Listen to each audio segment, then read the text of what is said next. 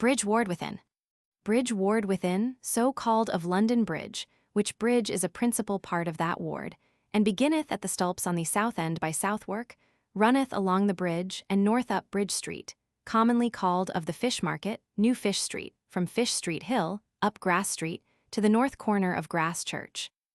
All the bridge is replenished on both the sides with large, fair, and beautiful buildings, inhabitants for the most part rich merchants, and other wealthy citizens, mercers, and haberdashers.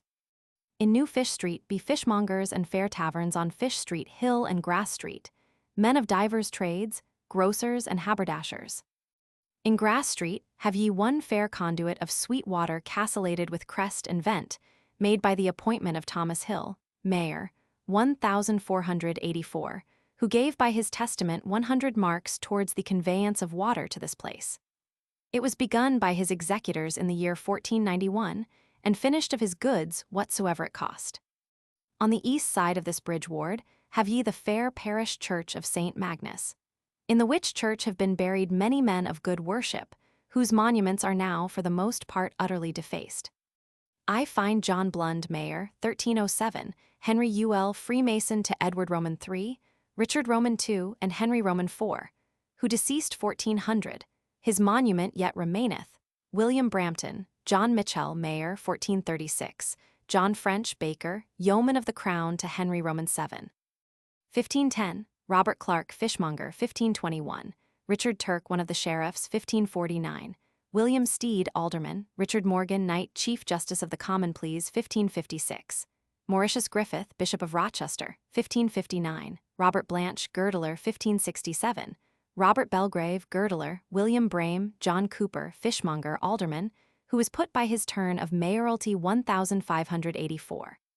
Sir William Garrard, Haberdasher, Mayor 1555. A grave, wise, and discreet citizen, equal with the best and inferior to none of our time, deceased 1571 in the parish of St. Christopher, but was buried in this church of St. Magnus as in the parish where he was born.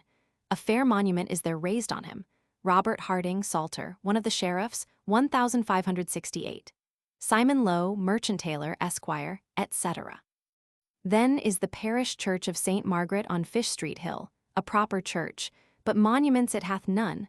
A footway passeth by the south side of this church from Fish Street Hill unto Rother Lane. Up higher on this hill is the parish church of St. Leonard, Milk Church, so termed of one William Melker, and a special builder thereof, but commonly called St. Leonard S in East Cheape, because it standeth at East Cheape Corner. Monuments there be of the Doggets, namely, Walter Doggett, Vintner, one of the sheriffs, 1380, John Doggett, Vintner, and Alice his wife, about 1456. This John Doggett gave lands to that church, William Doggett, etc. This church, and from thence into Little East Cheape to the east end of the said church, is of the Bridge Ward. Then higher in Grass Street is the parish church of St. Bennet, called Grass Church, of the herb market there kept. This church also is of the Bridge Ward, and the farthest north end thereof. Some monuments remain there undefaced, as of John Harding, Salter, 1576, John Sturgeon, Haberdasher, Chamberlain of London, Philip Cushion, Florentine, a famous merchant, 1600. The customs of Grass Church Market, in the reign of Edward Roman III, as I have read in a book of customs, were these. Every foreign cart laden with corn or malt, coming thither to be sold, was to pay 1 halfpenny, every foreign cart bringing cheese 2 pence, every cart of corn and cheese together. If the cheese be more worth than the corn, 2 pence, and if the corn be more worth than the cheese, it was to pay a halfpenny. Of 2 horses laden with corn or malt, the bailiff had 1 farthing. The cart of the franchise of the Temple and of St. Martin le Grand paid a farthing.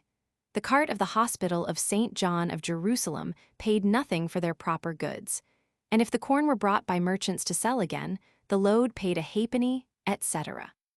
On the west side of this ward, at the north end of London Bridge, is a part of Thames Street, which is also of this ward, to wit, so much as of old time was called Stock Fishmonger Row, of the stock fishmongers dwelling there, down west to a Watergate, of old time called Ebgate, since Ebgate Lane, and now the Old Swan, which is a common stair on the Thames, but the passage is very narrow by means of encroachments. On the south side of Thames Street, about the midway betwixt the Bridge Foot and Ebgate Lane, standeth the Fishmongers' Hall, and divers other fair houses for merchants. These fishmongers were sometimes of 2 several companies, to wit, stock fishmongers and salt fishmongers, of whose antiquity I read that by the name of fishmongers of London. They were, for forestalling, etc., contrary to the laws and constitutions of the city, fined to the king at 500 marks, the 18th of King Edward I more, that the said fishmongers, hearing of the great victory obtained by the same king against the Scots, in the 26th of his reign, made a triumphant and solemn show through the city, with divers pageants and more than 1,000 horsemen, etc., as in the chapter of sports and pastimes. These two companies of stock fishmongers and salt fishmongers of old time had their several halls, to wit, in Thames Street twain, in New Fish Street twain, and in Old Fish Street twain. In each place one for either company, in all 6 several halls, the company was so great as I have read, and can prove by records. These fishmongers having been jolly citizens, and 6 mayors of their company in the space of 24 years, to wit, Walter Turk, 1350, John Lofkin, 1359, John Roth, 1361, John Petchy, 1362, Simon Morden, 1369, and William Walworth, 1374. It followed that in the year 1382, through the counsel of John Northampton, Draper, then being mayor, William Essex, John Moore, Mercer, and Richard Northbury, the said fishmongers were greatly troubled, hindered of their liberties, and almost destroyed by congregations made against them. So that in a parliament at London, the controversy depending between the mayor and aldermen of London, and the fishmongers there, Nicholas Exton, speaker for the fishmongers, prayeth the king to receive him and his company into his protection, for fear of corporal hurt, whereupon it was commanded, either part to keep the peace, on pain of losing all they had. Hereupon, a fishmonger, starting up, replied that the complaint brought against them by the movers, etc., was but matter of malice, for that the fishmongers in the reign of Edward Roman III, being chief officers of the city, had for their misdemeanors then done, committed the chief exhibitors of those petitions to prison. In this parliament the fishmongers, by the king's charter patents, were restored to their liberties, notwithstanding in the year next following, to wit, 1383, John Cavendish, fishmonger, craveth the peace against the Chancellor of England, which was granted, and he put in sureties the Earls of Stafford and Salisbury.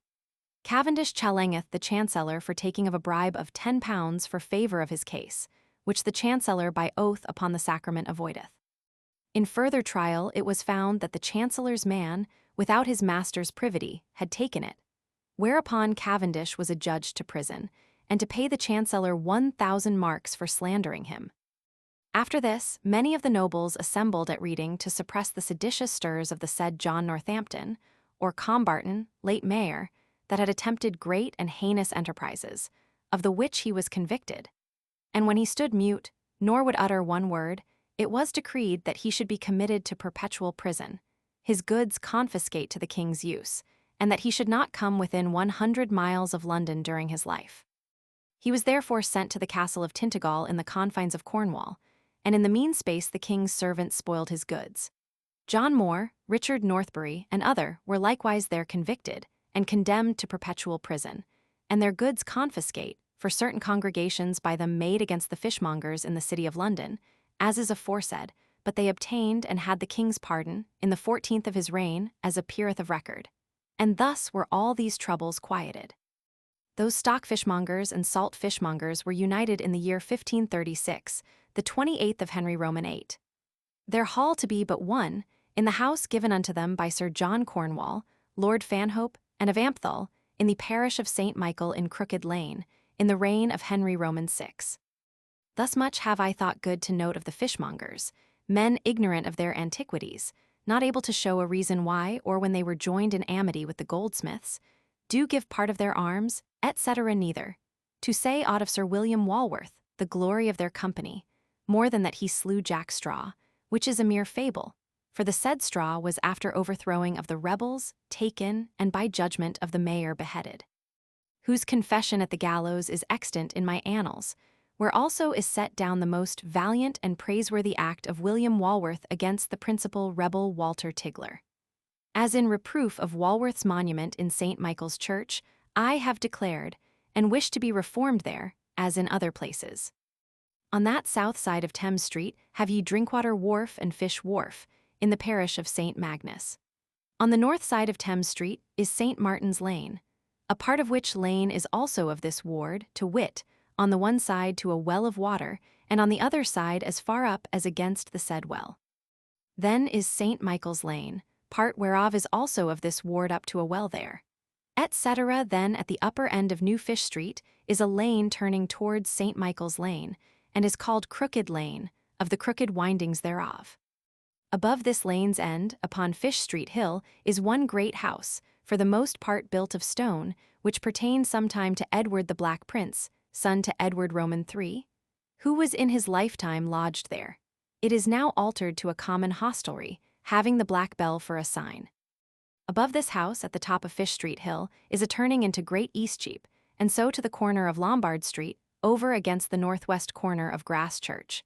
And these be the whole bounds of this bridge ward within, the which hath an alderman and his deputy, for the common council 16, constables 15, scavengers 6, for the ward mote inquest 16, and a beadle. It is taxed to the 15 in London at £47. Candlewick Street Ward. Candlewick Street, or Candlewright Street Ward, beginneth at the east end of Great Eastcheap.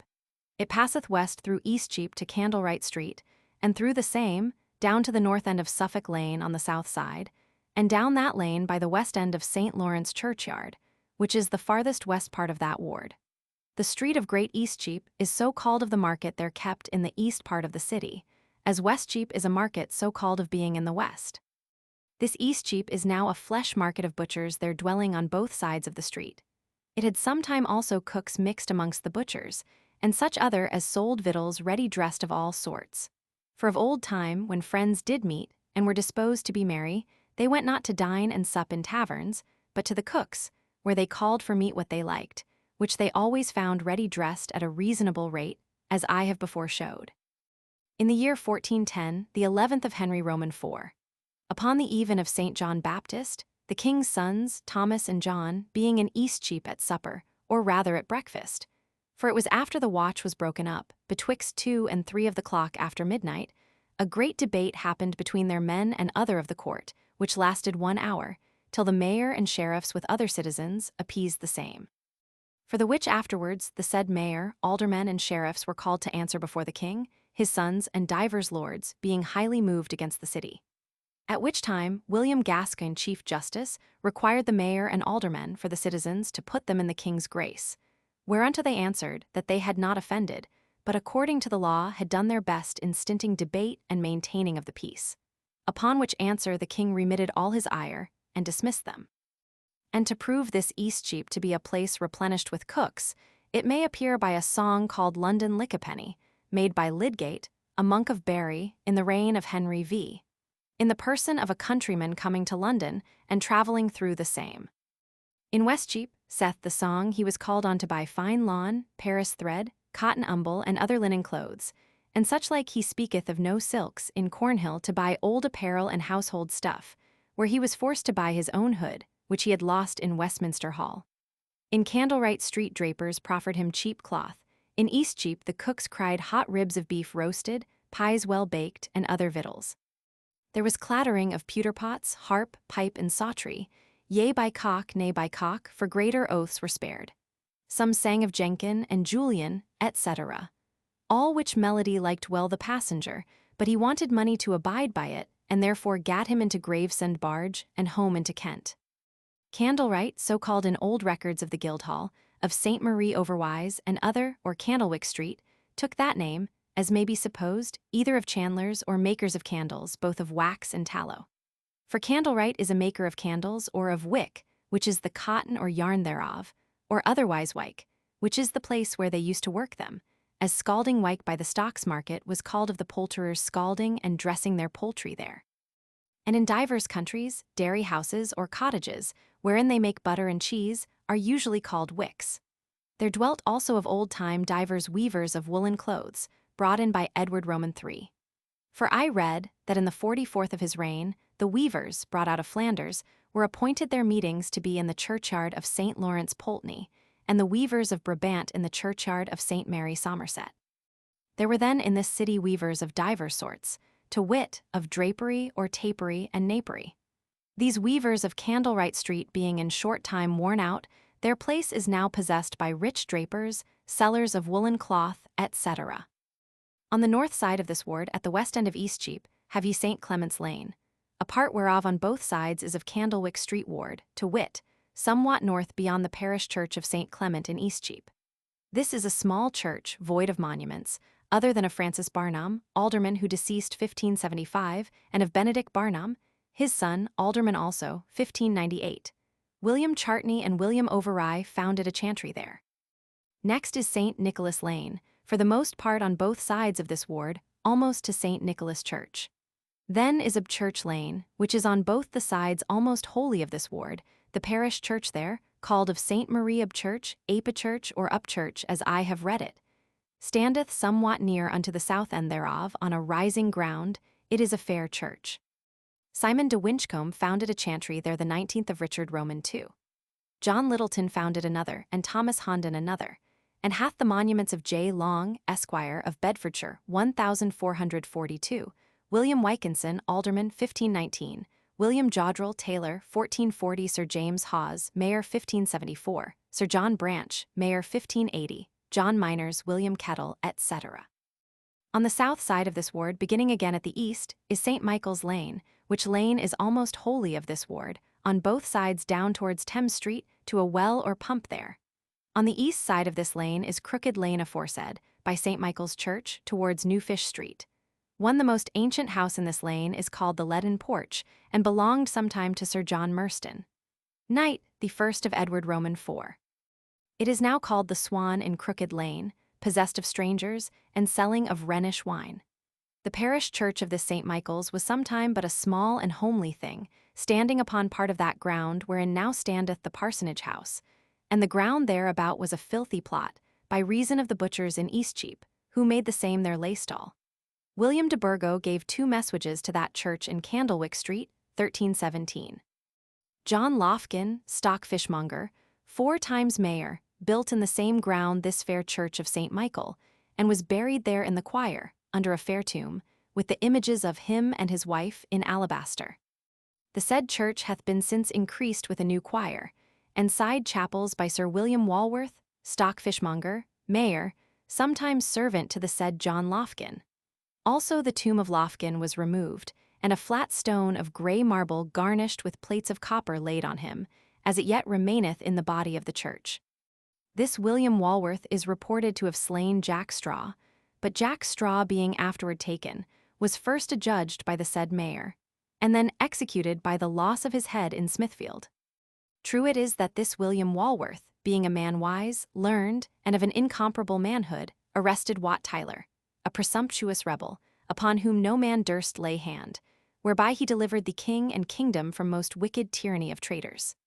The mayor arrested him on the head with a sound blow, whereupon Wat Tyler furiously struck the mayor with his dagger, but hurt him not, by reason he was well armed. The mayor, having received his stroke, drew his basiliard and grievously wounded Wat in the neck, and withal gave him a great blow on the head. In the which conflict, an esquire of the king's house, called John Cavendish, drew his sword and wounded Wat twice or thrice even to the death. And Wat, spurring his horse, cried to the commons to revenge him. The horse bare him about 80 feet from the place, and there he fell down half dead. And by they which attended on the king environed him about, so as he was not seen of his company. Many of them thrust him in divers places of his body, and drew him into the hospital of St. Bartholomew, from whence again the mayor caused him to be drawn into Smithfield, and there to be beheaded. In reward of this service, the people being dispersed, the king commanded the mayor to put a bassinet on his head, and the mayor requesting why he should do so, the king answered, he being much bound unto him, would make him knight. The mayor answered, that he was neither worthy nor able to take such estate upon him, for he was but a merchant, and had to live by his merchandise only. Notwithstanding, the king bade him to put on his bassinet, and then with a sword in both his hands he strongly stroke him on the neck, as the manner was then. And the same day he made 3 other citizens knights for his sake in the same place, to wit, John Philpot, Nicholas Brember, and Robert Laund, aldermen. The king gave to the mayor £100 land by year, and to each of the other £40 land yearly, to them and their heirs forever. After this, in the same year, the said Sir William Walworth, founded in the said parish church of St. Michael, a college of a master and 9 priests, or chaplains, and deceased 1385, was there buried in the north chapel by the choir. But his monument being amongst other by bad people defaced in the reign of Edward Roman VI. And again, since renewed by the fishmongers, for lack of knowledge of what before had been written in his epitaph, they followed a fabulous book, and wrote Jack Straw instead of Wat Tiller, a great error meet to be reformed there and elsewhere. And therefore have I the more at large discoursed of this matter.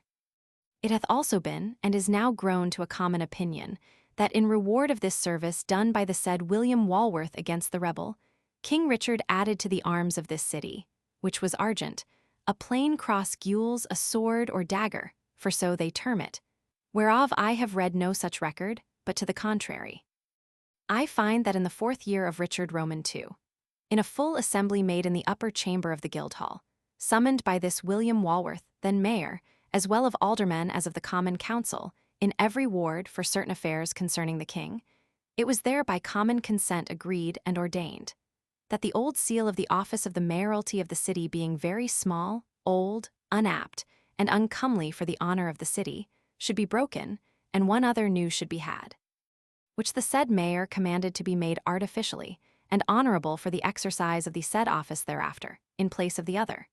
In which new seal, besides the images of Peter and Paul, which of old were rudely engraven, there should be under the feet of the said images a shield of the arms of the said city, perfectly graved, with 2 lions supporting the same, with 2 sergeants of arms.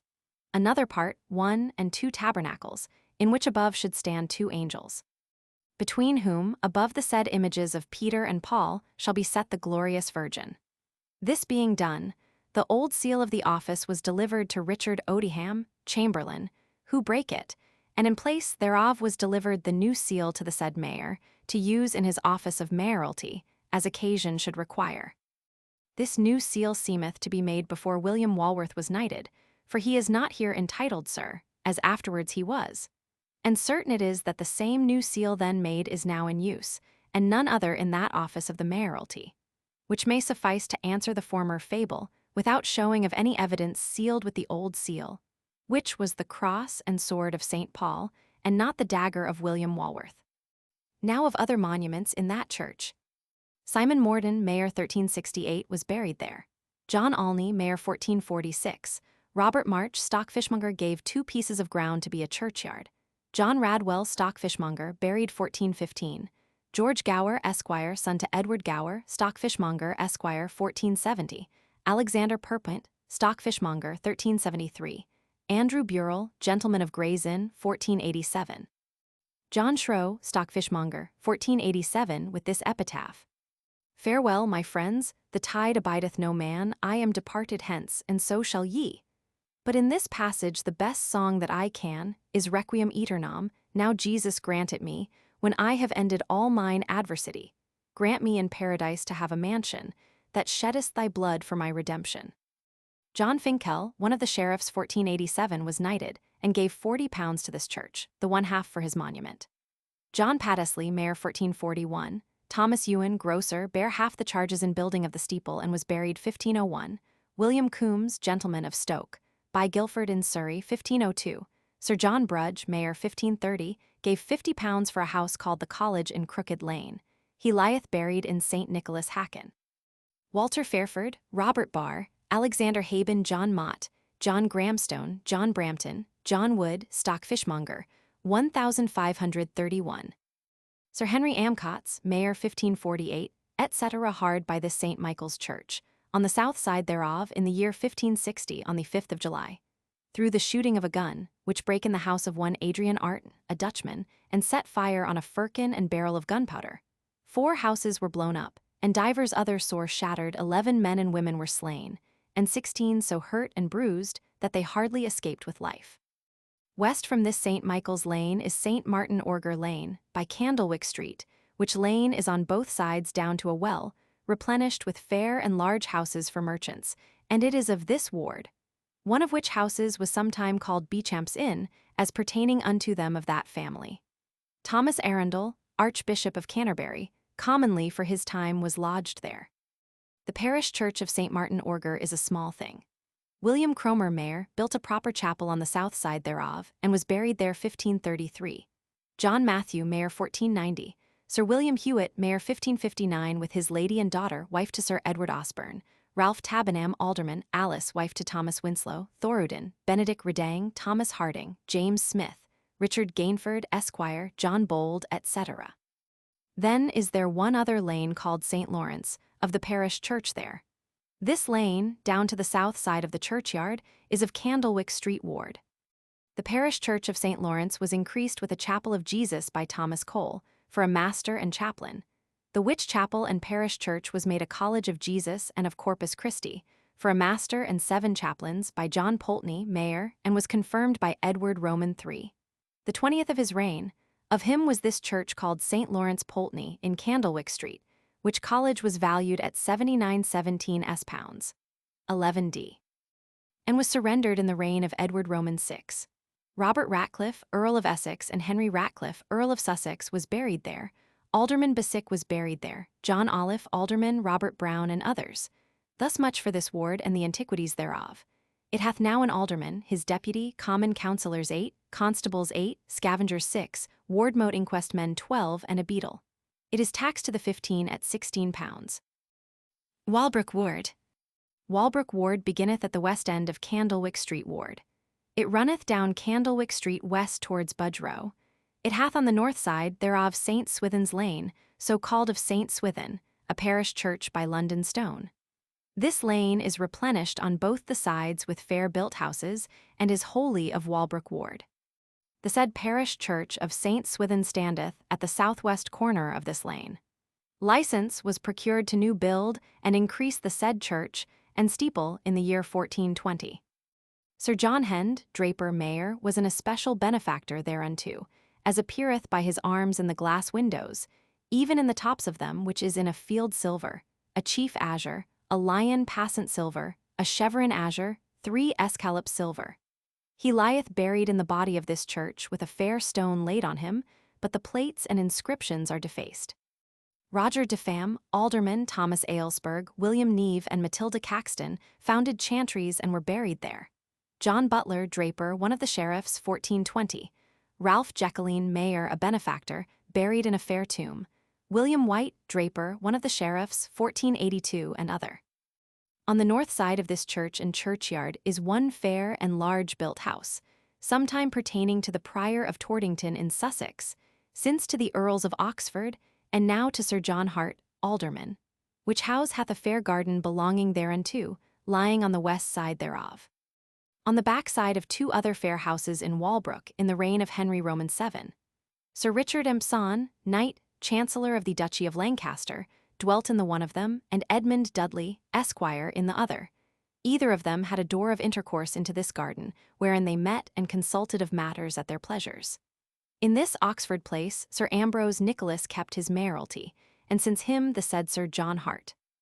On the south side of this high street, near unto the channel, is pitched upright a great stone called London Stone, fixed in the ground very deep, fastened with bars of iron, and otherwise so strongly set, that if carts do run against it through negligence, the wheels be broken, and the stone itself unshaken.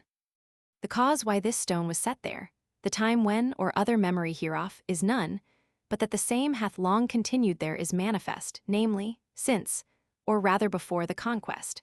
For in the end of a fair written gospel book given to Christ's Church in Canterbury, by Ethelstane, King of the West Saxons, I find noted of lands or rents in London belonging to the said church, whereof one parcel is described to lie near unto London Stone.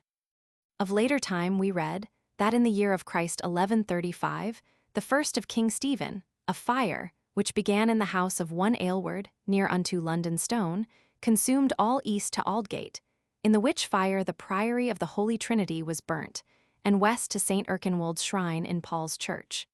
And these be the eldest notes that I read thereof. Some have said this stone to be set as a mark in the middle of the city within the walls, but in truth it standeth far nearer unto the river of Thames than to the wall of the city. Some others have said the same to be set for the tendering and making of payment by debtors to their creditors at their appointed days and times, till of later time payments were more usually made at the font in Ponce Church, and now most commonly at the Royal Exchange. Some again have imagined the same to be set up by one John or Thomas Londonstone dwelling there against.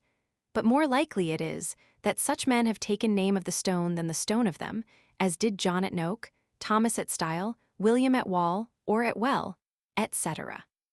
Down west from this parish church, and from London Stone, have ye Walbrook Corner, from whence runneth up a street, north to the stocks, called Walbrook, because it standeth on the east side of the same brook, by the bank thereof, and the whole ward taketh the name of that street. On the east side of this street, and at the north corner thereof, is the Stocks Market, which had this beginning. About the year of Christ 1282, Henry Wales, mayor, caused divers houses in this city to be built towards the maintenance of London Bridge, namely, one void place near unto the parish church called Wool Church, on the north side thereof, where sometime, the way being very large and broad, had stood a pair of stocks for punishment of offenders. This building took name of these stocks, and was appointed by him to be a marketplace for fish and flesh in the midst of the city. Other houses he built in other places, as by the patent of Edward I it doth appear, dated the 10th of his reign. After this, in the year 1322, the 17th of Edward Roman II, a decree was made by Hammond Chickwell, mayor, that none should sell fish or flesh out of the markets appointed, to wit, Bridge Street, East Cheape, Old Fish Street, St. Nicholas Shambles, and the said stocks, upon pain to forfeit such fish or flesh as were sold, for the first time, and the second time to lose their freedom. Which act was made by commandment of the king under his letters patent, dated at the Tower the 17th of his reign, and then was this stocks let to farm for 4613 pounds. 4d. By year. This stocks market was again begun to be built in the year 1410 in the 11th of Henry Roman IV, and was finished in the year next following. In the year 1507, the same was rented 5619 pounds. 10d. And in the year 1543, John Coates being mayor, there were in this stocks market for fishmongers 25 boards or stalls, rented yearly to 3413 pounds. 4d. There were for butchers 18 boards or stalls, rented at 4116 4d, and there were also chambers above 16, rented at 513 4d, in all 82 pounds. Next unto this stocks is the parish church of St. Mary Wool Church, so called of a beam placed in the churchyard, which was thereof called Wool Church Ha, of the tonnage, or weighing of wool there used. And to verify this, I find amongst the customs of London, written in French in the reign of Edward Roman II, a chapter intituled Les Customs de Walchurch Ha, wherein is set down what was there to be paid for every parcel of wool weighed. This tonnage or weighing of wool till the 6th of Richard Roman II was there continued. John Churchman then built the custom house upon Wool Quay to serve for the said tonnage, as is before showed in Tower Street Ward.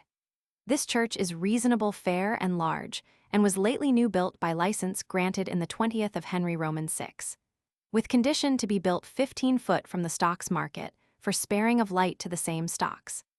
The parson of this church is to have 4 marks the year for tithe of the said stocks, paid him by the masters of the bridge house, by special decree made the 2nd of Henry Roman VII.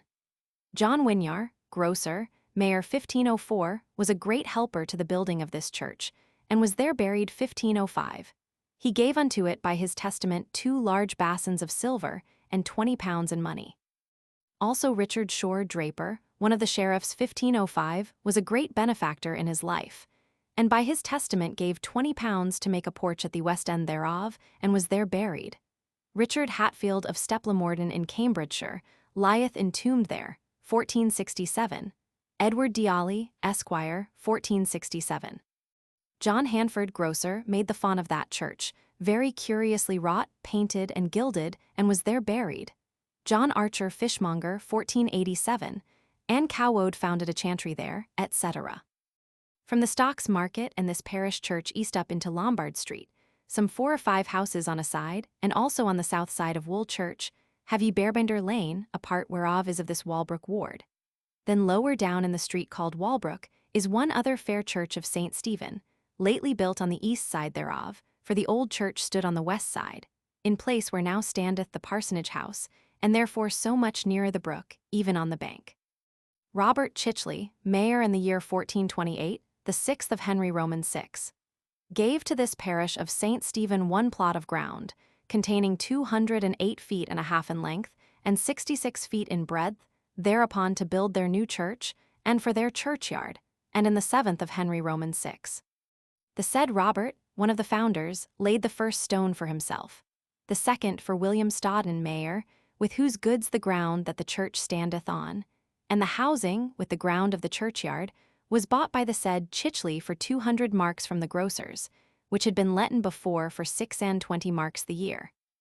Robert Whittingham, draper, laid the third stone, Henry Barton then mayor, etc. The said Chichley gave more, £100 to the said work, and bare the charges of all the timber work on the procession way, and laid the lead upon it of his own cost. He also gave all the timber for the roofing of the 2 side aisles, and paid for the carriage thereof. This church was finished in the year 1439. The breadth thereof is 67 feet, and length 125 feet, the churchyard 90 feet in length, and 37 in breadth and more. Robert Whittingham, made Knight of the Bath, in the year 1432, purchased the patronage of this church from John Duke of Bedford, uncle to Henry Roman 6, and Edward Roman 4, in the 2nd of his reign, gave it to Richard Lee, then mayor. There be monuments in this church of Thomas Southwell, first parson of this new church, who lieth in the choir, John Dunstable, master of astronomy and music, in the year 1453. Sir Richard Lee, mayor, who gave the said parsonage to the grocers, Rowland Hill, mayor 1549.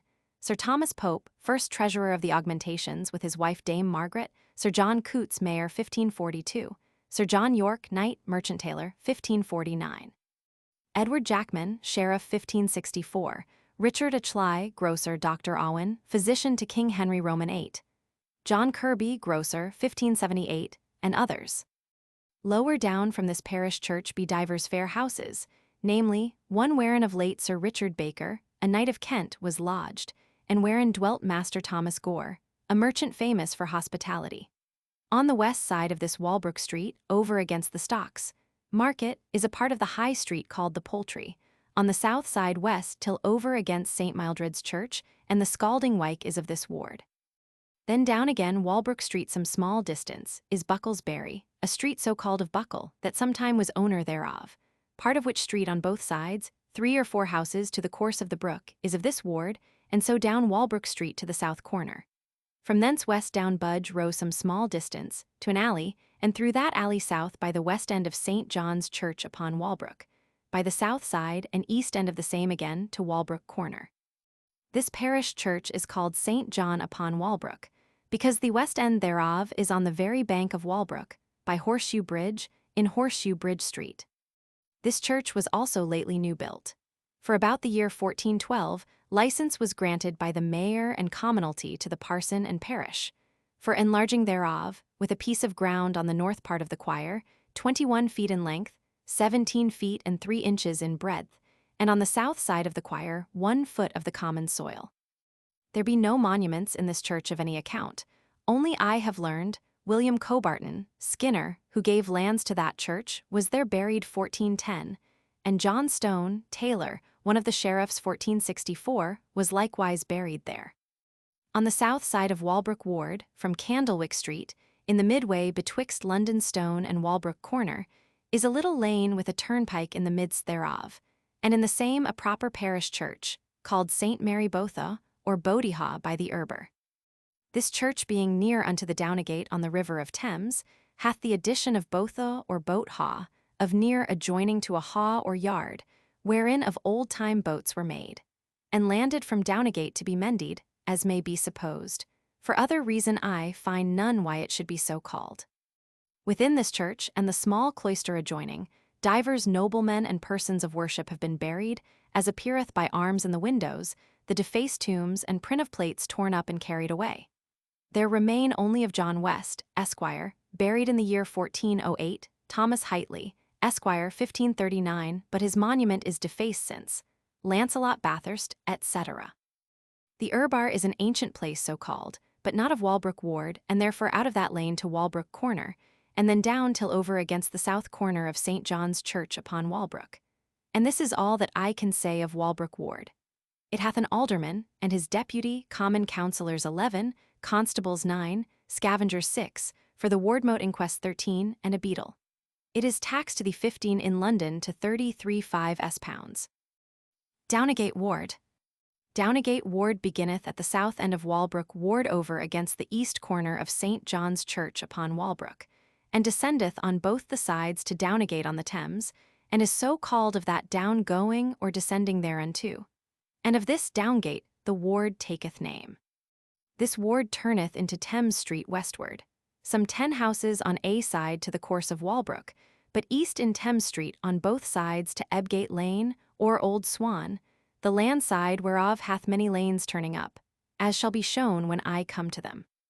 But first to begin with the High Street called Dowgate. At the upper end thereof is a fair conduit of Thames water, castellated and made in the year 1568 at charges of the citizens, and is called the conduit upon Downegate. The descent of this street is such, that in the year 1574, on the 4th of September in the afternoon, there fell a storm of rain, wherethrough the channels suddenly arose, and ran with such a swift course towards the common shores, that a lad of 18 years old, minding to have leapt over the channel near unto the said conduit, was taken with the stream, and carried from thence towards the Thames with such a violence, that no man with staves or otherwise could stay him, till he came against a cart-wheel that stood in the said Watergate, before which time he was drowned and stark dead. On the west side of this street is the Tallow Chandler's Hall, a proper house, which company was incorporated in the 2nd year of Edward Roman IV. Somewhat lower standeth the Skinner's Hall, a fair house, which was sometime called Copt Hall by Downegate in the parish of St. John upon Walbrook. In the 19th year of Edward Roman II, Ralph Cobham possessed it with 5 shops, etc. This company of Skinners in London were incorporate by Edward Roman III.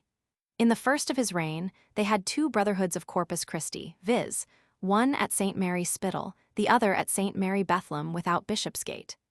Richard Roman II, in the 18th of his reign, granted them to make their 2 brotherhoods one, by the name of the Fraternity of Corpus Christi. Of Skinners, divers royal persons were named to be founders and brethren of this fraternity, to wit, Kings 6, Dukes 9, Earls 2, Lords 1. Kings, Edward Roman III, Richard Roman II, Henry Roman IV, Henry v. Henry Roman VI, and Edward Roman IV.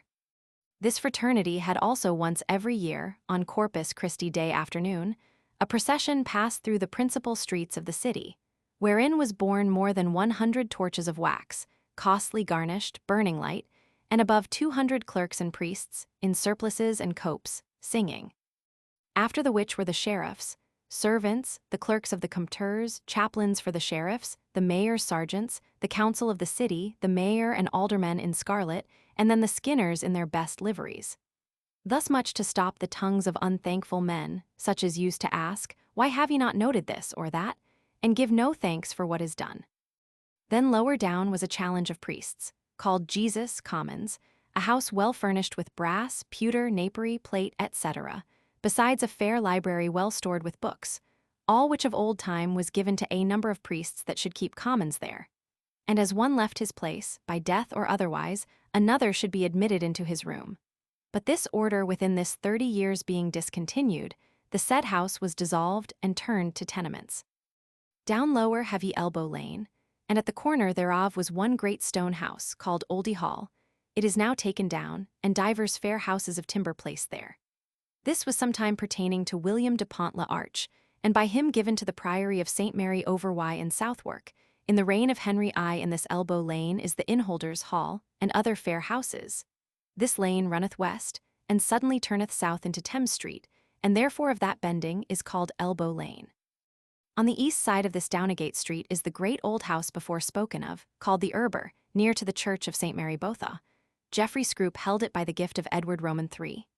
In the 14th of his reign, it belonged since to John Neville, Lord of Raby, then to Richard Neville, Earl of Warwick. Neville, Earl of Salisbury, was lodged there 1457. Then it came to George, Duke of Clarence, and his heirs male, by the gift of Edward Roman IV, in the 14th of his reign. It was lately new built by Sir Thomas Pullison, Mayor, and was afterward inhabited by Sir Francis Drake, that famous mariner. Next to this great house is a lane turning to Bush Lane, of old time called Carter Lane, of carts and carmen having stables there, and now called Checker Lane or Checker Alley, of an inn called the Checker. In Thames Street, on the Thames side west from Downegate, is Greenwich Lane, of old time so called and now Friar Lane, of such a sign there set up. In this lane is the Joiners, Hall, and other fair houses. Then is Grantham's Lane, so called of John Grantham, sometime mayor and owner thereof, whose house was very large and strong, built of stone, as appeareth by gates arched, yet remaining. Ralph Dodmer, first a brewer then a mercer, mayor 1529, dwelt there, and kept his mayoralty in that house. It is now a brewhouse as it was afore. Then is Dowgate, whereof is spoken in another place. East from this Dowgate is Cossin Lane, named of William Cossin that dwelt there in the 4th of Richard Roman II, as divers his predecessors, father, grandfather, etc. had done before him. William Cossin was one of the sheriffs in the year 1306. That house standeth at the south end of the lane, having an old and artificial conveyance of Thames water into it, and is now a dye-house called Lambard's Messuage. Adjoining to that house, there was lately erected an engine to convey Thames water unto Downegate conduit aforesaid. Next to this lane on the east is the Steel Yard, as they term it, a place for merchants of Almain that used to bring hither as well wheat, rye, and other grain, as cables, ropes, masts, pitch, tar, flax, hemp, linen, cloth, wainscots, wax, steel, and other profitable merchandises.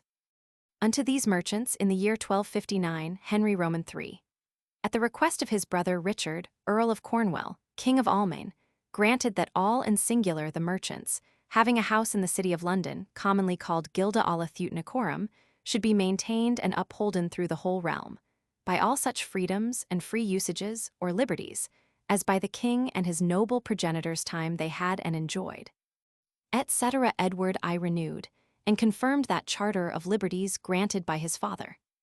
And in the 10th year of the same Edward, Henry Wales being mayor, a great controversy did arise between the said mayor and the merchants of the haunts of Almain about the reparations of Bishopsgate, then likely to fall, for that the said merchants enjoyed divers privileges in respect of maintaining the said gate, which they now denied to repair. For the appeasing of which controversy, the king sent his writ to the treasurer and barons of his exchequer, commanding that they should make inquisition thereof. Before whom the merchants being called, when they were not able to discharge themselves, sith they enjoyed the liberties to them granted for the same, a precept was sent to the mayor and sheriffs to distrain the said merchants to make reparations, namely, Gerard Marbod, alderman of the haunts, Ralph de Cussard, a citizen of Coleman, Ludero de Denevar, a burgess of Trivar, John of Arras, a burgess of Trivon, Bartram of Hamburg, Godestock of Hundendale, a burgess of Trivon, John de Deely, a burgess of Munster, then remaining in the said city of London, for themselves and all other merchants of the haunts. And so they granted 210 marks sterling to the mayor and citizens, and undertook that they and their successors should from time to time repair the said gate, and bear the third part of the charges in money and men to defend it when need were. And for this agreement, the said mayor and citizens granted to the said merchants their liberties, which till of late they have enjoyed, as namely, amongst other, that they might lay up their grain which they brought into this realm in inns, and sell it in their garners, by the space of 40 days after they had laid it up, except by the mayor and citizens they were expressly forbidden, because of dearth or other reasonable occasions. Also they might have their aldermen as they had been accustomed, foreseeing always that he were of the city, and presented to the mayor and aldermen of the city, so oft as any should be chosen, and should take an oath before them to maintain justice in their courts, and to behave themselves in their office according to law, and as it stood with the customs of the city. Thus much for their privileges, whereby it appeareth that they were great merchants of corn brought out of the east parts hither, insomuch that the occupiers of husbandry in this land were enforced to complain of them for bringing in such abundance when the corn of this realm was at such an easy price. Whereupon it was ordained by Parliament that no person should bring into any part of this realm, by way of merchandise, wheat, rye, or barley, growing out of the said realm, when the quarter of wheat exceed not the price of 6s. 8d, rye 4s, the quarter and barley 3s. The quarter, upon forfeiture the one half to the king, the other half to the Caesar thereof. These merchants of haunts had their Guildhall in Thames Street in place aforesaid by the said Cossin Lane. Their hall is large built of stone, with 3 arched gates towards the street, the middlemost whereof is far bigger than the other, and is seldom opened, the other 2 be mured up. The same is now called the Old Hall. Of later time, to wit, in the 6th of Richard Roman II, they hired one house next adjoining to their Old Hall, which sometime belonged to Richard Lyons, a famous lapidary, one of the sheriffs of London in the 49th of Edward Roman III, and in the 4th of Richard Roman II, by the rebels of Kent, drawn out of that house and beheaded in West Cheape. This also was a great house with a large wharf on the Thames, and the way thereunto was called Windgoose or Wildgoose Lane, which is now called Windgoose Alley, for that the same alley is for the most part built on by the Steelyard merchants. The abbot of St. Alban, S. had a messuage here with a key, given to him in the 34th of Henry Roman VI. Then is one other great house, which sometime pertained to John Rainwell, stockfishmonger, mayor, and it was by him given to the mayor and commonalty, to the end that the profits thereof should be disposed in deeds of piety. Which house in the 15th of Edward Roman IV was confirmed unto the said merchants, in manner following, namely, it is ordained by our sovereigny lord and his parliament that the said merchants of Almain, being of the company called the Guildhall Teutonicorum, or the Flemish Guild, that now be, or hereafter shall be, shall have, hold, and enjoy to them and their successors for ever, the said place called the Steel House, yielding to the said mayor and communalty an annual rent of 73 pounds, 4d pounds, etc. In the year 1551 and the 5th of Edward Roman VI. Through complaint of the English merchants, the liberty of the Steelyard merchants was seized into the king's hands, and so it resteth. Then is Church Lane, at the west end of Allhallows Church, called Allhallows the More in Thames Street, for a difference from Allhallows the Less in the same street. It is also called Allhallows ad Fonum in the ropery, because hay sold near thereunto at Hay Wharf, and ropes of old time made and sold in the High Street. This is a fair church, with a large cloister on the south side thereof about their churchyard, but foully defaced and ruinated. The church also hath had many fair monuments, but now defaced. There remaineth in the choir some plates on grave stones, namely, of William Lichfield, D.D., who deceased the year 1447. He was a great student, and compiled many books, both moral and divine, in prose and in verse, namely, one intituled The Complaint of God unto Sinful Man. He made in his time 3,083 sermons, as appeared by his own handwriting, and were found when he was dead. One other plate there is of John Brickles, draper, who deceased in the year 1451. He was a great benefactor to that church, and gave by his testament certain tenements to the relief of the poor, etc. Nicholas Loven and William Peston founded chantries there. At the east end of this church goeth down a lane called Hay Wharf Lane, now lately a great brewhouse, built there by one Pot. Henry Campion, Esquire, a beer brewer, used it, and Abraham his son now possesseth it. Then was there one other lane, sometime called Wolf's Gate, now out of use.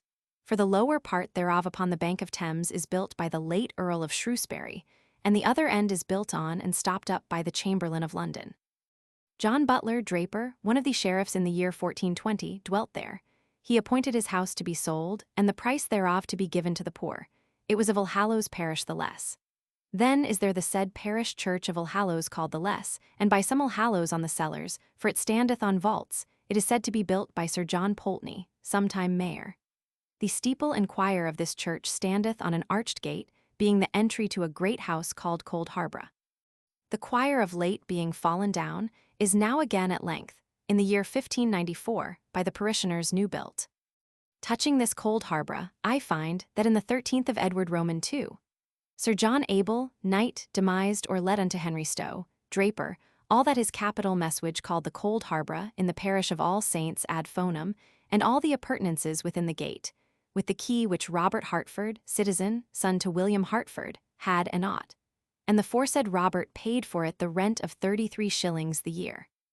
This Robert Hartford being owner thereof, as also of other lands in Surrey, deceasing without issue male, left 2 daughters his co-heirs, to wit, Idonia, married to Sir Ralph Bigot, and Maud, married to Sir Stephen Cosenton, knights, between whom the said house and lands were parted.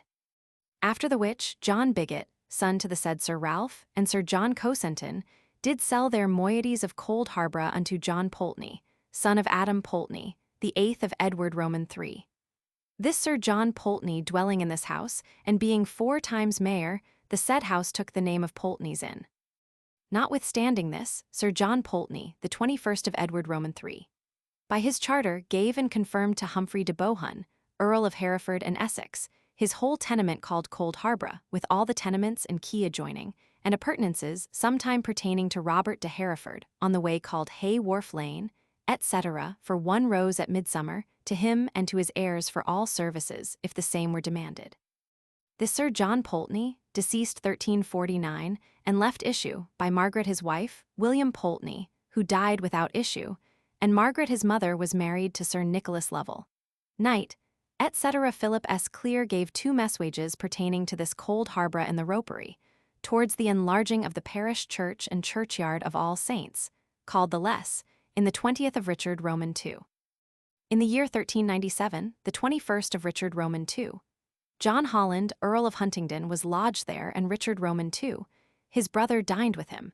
It was then counted a right fair and stately house. But in the next year following I find that Edmund, Earl of Cambridge, was there lodged, notwithstanding the said house still retained the name of Pulteney's Inn, in the reign of Henry Roman VI, the 26th of his reign. It belonged since to H. Holland, Duke of Exeter, and he was lodged there in the year 1472. In the year 1485, Richard Roman III, by his letters patent, granted and gave to John Rythe, alias Garter, principal King of Arms of Englishmen, and to the rest of the king's heralds and pursuivants of arms, all that mess wage with the appurtenances called Cold Harbour in the parish of All Saints the Little in London, and their successors for ever. Dated at Westminster the 2nd of March, Anno Rigni Primo, without fine or fee. How the said heralds departed therewith I have not read, but in the reign of Henry Roman VIII. The Bishop of Durham's house near Charing Cross, being taken into the king's hand, Cuthbert Tunstall, Bishop of Durham, was lodged in this Cold Harbour, since the which time it hath belonged to the Earls of Shrewsbury, by composition, as is supposed, from the said Cuthbert Tunstall. The last deceased earl took it down, and in place thereof built a great number of small tenements, now let out for great rents to people of all sorts. Then is the Dyers' Hall, which company was made a brotherhood or guild in the 4th of Henry Roman VI, and appointed to consist of a guardian or warden and a commonalty the 12th of Edward Roman IV. Then be there divers large brewhouses and others, till you come to Ebgate Lane, where that ward endeth in the east. On the north side of Thames Street be divers lanes also. The first is at the south end of Elbow Lane, before spoken of, west from Downegate, over against Greenwich Lane. Then be divers fair houses for merchants and others all along that side.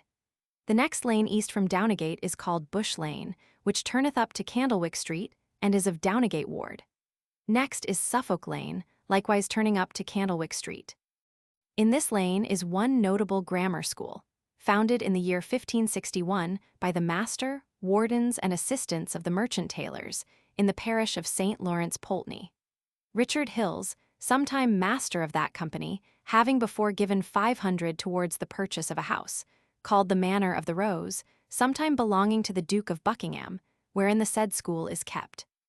Then is there one other lane which turneth up to St. Lawrence Hill, and to the southwest corner of St. Lawrence Churchyard. Then one other lane called Pulteney Lane, that goeth up of this ward to the southeast corner of St. Lawrence Churchyard, and so down again, and to the west corner of St. Martin Orger Lane, and over against Ebgate Lane. And this is all of Downegate Ward, the 13th in number, lying east from the watercourse of Walbrook, and hath not any one house on the west side of the said brook. It hath an alderman, his deputy, common councillors 9, constables 8, scavengers 5, for the ward mote inquest 14, and a beadle. It is taxed to the 15 a 20 pounds. Wards on the west side of Walbrook, and first of Vintry Ward. Now I am to speak of the other wards, 12 in number, all lying on the west side of the course of Walbrook. And first of Vintry Ward, so called of Vintners, and of the Vintry, a part of the bank of the river of Thames, where the merchants of Burdow craned their wines out of lighters and other vessels. And there landed and made sale of them within 40 days after, until the 28th of Edward I, at which time the said merchants complained that they could not sell their wines, paying poundage, neither hire houses or cellars to lay them in. And it was redressed by virtue of the king's writ, directed to the mayor and sheriffs of London, dated at Carlaveroke or Carlisle, since the which time many fair and large houses, with vaults and cellars for stowage of wines, and lodging of the Burdo merchants have been built in place where beforetime were cooks' houses. For Fitzstephen in the reign of Henry Roman II. Write that upon the river's side between the wine in ships and the wine to be sold in taverns was a common cookery or cooks, row, etc., as in another place I have set down, whereby it appeareth that in those days and till of late time, every man lived by his professed trade, not any one interrupting another. The cooks dressed meat, and sold no wine, and the taverner sold wine, but dressed no meat for sale, etc. This ward beginneth in the east at the west end of Downegate Ward, as the watercourse of Walbrook parteth them, to wit, at Grantham's Lane, on the Thames side, and at Elbow Lane on the land side. It runneth along in Thames Street west some 3 houses beyond the Old Swan, a brewhouse, and on the land side some 3 houses west beyond St. James, at Garlick Hithe. In breadth this ward stretcheth from the Vintry, north to the wall of the west gate of the Tower Royal. The other north part is of Cordwainer Street Ward. Out of this Royal Street, by the south gate of Tower Royal, runneth a small street east to St. John S. upon Walbrook, which street is called Horseshoe Bridge, of such a bridge sometime over the brook there, which is now vaulted over. Then from the said south gate west, runneth one other street, called Knightriders Street, by St. Thomas Apostle's Church on the north side, and Ringran Lane by the said church, at the west end thereof, and to the east end of the Trinity Church in the said Knightriders Street, where this ward endeth on that south side the street. But on the north side, it runneth no further than the corner against the new-built tavern and other houses, in a plot of ground where sometime stood Ormond Place. Yet have ye one other lane lower down in Royal Street, stretching from over against St. Michael's Church, to and by the north side of St. James' Church by Garlick Hithe. This is called Kirian Lane, and thus much for the bounds of Vintry Ward. Now, on the Thames side, west from Grantham's Lane, have ye Herber Lane or Brickles Lane, so called of John Brickles, sometime owner thereof. Then is Simpson's Lane, of one Simpson or Emperor's Head Lane of such a sign.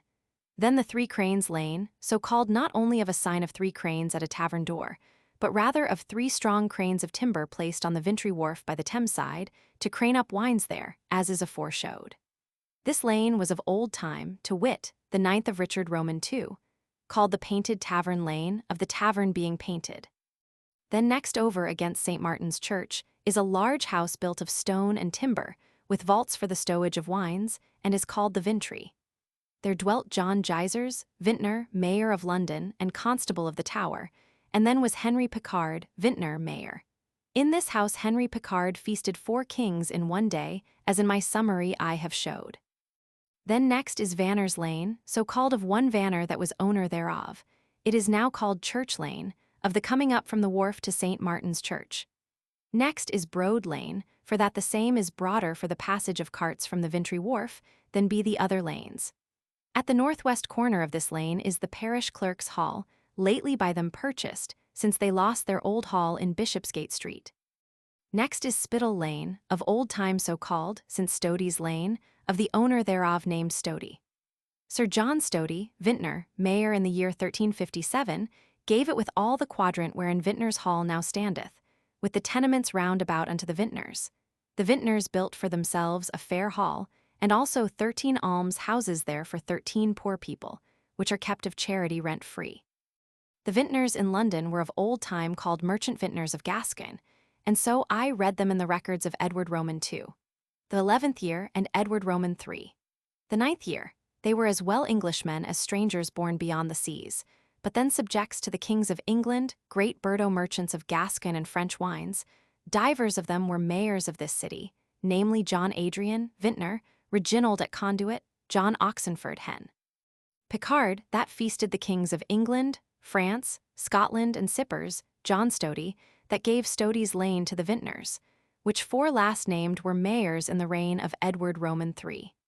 And yet Gascon wines were then to be sold at London not above 4 pence, nor Rhenish wine above 6 pence the gallon.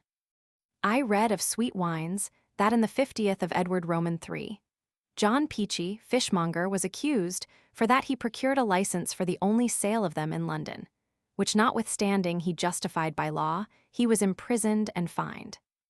More I read, that in the 6th of Henry Roman VI, the Lombards corrupting their sweet wines, when knowledge thereof came to John Rainwell, mayor of London, He in divers places of the city commanded the heads of the butts and other vessels in the open streets to be broken to the number of 150, so that the liquor running forth passed through the city like a stream of rain water, in the sight of all the people, from whence there issued a most loathsome savour. I read, in the reign of Henry Roman VII, that no sweet wines were brought into this realm, but malmesses by the Longobards, paying to the king for his licence 6 shillings and 8 pence of every butt, besides 12 pence for bottle large. I remember within this 54 years malmsey not to be sold more than 1 penny halfpenny the pint. For proof whereof, it appeareth in the church book of St. Andrew Undershaft, that in the year 1547 IG and SK, then churchwardens, for 80 pints of malmsey spent in the church, after 1 penny halfpenny the pint, paid at the year's end for the same 10 shillings. More, I remember that no sacks were sold but rumney, and that for medicine more than for drink, but now many kinds of sacks are known and used, and so much for wines. For the Vintry, to end therewith, I read that in the reign of Henry Roman IV, the young Prince Henry, Thomas Duke of Clarence, John Duke of Bedford, and Humphrey Duke of Gloucester, the king's sons, being at supper among the merchants of London in the Vintry, in the house of Lewes John, Henry Scogins sent to them a ballad beginning thus: My noble sons, and eke my lords dear, I your father, called unworthily, send unto you this ballad following here, written with mine own hand full rudely. Although it be that I not reverently have written to your estates, I you pray mine uncunning, taketh benignly, for God's sake, and hearken what I say. Then follow in like metre 23 staves, containing a persuasion from losing of time follyly in lust and vice, but to spend the same in virtue and godliness, as ye may read in Geoffrey Chaucer's works lately printed. The successors of those vintners and wine drawers, that retailed by the gallons, pottle, quart, and pint, were all incorporated by the name of wine-tunners in the reign of Edward Roman III, and confirmed in the 15th of Henry Roman VI. Next is Palmer's Lane, now called Anchor Lane. The plumbers have their hall there, but are tenants to the vintners. Then is Worcester House, sometime belonging to the Earls of Worcester, now divided into many tenements. The fruiterers have their hall there. Then is the Old Swan, a great brewhouse, and this is all on the Thames side that I can note in this ward. On the land side is the Royal Street and Paternoster Lane, I think of old time called Arches. For I read that Robert de Suffolk gave to Walter Darford his tenement with the appurtenance in the lane called Les Arches, in the parish of St. Michael de Paternoster Church, between the wall of the field called Winchester Field on the east, and the same lane on the west, etc. More, I read of a stone house called Stow de Winton juxta Stendon Bridge, which in that lane was over Walbrook Water. Then is the fair parish church of St. Michael, called Paternoster Church in the Royal. This church was new built, and made a college of St. Spirit and St. Mary, founded by Richard Whittington, mercer, 4 times mayor for a master, 4 fellows masters of art, clerks, conducts, chorists, etc., and an almshouse called God's House, or hospital for 13 poor men, one of them to be tutor, and to have 16 pence the week. The other 12, each of them to have 14 pence the week forever, with other necessary provisions, a hutch with 3 locks, a common seal, etc. These were bound to pray for the good estate of Richard Whittington and Alice his wife, their founders, and for Sir William Whittington, knight, and Dame Joan his wife, and for Hugh Fitzwarren and Dame Mould his wife, the fathers and mothers of the said Richard Whittington and Alice his wife, for King Richard Roman II, and Thomas of Woodstock, Duke of Gloucester. Special lords and promoters of the said Richard Whittington, etc. The license for this foundation was granted by King Henry Roman IV, the 11th of his reign, and in the 12th of the same king's reign, the mayor and commonalty of London granted to Richard Whittington a vacant piece of ground, thereon to build his college in the Royal, all which was confirmed by Henry Roman VI. The 3rd of his reign, to John Coventry, Jenkin Carpenter, and William Grove, executors to Richard Whittington. This foundation was again confirmed by Parliament, the 10th of Henry Roman VI, and was suppressed by the statute of Edward Roman VI. The almshouses, with the poor men, do remain, and are paid by the mercers. This Richard Whittington was in this church 3 times buried, first by his executors under a fair monument, then in the reign of Edward Roman VI. The parson of that church, thinking some great riches, as he said, to be buried with him, caused his monument to be broken, his body to be spoiled of his leaden sheet, and again the second time to be buried. and in the reign of Queen Mary the parishioners were forced to take him up, to lap him in lead as afore, to bury him the third time, and to place his monument or the like over him again, which remaineth, and so he resteth. Thomas Winford, alderman, was buried in this church 1448. Arnold Macnam, vintner, a merchant of Burdow, 1457. Sir Here Tank, or Heart-in-Clue, Knight of the Garter, born in Almain, a noble warrior in Henry V and Henry Roman VI. Days, Sir Edmund Mulshew Knight, near to Thomas Cockham, Recorder of London, the Lady Kyme, Sir William Oldhall Knight, 1460, William Barnock, Sir John Yonge, grocer, mayor, 1466. Agnes, daughter to Sir John Yonge, first married to Robert Sherrington, after to Robert Molyneux, then to William Cheney, Esquire, John Having, gentleman, William Roswell, Esquire, William Postar, Clerk of the Crown, 1520. Sir William Bailey, draper, mayor, 1533, with Dame Catherine his wife, leaving 16 children. John Haydon, mercer, sheriff, 1582, who gave legacies to the 13 almsmen, and otherwise for a lecture. At the upper end of this street is the Tower Royal, whereof that street taketh name. This tower and great place was so called of pertaining to the kings of this realm, but by whom the same was first built, or of what antiquity continued, I have not read more than that in the reign of Edward I, the 2nd, 4th, and 7th years, it was the tenement of Simon Beomes. Also that in the 36th of Edward Roman III. The same was called the Royal in the parish of St. Michael de Paternoster, and that in the 43rd of his reign he gave it by the name of his inn, called the Royal, in the city of London, in value £20 by year, unto his college of St. Stephen at Westminster. Notwithstanding, in the reign of Richard Roman II. It was called the Queen's Wardrobe, as appeareth by this that followeth. King Richard having in Smithfield overcome and dispersed his rebels, he, his lords, and all his company entered the city of London, with great joy, and went to the Lady Princess his mother, who was then lodged in the Tower Royal, called the Queen's Wardrobe, where she had remained 3 days and 2 nights, right sore abashed. But when she saw the king her son, she was greatly rejoiced, and said, Ah, son, what great sorrow have I suffered for you this day? The king answered and said, Certainly, madam, I know it well, but now rejoice and thank God, for I have this day recovered mine heritage and the realm of England, which I had near hand lost. This tower seemeth to have been at that time of good defence, for when the rebels had beset the Tower of London, and got possession thereof, taking from thence whom they listed, as in my annals I have shown, the princess being forced to fly, came to this Tower Royal, where she was lodged, and remained safe, as ye have heard. And it may be also supposed that the king himself was at that time lodged there. I read that in the year 1386, Lion, king of Armony, being chased out of his realm by the Tartarians, received innumerable gifts of the king and of his nobles, the king then lying in the Rawl, where he also granted to the said king of Armony a charter of £1,000 by year during his life. This for proof may suffice that kings of England have been lodged in this tower, though the same of later time have been neglected, and turned into stabling for the king's horses, and now letten out to divers men, and divided into tenements. In Horsebridge Street is the Cutler's Hall. Richard de Wildhale, 1295, confirmed to Paul Budeler this house and edifices in the parish of St. Michael Paternoster Church and St. John's upon Walbrook, which sometime Lawrence Gysers and his son Peter Gysers did possess, and afterward Huguenus de Hingham, and lieth between the tenement of the said Richard towards the south, and the lane called Horseshoe Bridge towards the north, and between the way called Paternoster Church on the west, and the course of Walbrook on the east, paying yearly 1 clove of jarraflowers at Easter, and to the prior and convent of St. Mary overwise 6 shillings. This house sometime belonged to Simon Dolesley, grocer, mayor 1359. They of this company were of old time divided into 3 arts or sorts of workmen. To wit, the first were smiths, forgers of blades, and therefore called bladers, and divers of them proved wealthy men, as namely, Walter Neal, blader, one of the sheriffs the 12th of Edward Roman III, deceased 1352 and buried in St. James, Garlick Hithe.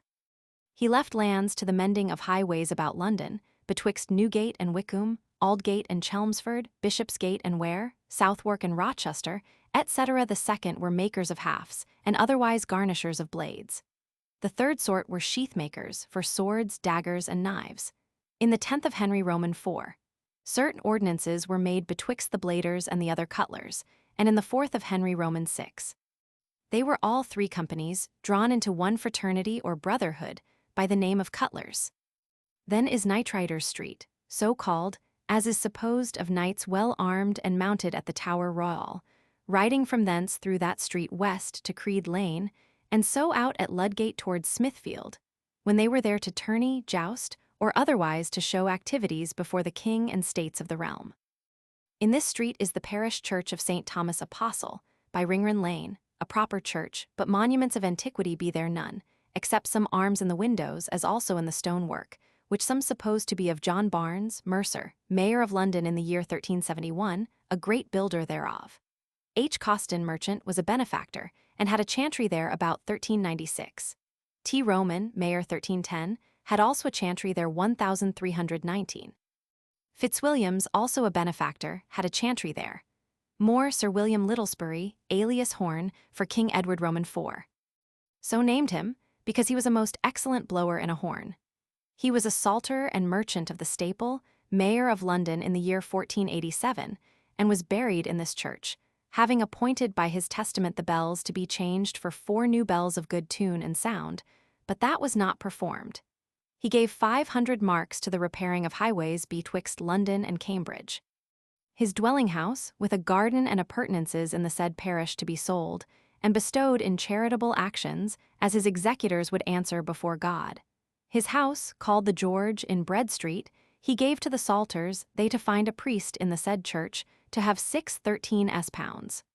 4d. The year, to every preacher at Paul's Cross and at the Spittal 4d for ever. To the prisoners of Newgate, Ludgate, Marshalsea, and King's Bench, in victuals, 10 shillings at Christmas, and 10 shillings at Easter for ever, which legacies are not performed. William Shipton, William Champneys, and John de Burford had chantries there. John Martin, butcher, one of the sheriffs, was buried there 1533. Etc. Then west from the said church, on the same side, was one great messuage, sometime called Ippers Inn, of William Ippers, a Fleming, the first builder thereof. This William was called out of Flanders, with a number of Flemings, to the aid of King Stephen against Maud the Empress, in the year 1138, and grew in favour with the said king for his services, so far that he built this his house near Tower Royal, in the which tower it seemeth the king was then lodged, as in the heart of the city, for his more safety. Robert, Earl of Gloucester, brother to the Empress, being taken, was committed to the custody of this William, to be kept in the castle of Rochester, till King Stephen was also taken, and then the one was delivered in exchange for the other, and both set free. This William of Ippers gave Edred's Hithe, now called the Queen's Hithe, to the prior and canons of the Holy Trinity in London. He founded the Abbey of Boxley in Kent, etc. in the 1st of Henry Roman II. The said William, with all the other Flemings, fearing the indignation of the new king, departed the land. But it seemeth that the said William was shortly called back again, and restored both to the king's favour and to his old possessions here, so that the name and family continued long after in this realm, as may appear by this which followeth. In the year 1377, the 51st of Edward Roman III, the citizens of London, minding to have destroyed John of Gaunt, Duke of Lancaster, and Henry Percy, marshal for cause shown in my annals, sought up and down, and could not find them, for they were that day to dine with John of Ippers at his inn, which the Londoners wist not of, but thought the Duke and Marshal had been at the Savoy, and therefore posted thither. But one of the Duke's knights, seeing these things, came in great haste to the place where the Duke was, and after that he had knocked and could not be let in, he said to Haviland the porter, "If thou love my lord and thy life, open the gate." With which words he gat entry, and with great fear he tells the Duke, that without the gate were infinite numbers of armed men, and unless he took great heed that day would be his last. With which words the Duke leapt so hastily from his oysters, that he hurt both his legs against the form. Wine was offered, but he could not drink for haste, and so fled with his fellow Henry Percy out at a back gate, and entering the Thames, never stayed rowing until they came to a house near the manor of Kennington, where at that time the princess lay with Richard the young prince, before whom he made his complaint, etc. On the other side, I read of a messuage called Ringed Hall. King Henry Roman VIII, the 32nd of his reign, gave the same, with 4 tenements adjoining, unto Morgan Philip, alias Wolfe, in the parish of St. Thomas Apostles in London, etc. Over against Ippers Inn, in Knight Riders Street, at the corner towards St. James at Garlick Hithe, was sometime a great house built of stone and called Ormond Place, for that it sometimes belonged to the Earls of Ormond. King Edward Roman IV, in the 5th of his reign, gave to Elizabeth his wife the manor of Greenwich, with the tower and park, in the county of Kent. He also gave this tenement called Ormond Place, with all the appurtenances to the same, situate in the parish of St. Trinity in Knight Riders Street in London. This house is now lately taken down, and divers fair tenements are built there, the corner house whereof is a tavern. Then lower down in Royal Street is Kirian Lane, of one Kirian sometime dwelling there. In this lane be divers fair houses for merchants, and amongst others is the Glazier's Hall. At the south corner of Royal Street is the fair parish church of St. Martin called in the Vintry, sometime called St. Martin de Barriman Church. This church was new built about the year 1399 by the executors of Matthew Columbars, a stranger born, a Bordeaux merchant of Gascon and French wines. His arms remain yet in the east window, and are between a chevron, 3 columbines. There lie buried in this church Sir John Gysers, Mayor 1311, Henry Gysers his son, 1343, and John Gysers his brother, 1350. He gave to his son Thomas his great mansion house called Gysers Hall, in the parish of St. Mildred in Bread Street. This Thomas had issue, John and Thomas. John made a fiefment, and sold Gysers Hall and other his lands in London, about the year 1386. Thomas deceased 1395. Henry Venar, Bartholomew de la Vache, Thomas Cornwalls, one of the sheriffs 1384, John Cornwalls, Esquire 1436, John Mustrel Vintner 1424, William Hodson, William Castleton, John Gray, Robert Dallas, barber in the reign of Edward Roman IV. With this epitaph: As flowers in the field thus passeth life, naked, then clothed, feeble in the end. It showeth by Robert Dallas, and Alison his wife, Christ them save from the power of the fiend. Sir Ralph Austry, fishmonger, new-roofed this church with timber, covered it with lead, and beautifully glazed it. He deceased 1494, and was there buried with his 2 wives. Ralph Austry, his son, gentleman William Austry, and other of that name. Bartrand, wife to Grimond Descure, Esquire, a Gascon and merchant of wines, 1494. Thomas Batson, Alice Fowler, daughter and heir to John Houghton, wife to John Hulton, James Bartlett, and Alice his wife. William Fenner, Roger Cott. Robert Stocker, John Pemberton, Philip de Place, John Stapleton, John Mortimer, William Lee, William Hampstead, William Stocksby, and Gilbert March had chantries there.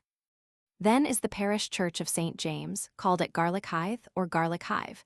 For that of old time on the bank of the river of Thames near to this church, garlic was usually sold. This is a proper church, whereof Richard Rothing, one of the sheriffs 1326, is said to be the new builder, and lieth buried in the same.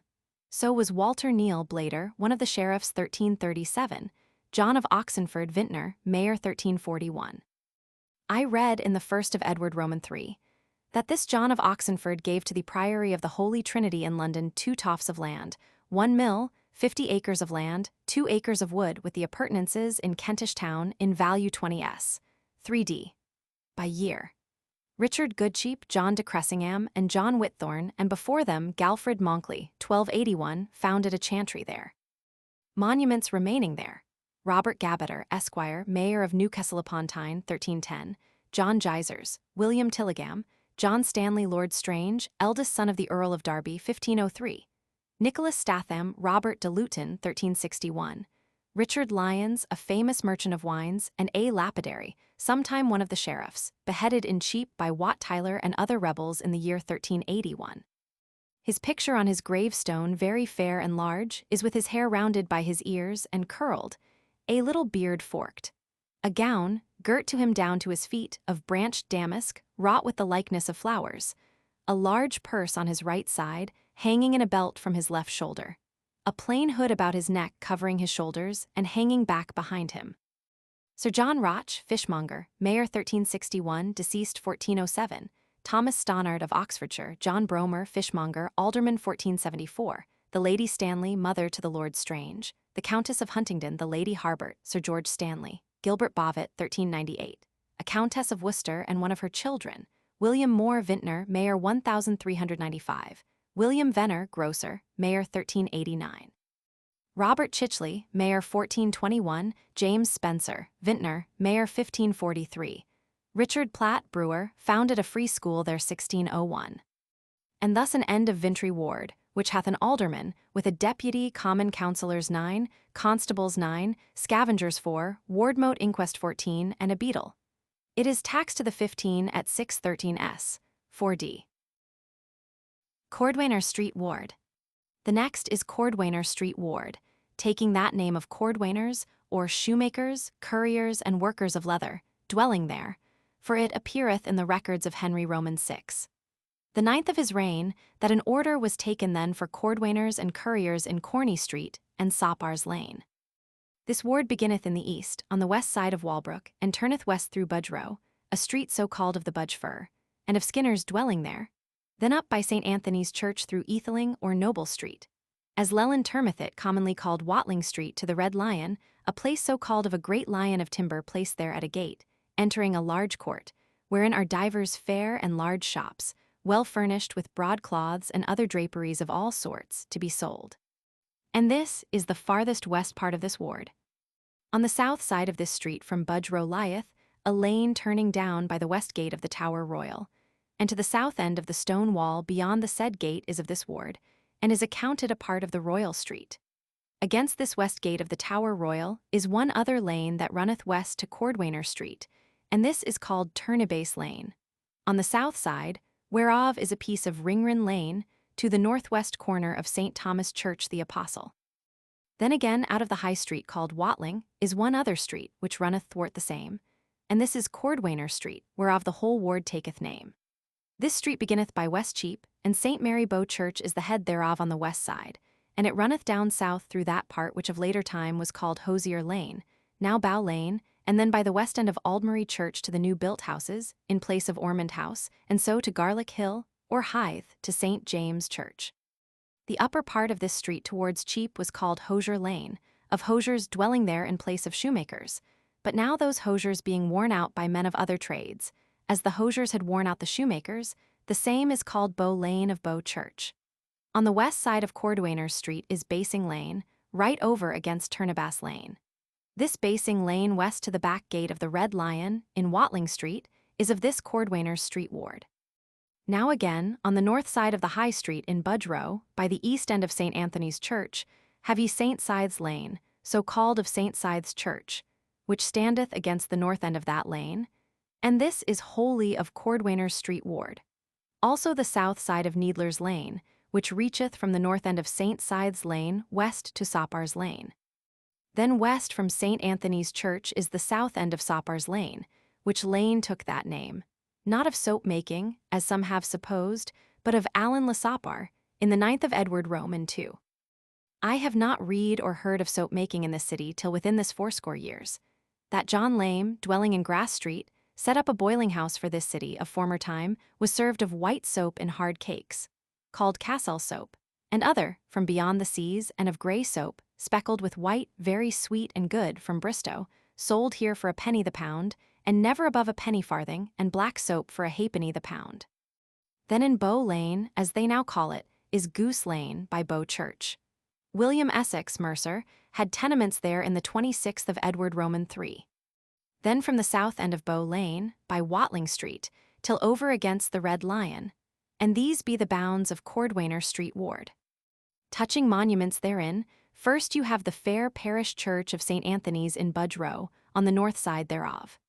This church was lately re-edified by Thomas Knowles, grocer, mayor, and by Thomas Knowles, his son, both buried there with epitaphs of the father thus. Here lieth graven v. Ender this stone Thomas Knowles, both flesh and bone, grocer and alderman, years 40, sheriff, and twice mayor truly. And for he should not lie alone, here lieth with him his good wife Joan. They were together 60 year, and 19 children they had in fear, etc. Thomas Holland, mercer, was there buried 1456, Thomas Windent, mercer, alderman, and Catherine his wife, Thomas Hind, mercer, 1528. He was a benefactor to this church, to Aldermary Church, and to Bow. Hugh Acton, merchant tailor, buried 1520. He gave £36 to the repairing of the steeple of this church. Simon Street, grocer, lieth in the church wall toward the south. His arms be 3 colts, and his epitaph thus: Such as I am, such shall you be. Grocer of London sometime was I, the king's wear more than years 20. Simon Street called in my place, and good fellowship fain would trace. Therefore in heaven everlasting life Jesu send me, and Agnes my wife. Curly Merly my words were though, and Dio Gracias I coupled thereto. I passed to God in the year of grace. 1400 it was, etc. William Dauncey, mercer, one of the sheriffs, buried 1542. Henry Collett, mercer, mayor, a great benefactor to this church. The pictures of him, his wife, 10 sons, and 10 daughters remain in the glass window on the north side of the church. But the said Henry Collett was buried at Stevenhithe. Henry Halton, grocer, one of the sheriffs, deceased 1415. Thomas Spite, merchant tailor, 1533. And Roger Martin, mercer, mayor, deceased 1573. John Grantham and Nicholas Bull had chantries there. Next, on the south side of Budge Row, by the west corner thereof, and on the east side of Cordwainer Street, is one other fair church called Aldermary Church, because the same was very old, and elder than any church of St. Marie in the city, till of late years the foundation of a very fair new church was laid there by Henry Keble, grocer, mayor, who deceased 1518, and was there buried in a vault by him prepared, with a fair monument raised over him on the north side the choir. Now destroyed and gone, he gave by his testament £1,000 towards the building up of that church, and yet not permitted a resting place for his bones there. Thomas Roman, mayor 1310, had a chantry there. Richard Chaucer Vintner gave to that church his tenement and tavern with the appurtenance in the Royal Street, the corner of Kirian Lane, and was there buried 1348. John Britton, Ralph Holland, draper, one of the sheriffs, deceased 1452. William Taylor, grocer, mayor, deceased 1483. He discharged that ward of 15s to be paid by the poor. Thomas Hind, mercer, buried in St. Anthony's, gave 10 fodder of lead to the covering of the middle aisle of this Aldermary church. Charles Blunt, Lord Monche, was buried there about the year 1545. He made or glazed the east window, as appeareth by his arms. His epitaph, made by him in his lifetime, thus: Willingly have I fought, and willingly have I found the fatal end that wrought thither as duty bound. Discharged I am of that I ought to my country by honest wound, my soul departed Christ hath bought, the end of man is ground. Sir William Laxton, grocer, mayor, deceased 1556, and Thomas Lodge, grocer, mayor 1583, were buried in the vault of Henry Keble, whose bones were unkindly cast out, and his monument pulled down, in place whereof monuments are set up of the later buried.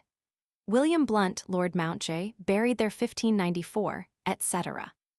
At the upper end of Hosier Lane, toward Westcheape, is the fair parish church of St. Mary Bow.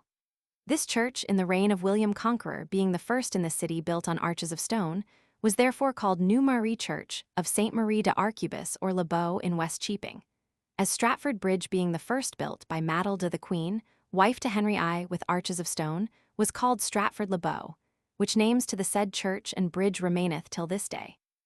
The court of the arches is kept in this church, and taketh name of the place, not the place of the court.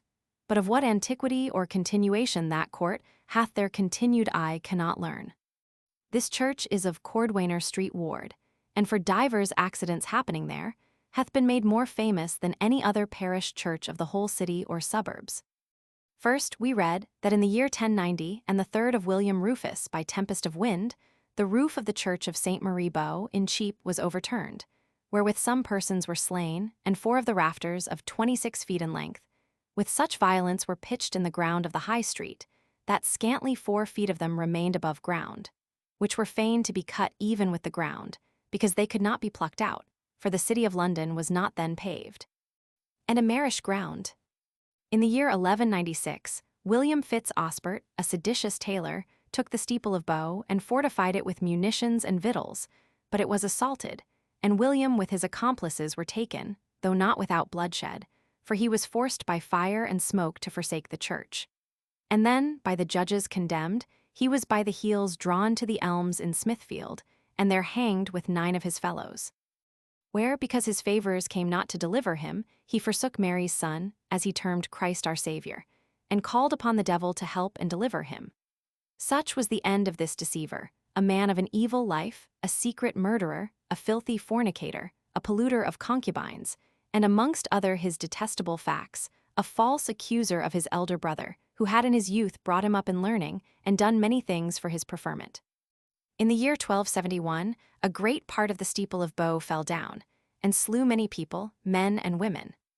In the year 1284, the 13th of Edward I, Lawrence Ducat, goldsmith, having grievously wounded one Ralph Crepin in Westcheape, fled into Bow Church, into the which in the night time entered certain evil persons, friends unto the said Ralph, and slew the said Lawrence lying in the steeple, and then hanged him up, placing him so by the window as if he had hanged himself, and so was it found by inquisition. For the which fact Lawrence Ducat, being drawn by the feet, was buried in a ditch without the city. But shortly after, by relation of a boy, who lay with the said Lawrence at the time of his death, and had hid him there for fear, the truth of the matter was disclosed. For the which cause Jordan Goodcheape, Ralph Crepin, Gilbert Clark, and Geoffrey Clark were attainted. A certain woman named Alice, that was chief causer of the said mischief, was burnt, and to the number of 16 men were drawn and hanged, besides others that being richer, after long imprisonment, were hanged by the purse. The church was interdicted, the doors and windows were stopped up with thorns, but Lawrence was taken up and honestly buried in the churchyard. The parish church of St. Mary Bow, by mean of encroachment and building of houses, wanting room in their churchyard for burial of the dead, John Rotham, or Rodham, citizen and tailor, by his testament, dated the year 1465, gave to the parson and churchwardens a certain garden in Hosier Lane to be a churchyard, which so continued near 100 years, but now is built on, and is a private man's house.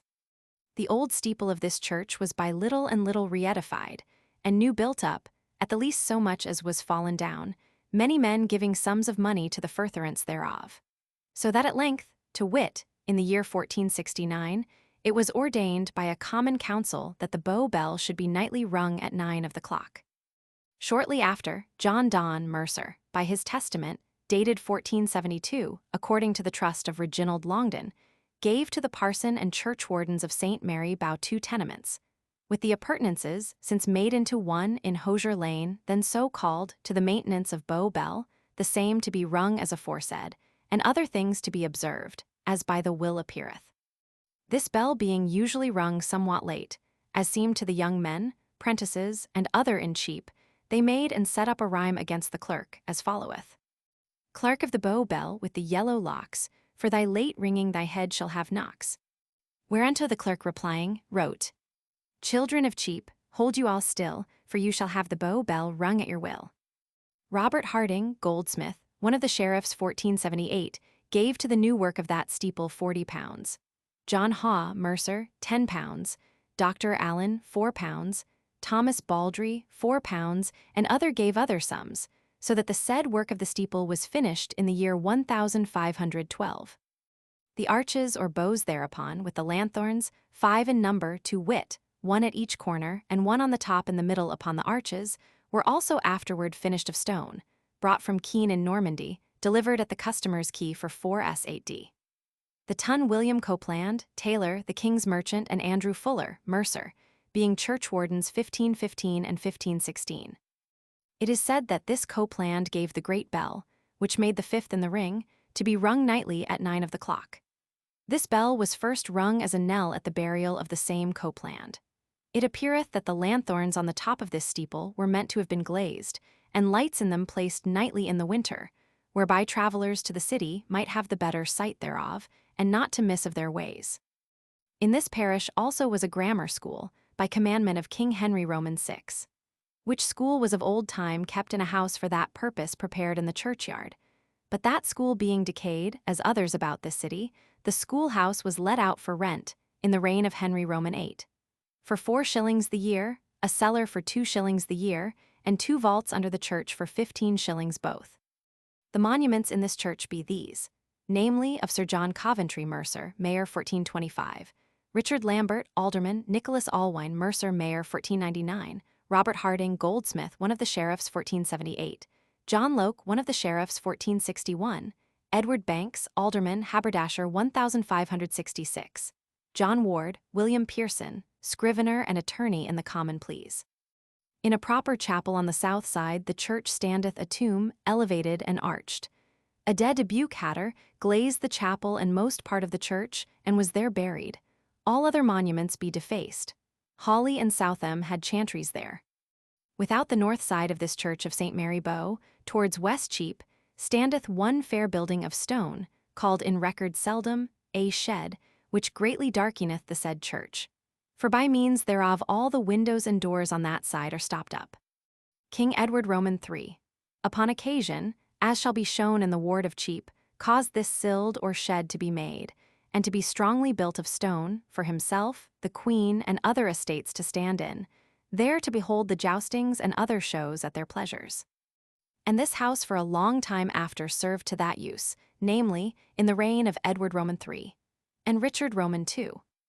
But in the year 1410, Henry Roman IV, in the 12th of his reign, confirmed the said shed or building to Stephen Spilman, William Marchford, and John Whately, mercers, by the name of one new seldom, shed or building with shops, cellars, and edifices whatsoever appertaining, called Crownsilda or Tamersilda, situate in the mercery in West Cheape, and in the parish of St. Mary de Arcubis in London, etc., notwithstanding which grant, the kings of England and other great estates, as well of foreign countries, repairing to this realm as inhabitants of the same, have usually repaired to this place, therein to behold the shows of the city passing through West Cheape, namely, the great watches accustomed in the night, on the even of St. John Baptist, and St. Peter at midsummer, the examples whereof were over long to recite, wherefore let it suffice briefly to touch one.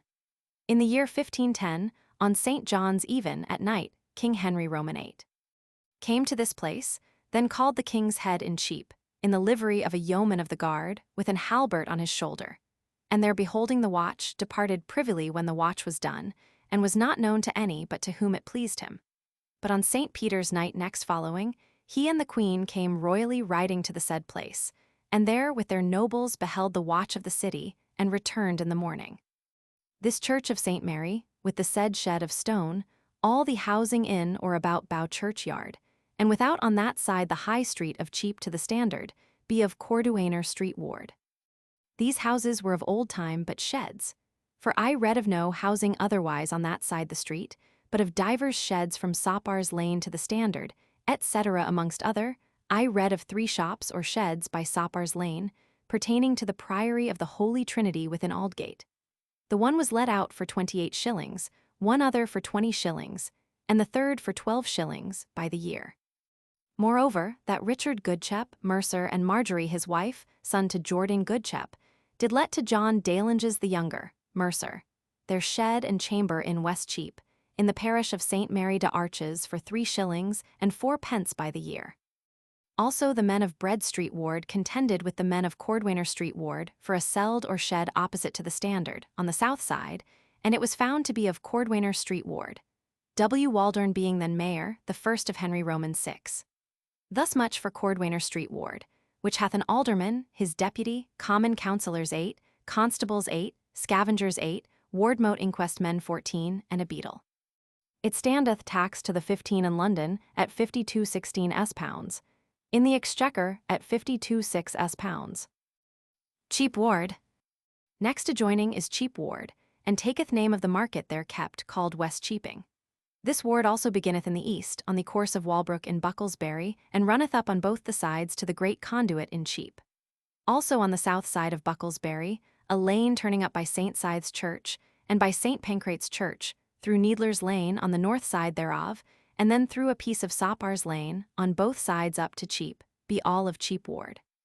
Then to begin again in the east upon the said course of Walbrook, is St. Mildred's Church in the Poultry, on the north side, and over against the said church gate, on the south, to pass up all that high street called the Poultry, to the great conduit in Cheape, and then Cheape itself, which beginneth by the east end of the said conduit, and stretcheth up to the northeast corner of Bow Lane on the south side, and to the Standard on the north side, and thus far to the west is of Cheape Ward. On the south side of this high street is no lane turning south out of this ward, more than some portion of Soppars Lane, whereof I have before written. But on the north side of this high street is Kinnihope Lane, about 1/4 of Old Jury Lane on the west side, and on the east side almost as much, to the sign of the Angel. Then is Ironmonger's Lane, all wholly on both sides, and from the north end thereof through Catton Street, west to the north end of St. Lawrence Lane, and some 4 houses west beyond the same on that side, and over against Ironmonger's Lane end on the north side of Catton Street up by the Guildhall and St. Lawrence Church and the Jury, is altogether of Cheape Ward. Then again in Cheape, more towards the west, is of St. Lawrence Lane before named, which is all wholly of this ward. And last of all is Honey Lane, and up to the Standard on the north side of Cheape. And so stand the bounds of Cheape Ward. Now for antiquities there. First is Bucklesbury, so called of a manor and tenements pertaining to one Buckle, who there dwelt and kept his courts. This manor is supposed to be the great stone building, yet in part remaining on the south side of the street, which of late time hath been called the Old Barge, of such a sign hanged out near the gate thereof.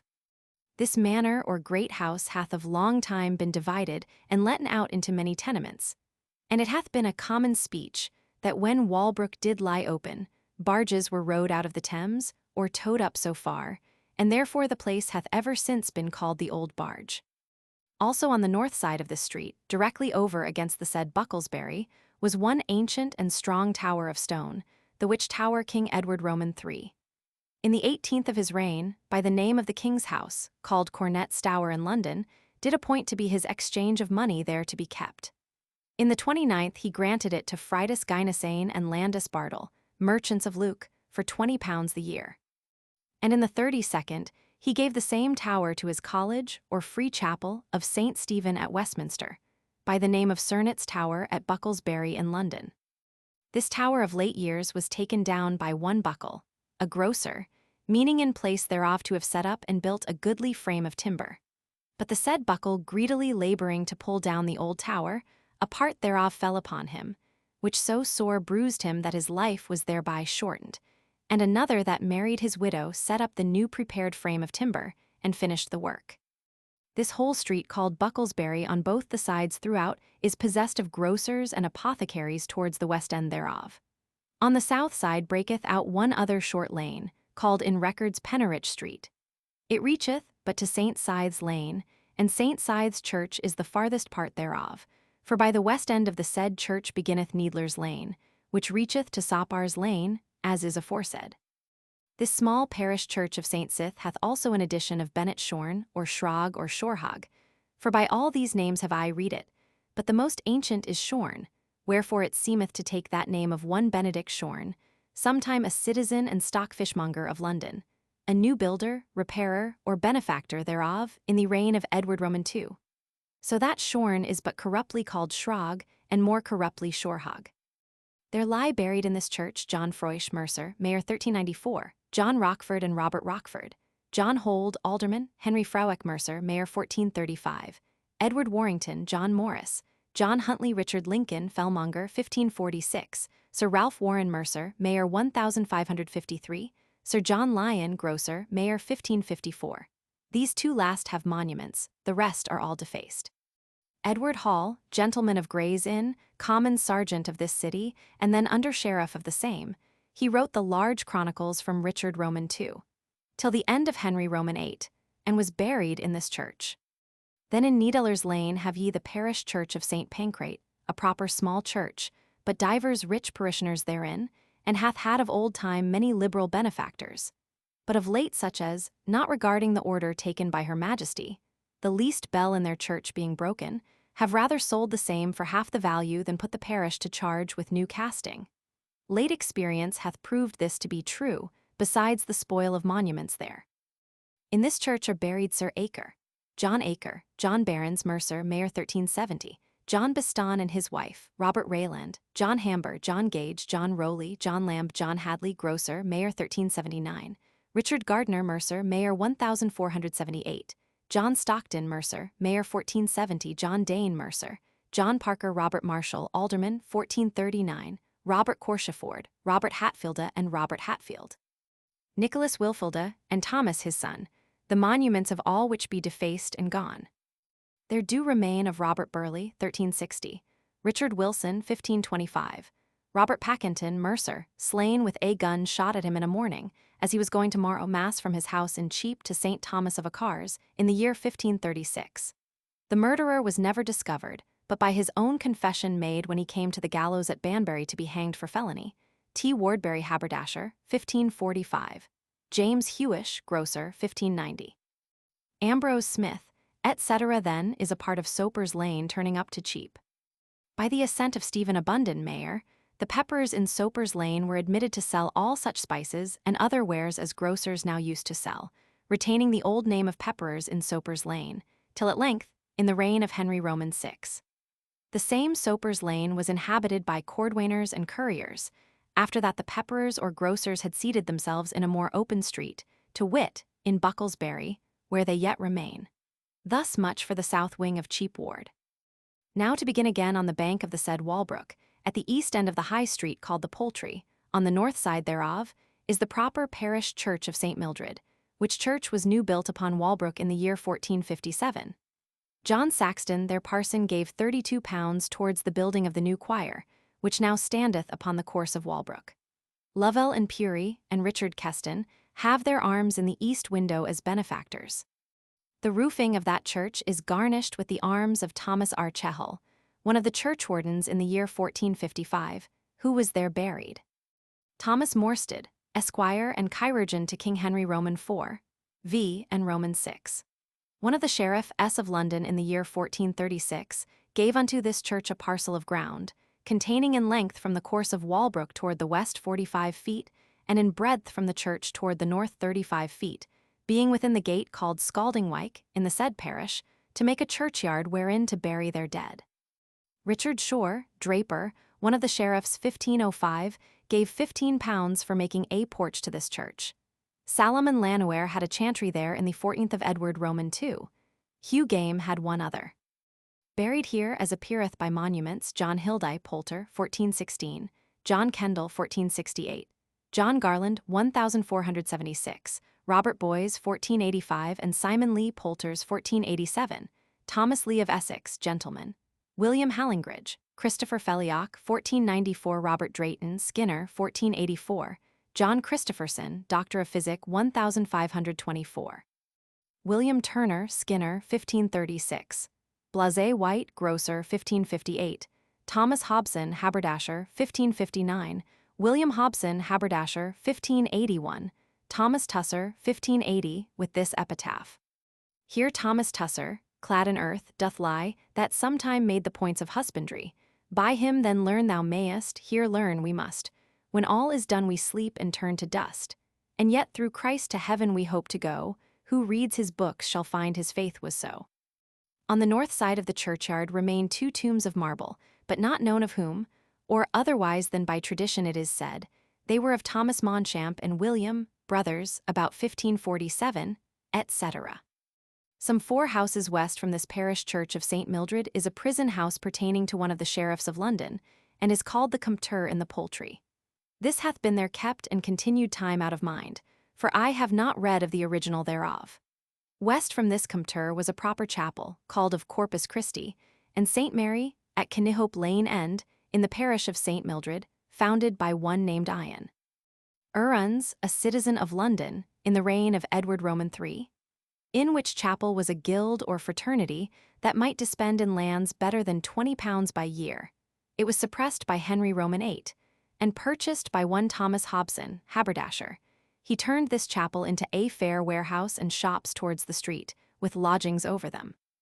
Then is Kinnihope Lane, of old time so called of such a sign of 3 canays hanging over a poulterer's stall at the lane's end.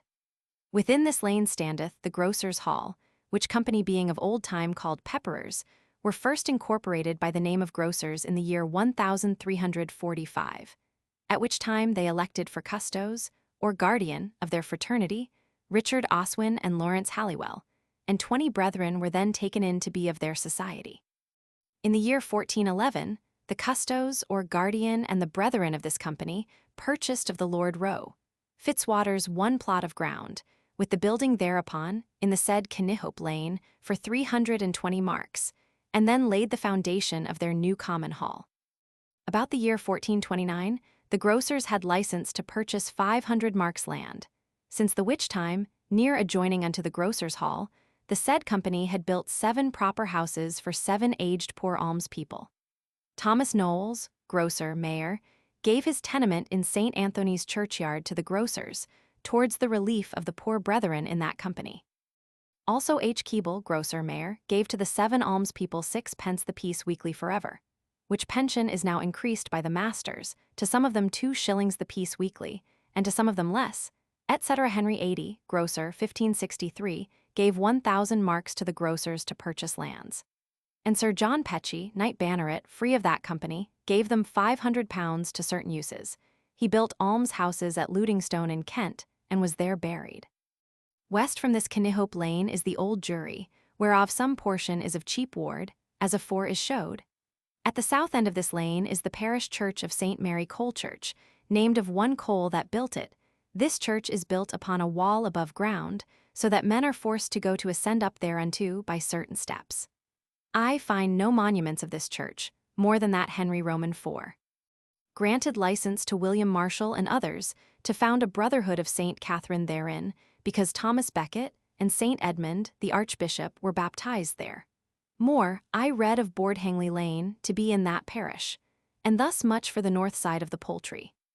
The south side of the said Poultry, beginning on the bank of the said brook over against the parish church of St. Mildred, passing up to the great conduit, hath divers fair houses, which were sometimes inhabited by poulters, but now by grocers, haberdashers, and upholsters.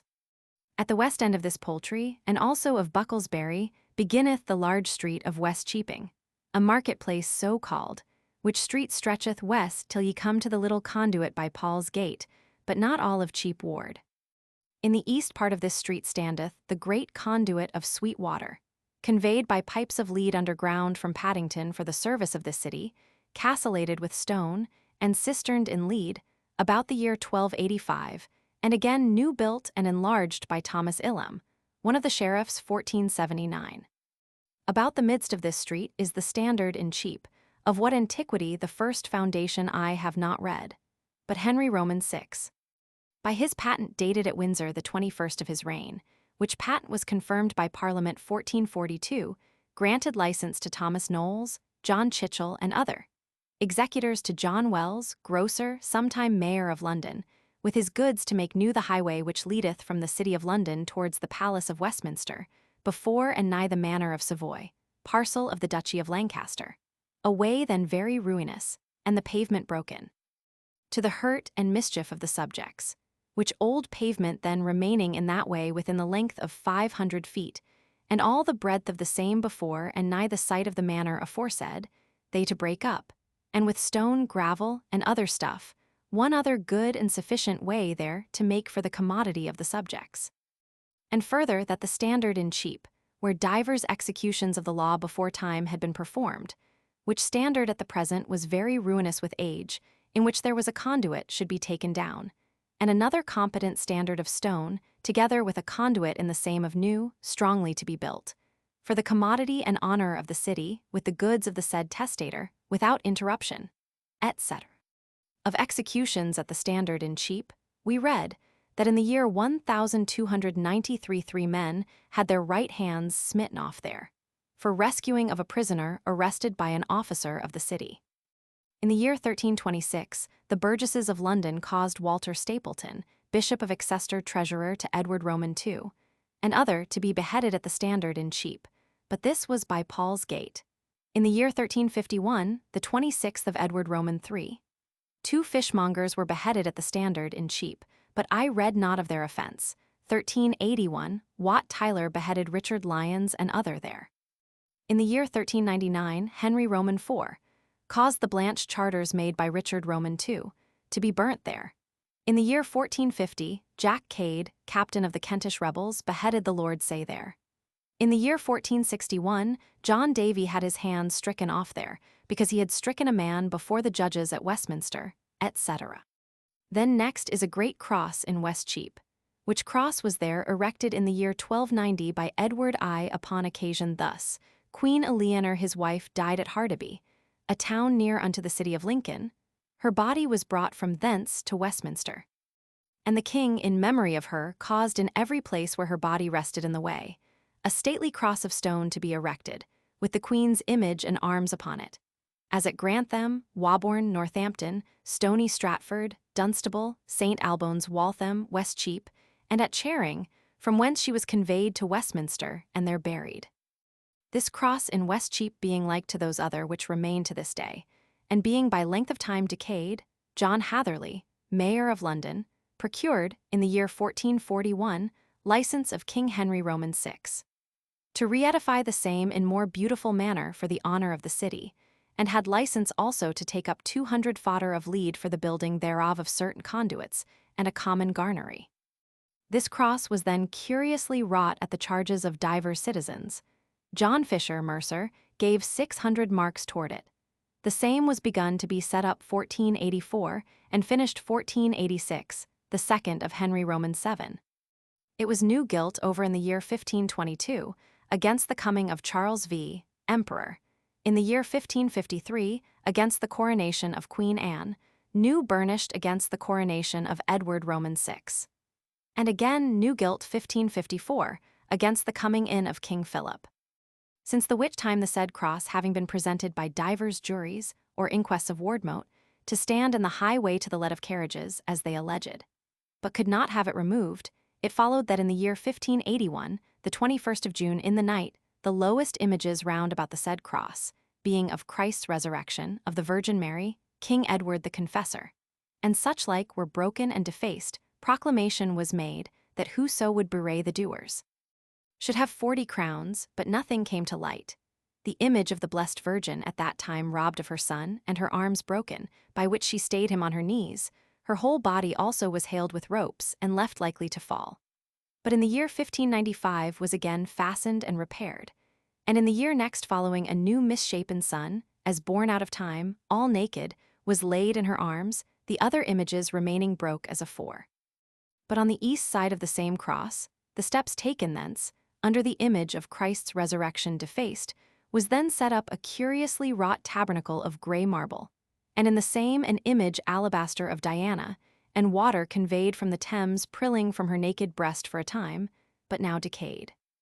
In the year 1599, the timber of the cross at the top being rotted within the lead, the arms thereof bending, were feared to have fallen to the harming of some people, and therefore the whole body of the cross was scaffolded about, and the top thereof taken down, meaning in place thereof to have set up a paramis. But some of Her Majesty's honourable councillors directed their letters to Sir Nicholas Mossley, then Mayor, by Her Highness, express commandment concerning the cross forthwith to be repaired, and placed again as it formerly stood, etc., notwithstanding the said cross stood headless more than a year after. Whereupon the said councillors, in greater number, meaning not any longer to permit the continuance of such a contempt, wrote to William Ryder, then Mayor, requiring him, by virtue of Her Highness, said former direction and commandment, that without any further delay to accomplish the same Her Majesty's most princely care therein, respecting especially the antiquity and continuance of that monument, an ancient ensign of Christianity, etc., dated the 24th of December, 1600. After this a cross of timber was framed, set up, covered with lead, and gilded, the body of the cross downward cleansed of dust, the scaffold carried thence. About 12 nights following, the image of Our Lady was again defaced, by plucking off her crown and almost her head, taking from her naked child, and stabbing her in the breast, etc. Thus much for the cross in West Cheape. Then at the west end of West Cheape Street was sometime a cross of stone, called the Old Cross Raff Higden, in his Polychronicon saith that Walter Stapleton, Bishop of Exeter, treasurer to Edward Roman II, was by the burgesses of London beheaded at this cross called the Standard, without the north door of St. Paul's Church. And so is it noted in other writers that then lived. This old cross stood and remained at the east end of the parish church called St. Michael in the corner by Paul's Gate, near to the north end of the Old Exchange, till the year 1390, the 13th of Richard Roman II. In place of which old cross then taken down, the said church of St. Michael was enlarged, and also a fair water conduit built about the 9th of Henry Roman VI. In the reign of Edward Roman III. Divers joustings were made in this street, betwixt Soppars Lane and the Great Cross, namely, one in the year 1331, the 21st of September, as I find noted by divers writers of that time. In the middle of the city of London, say they, in a street called Cheape, the stone pavement being covered with sand, that the horses might not slide when they strongly set their feet to the ground, the king held a tournament 3 days together, with the nobility, valiant men of the realm, and other some strange knights. And to the end the beholders might with the better ease see the same, there was a wooden scaffold erected across the street, like unto a tower, wherein Queen Philippa and many other ladies, richly attired and assembled from all parts of the realm, did stand to behold the jousts. But the higher frame in which the ladies were placed brake in sunder, whereby they were with some shame forced to fall down, by reason whereof the knights, and such as were underneath, were grievously hurt. Wherefore the queen took great care to save the carpenters from punishment, and through her prayers, which she made upon her knees, pacified the king and council, and thereby purchased great love of the people. After which time the king caused a shed to be strongly made of stone, for himself, the queen, and other estates to stand on, and there to behold the joustings and other shows at their pleasure, by the church of St. Mary Bow, as is showed in Cordwainer Street Ward. Thus much for the high street of Cheape. Now let us return to the south side of Cheape Ward. From the great conduit west be many fair and large houses, for the most part possessed of mercers up to the corner of Cordwainer Street, corruptly called Bow Lane, which houses in former times were but sheds or shops, with solars over them. As of late one of them remained at Soppers Lane End, wherein a woman sold seeds, roots, and herbs. But those sheds or shops, by encroachments on the high street, are now largely built on both sides outward, and also upward, some 3, 4, or 5 stories high. Now of the north side of Cheape Street and Ward, beginning at the Great Conduit, and by St. Mary Cole Church, where we left. Next thereunto westward is the Mercer's Chapel, sometime an hospital, intituled of St. Thomas of Aquin, or a cars for a master and brethren, militia hospitales, etc., saith the record of Edward Roman III. The 14th year, it was founded by Thomas Fitzthebald de Hiley, and Agnes his wife, sister to Thomas Becket, in the reign of Henry Roman II. They gave to the master and brethren the lands, with the appurtenances that sometimes were Gilbert Becket, father to the said Thomas, in the which he was born there to make a church. There was a charnel and a chapel over it of St. Nicholas and St. Stephen. This hospital was valued to dispend 277 3s 4d, surrendered the 30th of Henry Roman VIII.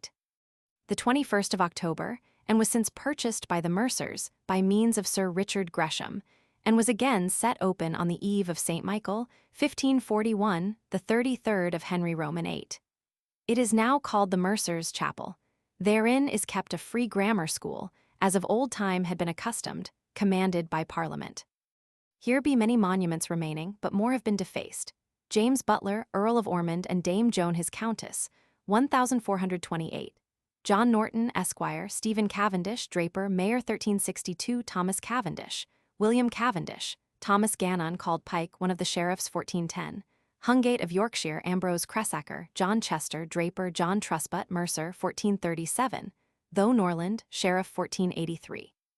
Sir Edmund Shaw, Goldsmith, Mayor 1482, Sir Thomas Hill, Mayor 1485, Thomas Illam, Sheriff 1479. Lancelot Lakin, Esquire, Ralph Tilney, Sheriff 1488, Garth, Esquire, John Rich, Thomas Butler, Earl of Ormond 1515, Sir W. Butler, Grocer, Mayor 1515, W. Brown, Mercer, Mayor 1513, John Loke 1519, Sir T. Baldry, Mercer, Mayor 1523. Sir W. Locke, Mercer, Sheriff 1548, Sir John Allen, Mercer, Mayor 1525, deceased 1544, Sir Thomas Lee, Mercer, Mayor 1558, Sir Richard Mallory, Mercer, Mayor 1564. Humph. Baskerville, Mercer, Sheriff 1561, Sir G. Bond, Mayor 1587, etc. Before this hospital, towards the street, was built a fair and beautiful chapel, arched over with stone, and thereupon the Mercer's Hall, a most curious piece of work. Sir John Allen Mercer, being founder of that chapel, was there buried. But since his tomb is removed thence into the body of the hospital church, and his chapel, divided into shops, is letten out for rent. These Mercers were enabled to be a company, and to purchase lands to the value of £20 the year, the 17th of Richard Roman II. They had 3 messuages and shops in the parish of St. Martin Oatswich, in the ward of Bishopsgate, for the sustentation of the poor, and a chantry of the 22nd of Richard Roman II. Henry Roman IV. In the 12th of his reign confirmed to Stephen Spilman, W. Marchford and John Wuddle, mercers, by the name of one new seldom, shed or building with shops, cellars, and edifices whatsoever appurtening called Crownsild, situate in the mercery in West Cheape, in the parish of St. Mary de Arcubis in London, etc., to be holden in burgage as all the city of London is, and which were worth by year in all issues, according to the true value of them. 713 pounds. 4d. As found by inquisition before T. Knowles, Mayor and Exeter in the said city. Henry Roman VI, in the 3rd of his reign, at the request of John Coventry, John Carpenter, and William Grove, granted to the mercers to have a chaplain and a brotherhood for relief of such of their company as came to decay by misfortune on the sea. In the year 1536, on St. Peter's night, King Henry Roman VIII, and Queen Jane his wife, stood in this mercer's hall, then new built, and beheld the marching watch of this city most bravely set out, Sir John Allen, mercer, one of the king's council, being mayor. Next beyond the mercer's chapel, and their hall, is Ironmonger Lane, so called of ironmongers dwelling there, whereof I read in the reign of Edward I, etc. In this lane is the small parish church of St. Martin called Pomery, upon what occasion I certainly know not. It is supposed to be of apples growing where houses are now lately built, for myself have seen large void places there. Monuments in that church none to be accounted of. Farther west is St. Lawrence Lane, so called of St. Lawrence Church, which standeth directly over against the north end thereof. Antiquities in this lane I find none other than that among many fair houses, there is one large inn for receipt of travellers called Blossom's Inn, but corruptly Bosom's Inn, and hath to sign St. Lawrence the Deacon, in a border of blossoms or flowers. Then near to the Standard in Cheape is Honey Lane, so called, not of sweetness thereof, being very narrow and somewhat dark, but rather of often washing and sweeping, to keep it clean. In this lane is the small parish church called Allhallows in Honey Lane. There be no monuments in this church worth the noting. I find that John Norman, draper, Mayor 1453, was buried there. He gave to the drapers his tenements on the north side the said church, they to allow for the beam light and lamp 13s. 4d. Yearly from this lane to the Standard. And thus much for Cheape Ward and the High Street of Cheape, for it stretcheth no farther. Now for the north wing of Cheape Ward have ye Cat Street, corruptly called Catton Street, which beginneth at the north end of Ironmonger Lane, and runneth to the west end of St. Lawrence Church, as is aforeshowed. On the north side of the street is the Guildhall, wherein the courts for the city be kept, namely, 1. The Court of Common Council, 2. The Court of the Lord Mayor and his brethren the aldermen, 3. The Court of Hustings, 4. The Court of Orphans, 5. The Court of the Sheriff, 6. The Court of the Wardmote, 7. The Court of Hallmote, 8. The Court of Requests, commonly called the Court of Conscience, 9. The Chamberlain's Court for apprentices and making them free. This Guildhall, saith Robert Fabian, was begun to be built new in the year 1411, the 12th of Henry Roman IV. By Thomas Knowles, then mayor, and his brethren the aldermen. The same was made of a little cottage, a large and great house, as now it standeth, towards the charges whereof the companies gave large benevolences. Also offences of men were pardoned for sums of money towards this work. Extraordinary fees were raised, fines, amercements, and other things employed during 7 years, with a continuation thereof 3 years more, all to be employed to this building. The first year of Henry Roman VI.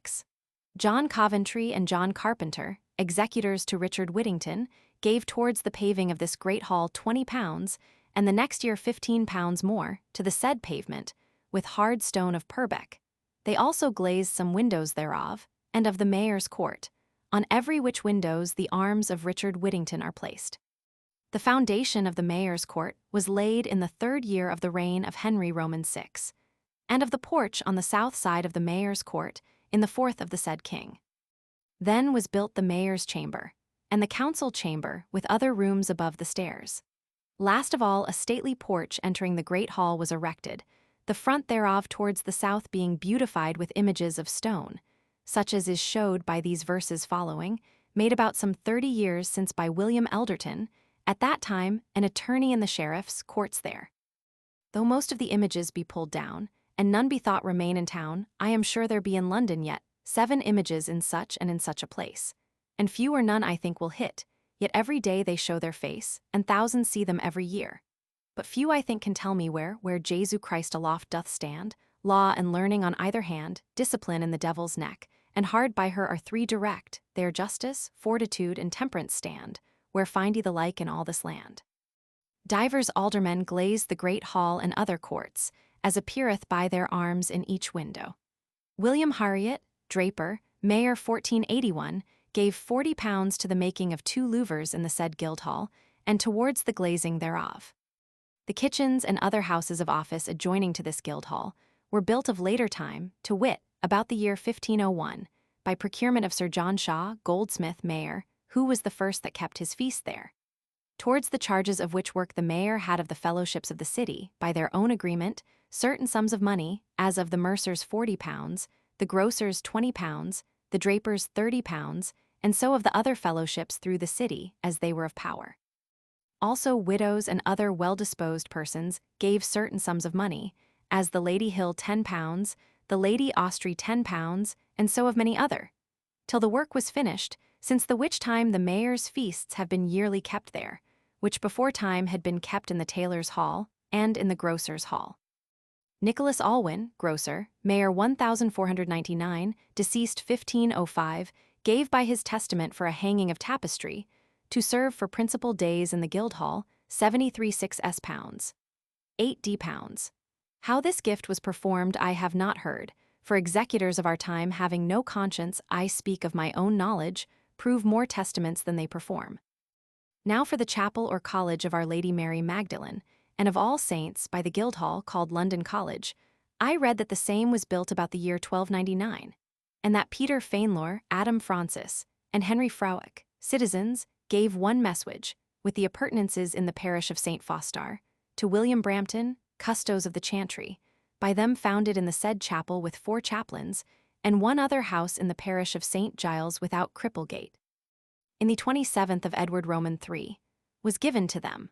Moreover, I find that Richard Roman II, in the 20th of his reign, granted to Stephen Spilman, mercer, license to give 1 messuage, 3 shops, and 1 garden with the appurtenances, being in the parish of St. Andrew Hubbard, to the custos and chaplains of the said chapel, and to their successors for their better relief and maintenance forever.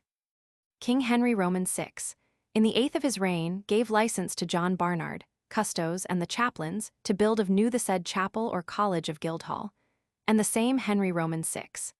In the 27th of his reign, granted to the parish clerks in London a guild of St. Nicholas, for 2 chaplains by them to be kept in the said chapel of St. Mary Magdalene, near unto the Guildhall, and to keep 7 alms people. Henry Barton, Skinner Mayor, founded a chaplaincy there.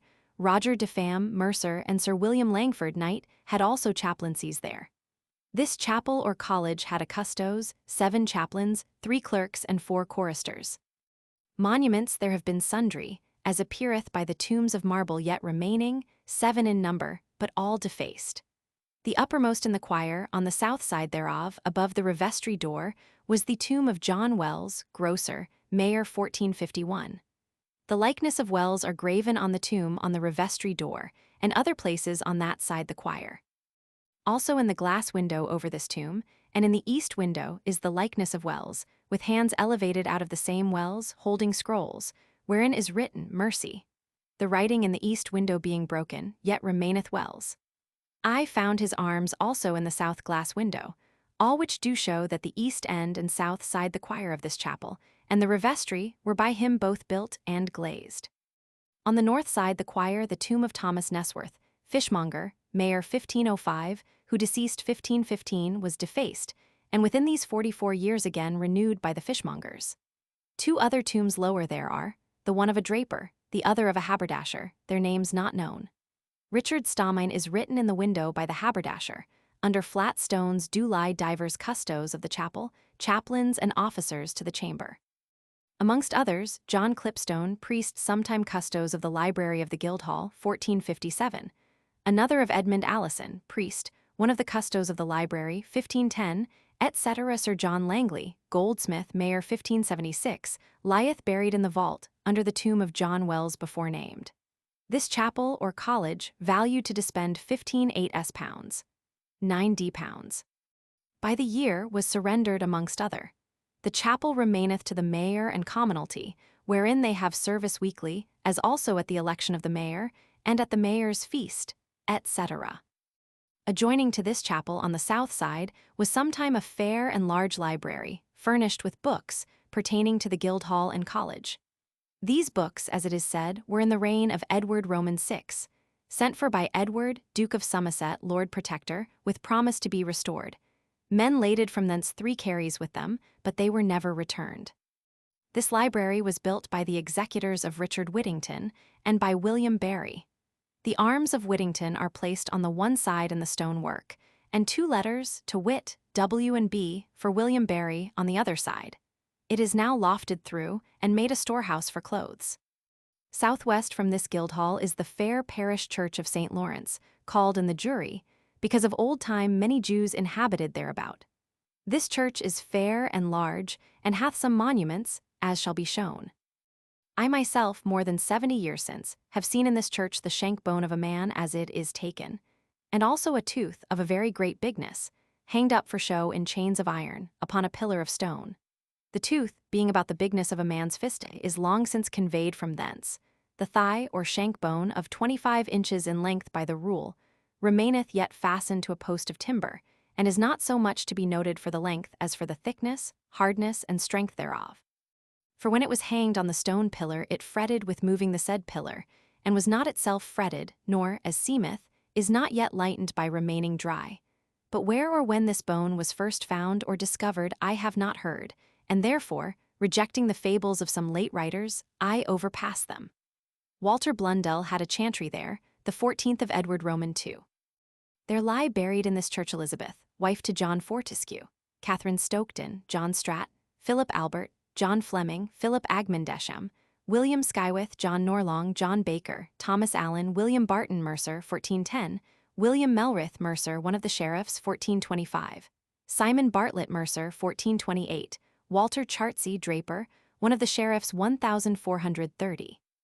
Richard Rich, Esquire of London, the father, and Richard Rich. His son, Mercer, one of the sheriffs, 1442, deceased 1469, with this epitaph. Respice quod opus est presentes, temporis eum, omni quad est, nihil est praeter amor diem. This Richard was father to John, buried in St. Thomas a Cars, which John was father to Thomas, father to Richard Lord Rich, etc. John Pickering, honourable for service of his prince and for the English merchants beyond the seas, who deceased 1448. Godfrey Bollin Mercer, Mayor, 1457. Thomas Bollin, his son, Esquire of Norfolk, 1471. John Atkinson, gentleman, Dame Mary St. Maura, John Waltham, Roger Bonifant, John Chahy, John Abbott. Geoffrey Fielding, Mayor, 1452, and Angel his wife. Simon Bennington, Draper, and Joan his wife. John Marshall Mercer, Mayor, 1493. William Perchat, Mayor, 1498. Thomas Bergen, gentleman Mercer, 1517. The wife of a Master of Defence, servant to the Princess of Wales, Duchess of Cornwall, and Countess of Chester. Sir Richard Gresham, Mayor, 1537. Sir Mitchell Dormer, Mayor, 1541. Robert Charsey, one of the sheriffs, 1548. Sir William Rowe, ironmonger, Mayor, 1593. Samuel Thornhill, 1397. Thus much for Cheape Ward, which hath an alderman, his deputy, common councillors 11, constables 11, scavengers 9, for the wardmote inquest 12, and a beadle. It is taxed to the 15 at 72.16 s-pounds, and in the exchequer at 52.11 s-pounds. Coleman Street Ward. Next to Cheape Ward, on the north side thereof, is Coleman Street Ward, and beginneth also in the east, on the course of Walbrook in Lothbury, and runneth west on the south side to the end of Ironmonger's Lane, and on the north side to the west corner of Bassings Hall Street. On the south side of Lothbury is the street called the Old Jury. The one half, and better on both sides, towards Cheape, is of this ward. On the north side lieth Coleman Street, whereof the ward taketh name, wholly on both sides north to London Wall, and from that north end along by the Wall and Moorgate East to the course of Walbrook, and again from Coleman Street west to the Iron Grates, and these be the bounds of this ward. Antiquities to be noted therein are these. First, the street of Lothbury, Lathbury, or Loadbury, for by all these names have I read it, took the name, as it seemeth, of Bury, or court of old time there kept, but by whom is grown out of memory. This street is possessed for the most part by founders, that cast candlesticks, chafing dishes, spice mortars, and such like copper or latten works, and do afterward turn them with the foot, and not with the wheel, to make them smooth and bright with turning and scratting, as some do term it, making a loathsome noise to the bypassers that have not been used to the like, and therefore by them disdainfully called Lothbury. On the south side of this street, amongst the founders, be some fair houses and large for merchants, namely, one that of old time was the Jews' synagogue, which was defaced by the citizens of London, after that they had slain 700 Jews, and spoiled the residue of their goods in the year 1262, the 47th of Henry Roman III. And not long after, in the year 1291, King Edward I banished the remnant of the Jews out of England, as is aforeshowed. The said synagogue being so suppressed, certain friars got possession thereof. For in the year 1257, saith Matthew Paris, there were seen in London a new order of friars, called Deponentia Jesu or Fraters de Sacca, because they were apparelled in sackcloth, who had their house in London, near unto Aldersgate without the gate, and had license of Henry Roman III. In the 54th of his reign, to remove from thence to any other place. And in the 56th, he gave unto them this Jews' synagogue. After which time, Eleanor the Queen, wife to Edward I, took into her protection and warranted unto the prior and brethren de penitentia Jesu Christi of London the said land and building in Colchurch Street, in the parish of St. Olave in the Jury, and St. Margaret in Lothbury, by her granted, with consent of Stephen de Fulbourn, under warden of the Bridge House, and other brethren of that house, for 60 marks of silver, which they had received of the said prior and brethren of repentance, to the building of the said bridge. This order of friars gathered many good scholars and multiplied in number exceedingly, until the council at Lyon, by the which it was decreed, that from that time forth there should be no more orders of begging friars permitted, but only the 4 orders, to wit, the Dominic or preachers, the Minorites or Grey friars, the Carmelites or White friars, and the Augustines. And so from that time the begging friars deceased and fell to nothing. Now it followed that in the year 1305, Robert Fitzwalter requested and obtained of the said King Edward I, that the same friars of the Sacchi might assign to the said Robert their chapel or church, of old time called the Synagogue of the Jews, near adjoining to the then mansion place of the same Robert, which was in place where now standeth the Grocer's Hall. And the said synagogue was at the north corner of the Old Jury. Robert Large, mercer, mayor in the year 1439, kept his mayoralty in this house, and dwelt there until his dying day. This house standeth, and is of 2 parishes, as opening into Lothbury of St. Margaret's parish, and opening into the Old Jury of St. Olave's parish. The said Robert Large gave liberally to both these parishes, but was buried at St. Olave's. Hugh Clopton, mercer, mayor 1492, dwelt in this house and kept his mayoralty there. It is now a tavern and hath to sign a windmill. And thus much for this house, sometime the Jews' synagogue, since a house of friars, then a nobleman's house, after that a merchant's house, wherein mayoralties have been kept, and now a wine tavern. Then is the Old Jury, a street so called of Jews sometime dwelling there, and near adjoining in the parishes of St. Olave, St. Michael Bassings Hall, St. Martin Ironmonger Lane, St. Lawrence called the Jury, and so west to Wood Street. William, Duke of Normandy, first brought them from Rouen to inhabit here. William Rufus favored them so far that he sware by Luke's face, his common oath, if they could overcome the Christians, he would be one of their sect. Henry Roman II grievously punished them for corrupting his coin. Richard I forbade Jews and women to be present at his coronation, for fear of enchantments, for breaking of which commandment many Jews were slain, who being assembled to present the king with some gift, one of them was stricken by a Christian, which some unruly people perceiving, fell upon them, beat them to their houses, and burnt them therein, or slew them at their coming out. Also the Jews at Norwich, St. Edmundsbury, Lincoln, Stamford, and Lynn were robbed and spoiled. And at York, to the number of 500, besides women and children, entered a tower of the castle, proffered money to be in surety of their lives. But the Christians would not take it, whereupon they cut the throats of their wives and children, and cast them over the walls on the Christians' heads. And then entering the king's lodging, they burnt both the house and themselves. King John, in the 11th of his reign, commanded all the Jews, both men and women, to be imprisoned and grievously punished, because he would have all their money. Some of them gave all they had, and promised more, to escape so many kinds of torments. for every one of them had one of their eyes at the least plucked out.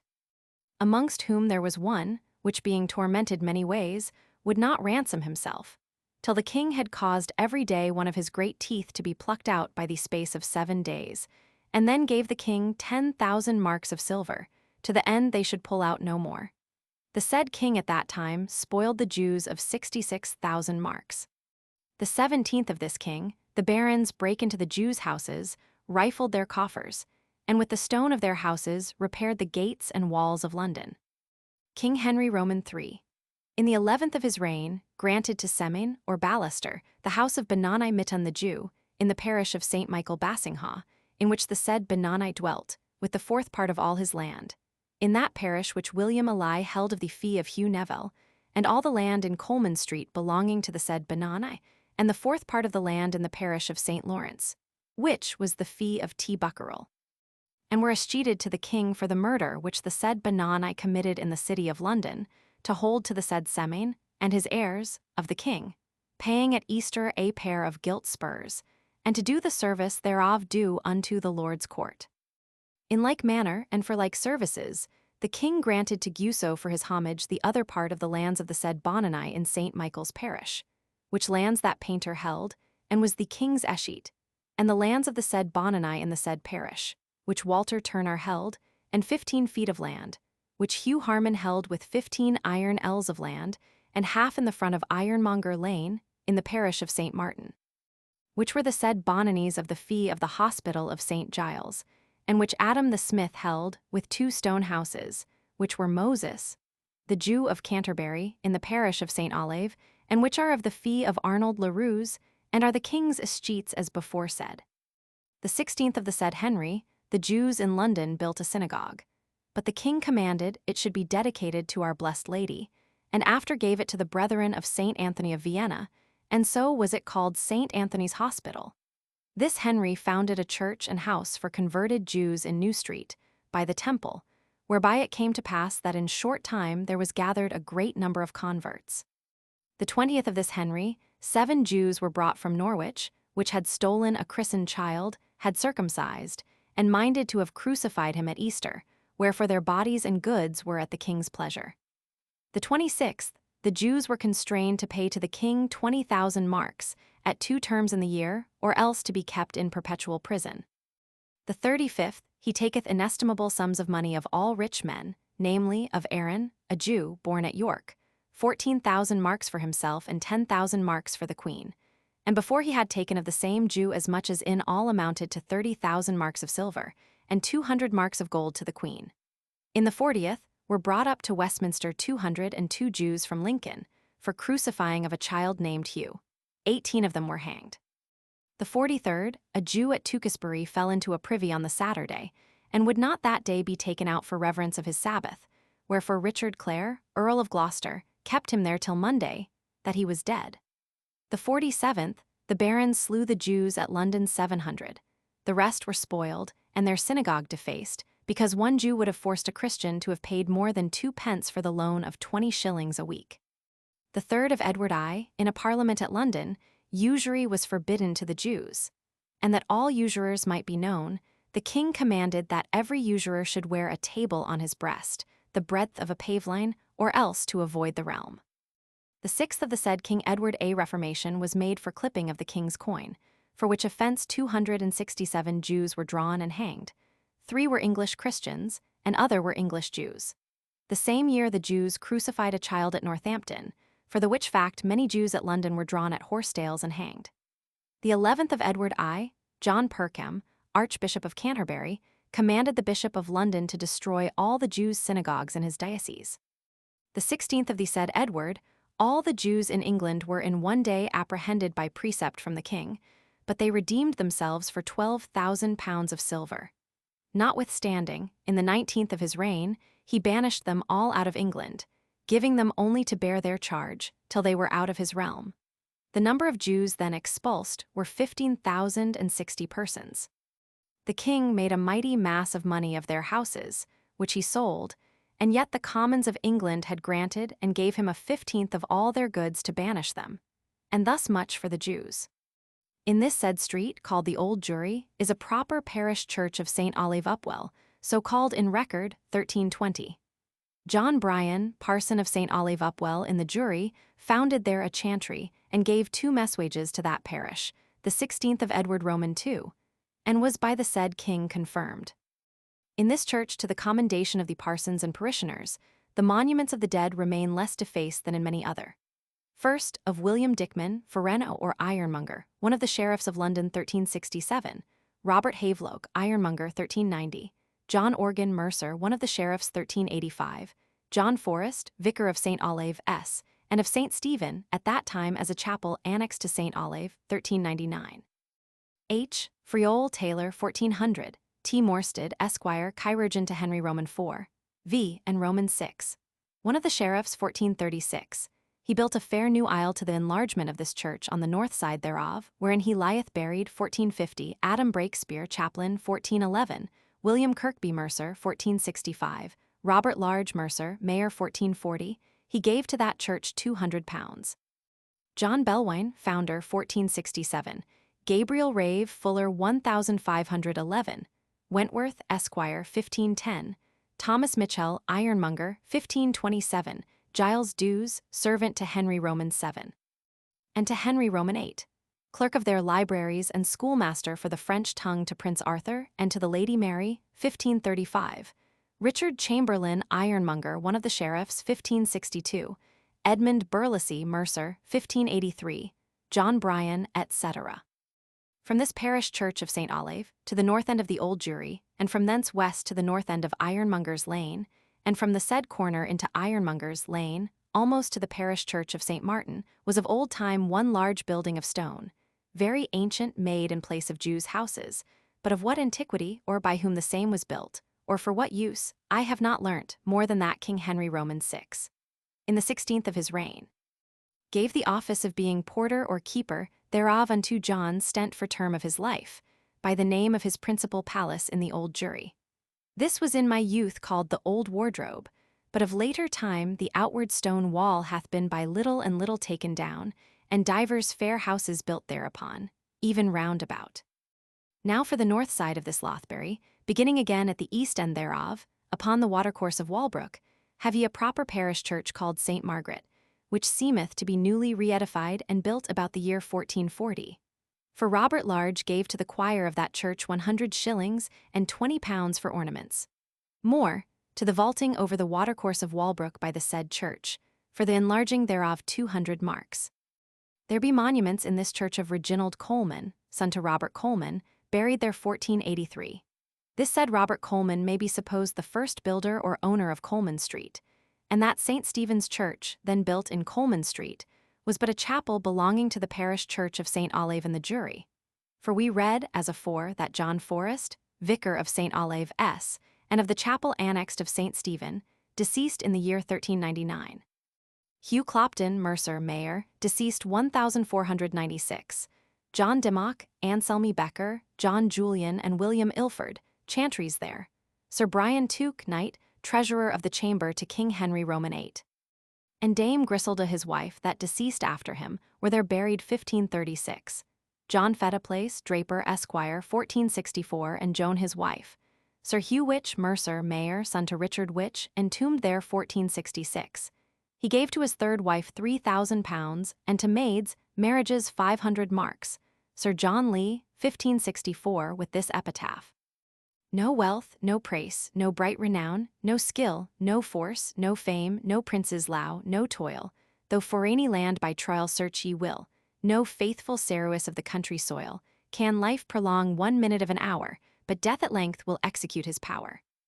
For Sir John Lee to sundry countries known, a worthy knight well of his prince esteemed, by seeing much, to great experience grown, though safe on seas, though sure on land he seemed, yet here he lies too soon by death oppressed.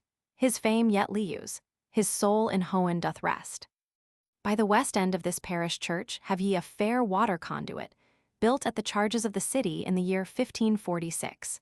Sir Martin Bowes being mayor, 2 15s were levied of the citizens toward the charges thereof. This water is conveyed in great abundance from divers springs lying betwixt Hoxton and Eiselden. Next is the Founders' Hall, a proper house, and so to the southwest corner of Bassings Hall Street have ye fair and large houses for merchants. Namely, the corner house at the end of Bassings Hall Street, an old piece of work built of stone, sometime belonging to a certain Jew named Manser, the son of Aaron, the son of Coke the Jew, the 7th of Edward I, since to Rahar de Sopar's Lane, then to Simon Francis. Thomas Bradbury Mercer kept his mayoralty there, deceased 1509. Part of this house hath been lately employed as a market house for the sale of woolen baize, watmalls, flannels, and such like. Alderman Bennet now possesseth it. On this north side against the old jury is Coleman Street, so called of Coleman, the first builder and owner thereof, as also of Colechurch, or Coleman Church, against the great conduit in Cheape. This is a fair and large street, on both sides built with divers fair houses, besides alleys, with small tenements in great number. On the east side of this street, almost at the north end thereof, is the Armourers' Hall, which company of armourers were made a fraternity or guild of St. George, with a chantry and the chapel of St. Thomas in Paul's Church, in the first of Henry Roman VI. Also on the same side is King's Alley and Love Lane, both containing many tenements, and on the west side towards the south end is the parish church of St. Stephen, wherein the monuments are defaced. Notwithstanding, I find that William Crahag founded a chantry there in the reign of Edward Roman II, and was buried there, also John Essex, the 35th of Edward Roman III. Adam Goodman, the 37th of Edward Roman III. William King, draper, sometime owner of King's Alley, the 18th of Richard Roman II. John Stokeling, the 10th of Henry Roman VI. John Arnold, leatherseller, the 17th of Henry Roman VI. Thomas Bradbury Mercer, mayor, the 1st of Henry Roman VIII. His tomb remaineth on the north side the choir. Richard Hamney, 1418, Kernaham, 1468, Sir John Garm, Richard Calsell, Edmund Harbeck, courier, all these were benefactors and buried there. This church was sometime a synagogue of the Jews, then a parish church, then a chapel to St. Olave S. and the jury, until the 7th of Edward Roman IV, and was then incorporated a parish church. By the east end of this church is placed a cock of sweet water, taken of the main pipe that goeth into Lothbury. Also in London Wall, directly against the north end of Coleman Street, is a conduit of water, made at the charges of Thomas Exmew, goldsmith, mayor 1517. And let here be the end of this ward, which hath an alderman, his deputy, common councillors 4, constables 4, scavengers 4 of the wardmote inquest 13, and a beadle. It is taxed to the 15 at 1516 pounds, 9d. Bassings Hall Ward. The next adjoining to Coleman Street, on the west side thereof, is Bassings Hall Ward, a small thing, and consisteth of one street called Bassings Hall Street, of Bassings Hall, the most principal house whereof the ward taketh name. It beginneth in the south by the late spoken market house called the Bay Hall, which is the last house of Coleman Street Ward. This street runneth from thence north down to London Wall, and some little distance, both east and west, against the said hall. And this is the bound of Bassings Hall Ward. Monuments on the east side thereof, amongst divers fair houses for merchants, have ye 3 halls of companies. Namely, the Masons' Hall for the first, but of what antiquity that company is I have not read. The next is the Weavers' Hall, which company hath been of great antiquity in this city, as appeareth by a charter of Henry Roman II. In these words, Rex omnibus ad quos, etc. to be English thus: Henry, King of England, Duke of Normandy, and of Guienne, Earl of Anjou, to the bishop, justices, sheriffs, barons, ministers, and all his true lieges of London, sendeth greeting. Know ye that we have granted to the weavers in London their guild, with all the freedoms and customs that they had in the time of King Henry my grandfather, so that none but they intermit within the city of their craft, but he be of their guild, neither in Southwark or other places pertaining to London, otherwise than it was done in the time of King Henry my grandfather.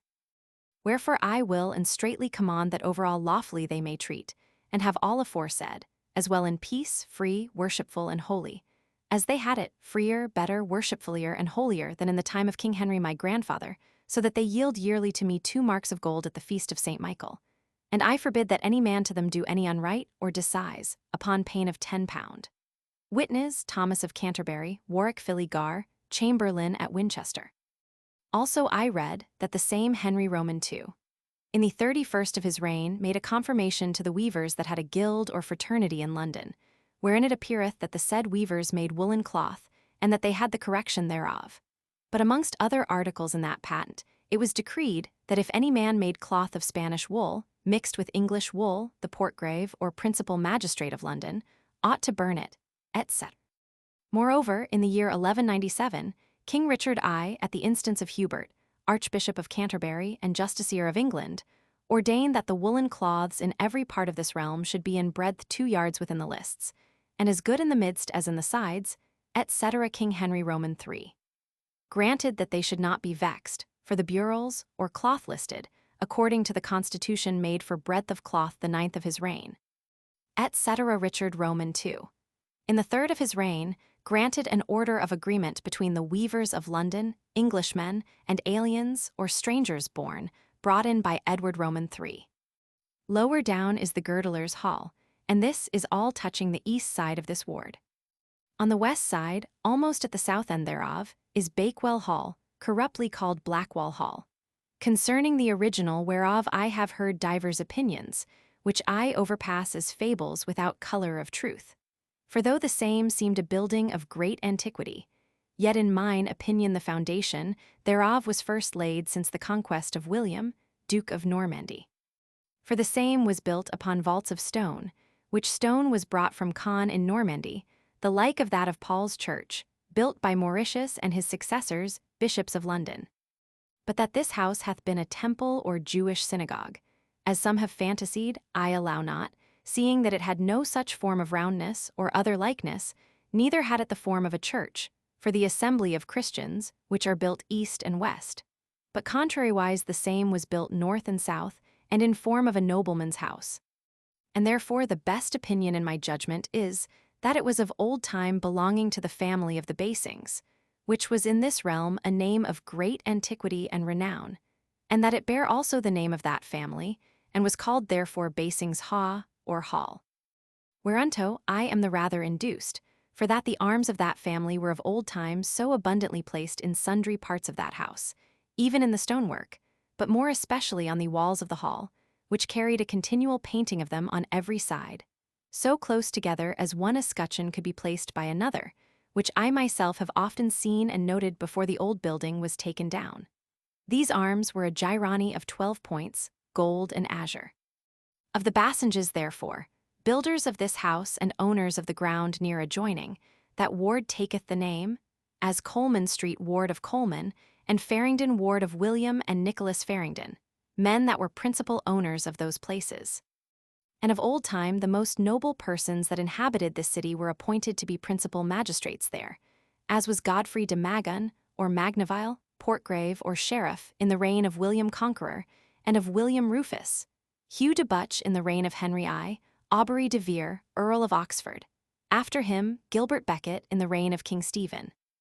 After that, Godfrey de Magnavile, the son of William, the son of Godfrey de Magnavile, Earls of Essex, were Portgraves or Sheriffs of London and Middlesex. In the reign of Henry Roman II, Peter Fitzwalter. After him, John Fitznigel, etc. So likewise in the reign of King John, the 16th of his reign, a time of great troubles, in the year 1214, Salomon Bassing and Hugh Bassing, barons of this realm, as may be supposed, were sheriffs. And the said Salomon Bassing was mayor in the year 1216, which was the first of Henry Roman III. Also Adam Bassing, son to Salomon, as it seemeth, was one of the sheriffs in the year 1243, the 28th of Henry III. Unto this Adam de Bassing King Henry Roman III, in the 31st of his reign, gave and confirmed certain messuages in Aldermanbury and in Milk Street, places not far from Bassings Hall, the advowson of the church at Bassings Hall, with sundry liberties and privileges. This man was afterwards mayor in the year 1251, the 36th of Henry Roman III. Moreover, Thomas Bassing was one of the sheriffs 1269, Robert Bassing, sheriff, 1279, and William Bassing was sheriff 1308, etc. For more of the Bassings in this city I need not note, only I read of this family of Bassings in Cambridgeshire, called Bassing at the Bourne, and more shortly Bassing Bourne, and gave arms, as is aforeshowed, and was painted about this old hall. But this family is worn out, and hath left the name to the place where they dwelt. Thus much for this Bassings Hall. Now how Blakewell Hall took that name is another question, for which I read that Thomas Bakewell dwelt in this house in the 36th of Edward Roman III, and that in the 20th of Richard Roman II. The said king, for the sum of £50, which the mayor and commonalty had paid into the Hanaper, granted license so much as was in him to John Frosh, William Parker, and Stephen Spilman, citizens and mercers, that they the said messwage called Bakewell Hall, and one garden with the appurtenances, in the parish of St. Michael of Bassings Haw, and of St. Lawrence in the Jury of London, and one messwage, 2 shops, and 1 garden. In the said parish of St. Michael, which they held of the king in burgage, might give and assign to the mayor and commonalty for ever. This Bakewell Hall, thus established, hath been long since employed as a weekly marketplace for all sorts of woolen cloths, broad and narrow, brought from all parts of this realm, there to be sold. In the 21st of Richard Roman II, R. Whittington, mayor, and in the 22nd, Dreng Barrington being mayor, it was decreed that no foreigner or stranger should sell any woolen cloth but in the Bakewell Hall, upon pain of forfeiture thereof. This house of late years growing ruinous, and in danger of falling, Richard May, merchant tailor, at his decease, gave towards the new building of the outward part thereof £300, upon condition that the same should be performed within 3 years after his decease. Whereupon the old Bakewell Hall was taken down, and in the month of February next following, the foundation of a new, strong, and beautiful storehouse being laid, the work thereof was so diligently applied, that within the space of 10 months after, to the charges of £2,500, the same was finished in the year 1588. Next beyond this house be placed divers fair houses for merchants and others, till ye come to the back gate of Guildhall, which gate and part of the building within the same is of this ward. Some small distance beyond this gate, the coopers have their common hall. Then is the parish church of St. Michael, called St. Michael at Bassings Hall, a proper church lately re-edified or new built, whereto John Barton, mercer, and Agnes his wife were great benefactors, as appeareth by his mark placed throughout the whole roof of the choir and middle aisle of the church. He deceased in the year 1460, and was buried in the choir, with this epitaph: John Barton lieth Viender here, sometimes of London, citizen and mercer, and Enid his wife with their progeny being turned to earth as ye may see. Friends free whatso ye be, pray for v's we you pray, as you see v's in this degree, so shall you be another day.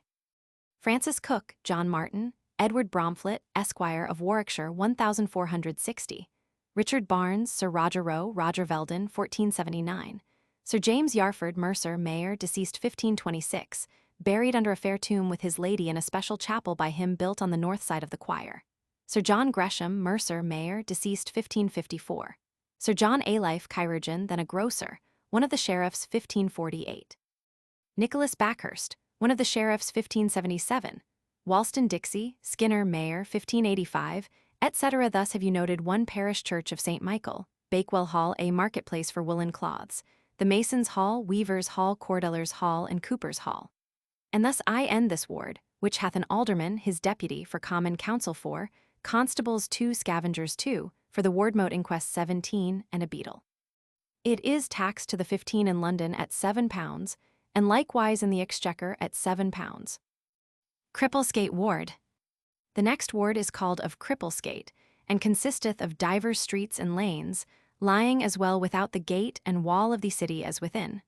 First within the wall, on the east part thereof, towards the north, it runneth to the west side of Bassings Hall Ward, and towards the south it joineth to the ward of Cheape.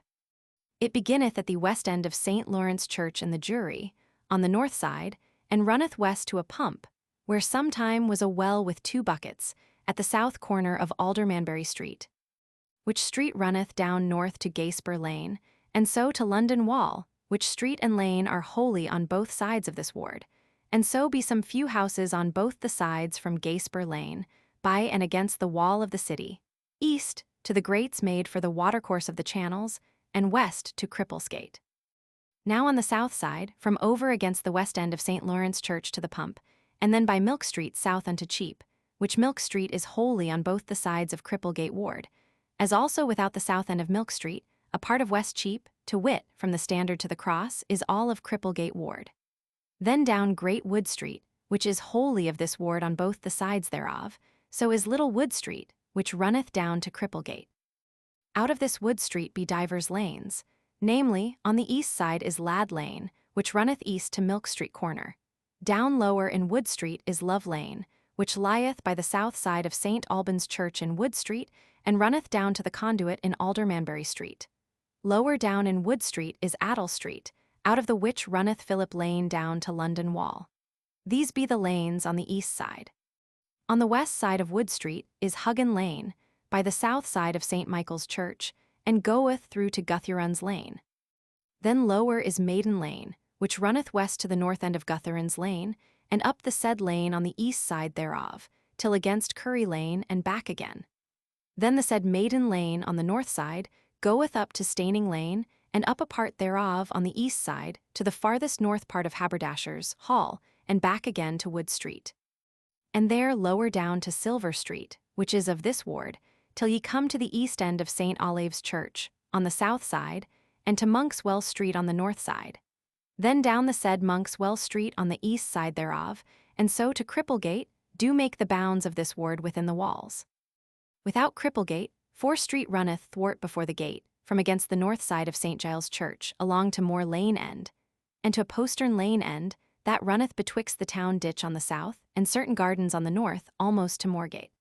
At the east of which lane is a potmaker's house, which house, with all other the gardens, houses, and alleys, on that side the moorfields, till ye come to a bridge and cowhouse near unto Fensbury Court, is all of Cripplegate Ward. Then to turn back again through the said postern lane to Moor Lane, which Moor Lane, with all the alleys and buildings there, is of this ward. After that is Grub Street, more than half thereof to the straightening of the street. Next is Whitecross Street, up to the end of Betch Lane, and then Red Cross Street wholly, with a part of Golding Lane, even to the posts there placed, as a bounder. Then is Betch Lane before spoken of, on the east side of the Red Cross and the Barbican Street, more than half thereof toward Aldersgate Street. And so have you all the bounds of Cripplegate Ward without the walls. Now for antiquities and ornaments in this ward to be noted. I find first, at the meeting of the corners of the Old Jury, Milk Street, Lad Lane, and Aldermanbury, there was of old time a fair well with 2 buckets, of late years converted to a pump. How Aldermanbury Street took that name many fables have been bruited, all which I overpass as not worthy the counting. But to be short, I say, this street took the name of Alderman's Bury, which is to say a court, there kept in their bury or court, but now called the Guildhall, which hall of old time stood on the east side of the same street, not far from the west end of Guildhall, now used. Touching the antiquity of this old Alderman's Bury or court, I have not read other than that Richard Renury, one of the sheriffs of London in the first of Richard I, which was in the year of Christ 1189, gave to the church of St. Mary at Osney, by Oxford, certain ground and rents in Aldermanbury of London, as appeareth by the register of that church, as is also entered into the hoistings of the Guildhall in London. This old Bury Court or hall continued, and the courts of the mayor and aldermen were continually holden there, until the new Bury Court, or Guildhall that now is, was built and finished, which hall was first begun to be founded in the year 1411, and was not fully finished in 20 years after. I myself have seen the ruins of the old court hall in Aldermanbury Street, which of late hath been employed as a carpenter's yard, etc. In this Aldermanbury Street be divers fair houses on both the sides, meet for merchants or men of worship, and in the midst thereof is a fair conduit, made at the charges of William Eastfield, sometime mayor, who took order as well for water to be conveyed from Taborn, and for the building of this conduit, not far distant from his dwelling house, as also for a standard of sweet water, to be erected in Fleet Street, all which was done by his executors, as in another place I have showed.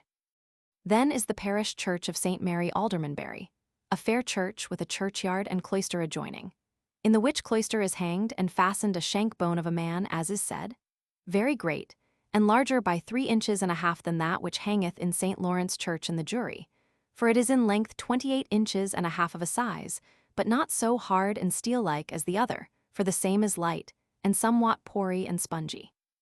This bone is said to be found amongst the bones of men removed from the charnel house of Powell's, or rather from the cloister of Powell's Church.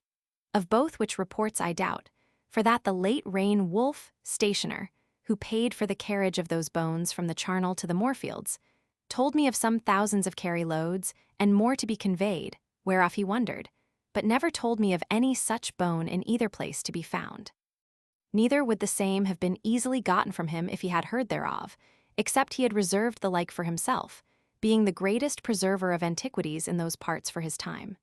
True it is, that this bone, from whencesoever it came, being of a man, as the form showeth, must needs be monstrous, and more than after the proportion of 5 shank bones of any man now living amongst us.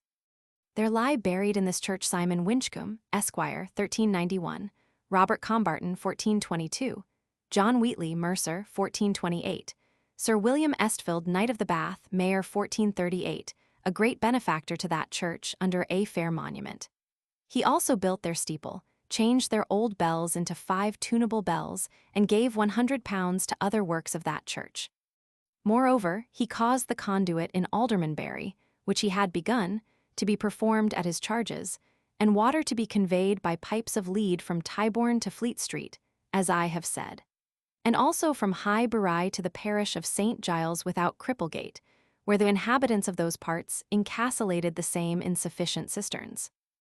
John Middleton, Mercer, Mayor, 1472, John Tomes, Draper, 1486, William Buck, Taylor, 1501, Sir William Brown, Mayor, 1507, Dame Margaret Jennings, wife to Stephen Jennings, Mayor, 1515, a widow named Starkey, sometime wife to Modi, Raff Woodcock, grocer, one of the sheriffs, 1586, Dame Mary Gresham, wife to Sir John Gresham, 1538.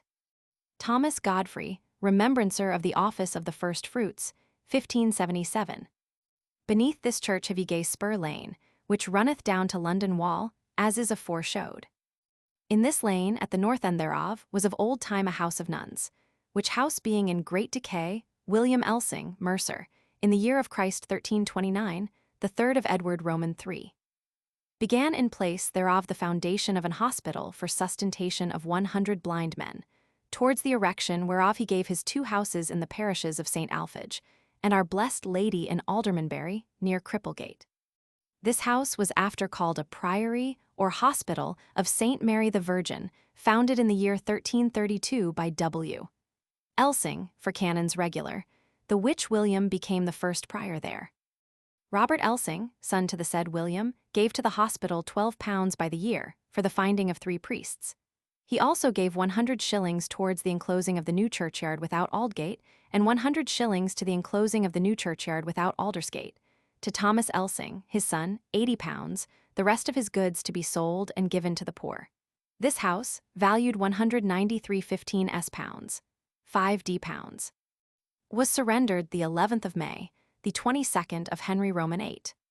The monuments that were in this church defaced Thomas Cheney, son to William Cheney, Thomas, John, and William Cheney, John Northampton Draper, Mayor 1381, Edmund Hungerford, Henry Frowick, Joan, daughter to Sir William Cheney, wife to William Stoke, Robert Eldarbroke, Esquire, 1460, Dame Joan Ratcliffe, William Fowler, William Kingstone, Thomas Swinley, and Helen his wife, etc. The principal aisle of this church towards the north was pulled down, and a frame of 4 houses set up in place.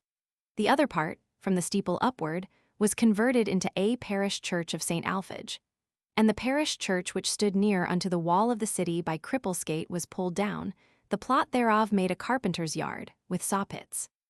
The hospital itself, the prior and canon's house, with other lodgings, were made a dwelling house. The churchyard is a garden plot, and a fair gallery on the cloister. The lodgings for the poor are translated into stabling for horses. In the year 1541, Sir John Williams, master of the king's jewels, dwelling in this house on Christmas even at night, about 7 of the clock, a great fire began in the gallery thereof, which burned so sore, that the flame firing the whole house and consuming it was seen all the city over, and was hardly quenched, whereby many of the king's jewels were burnt, and more embezzled, as was said.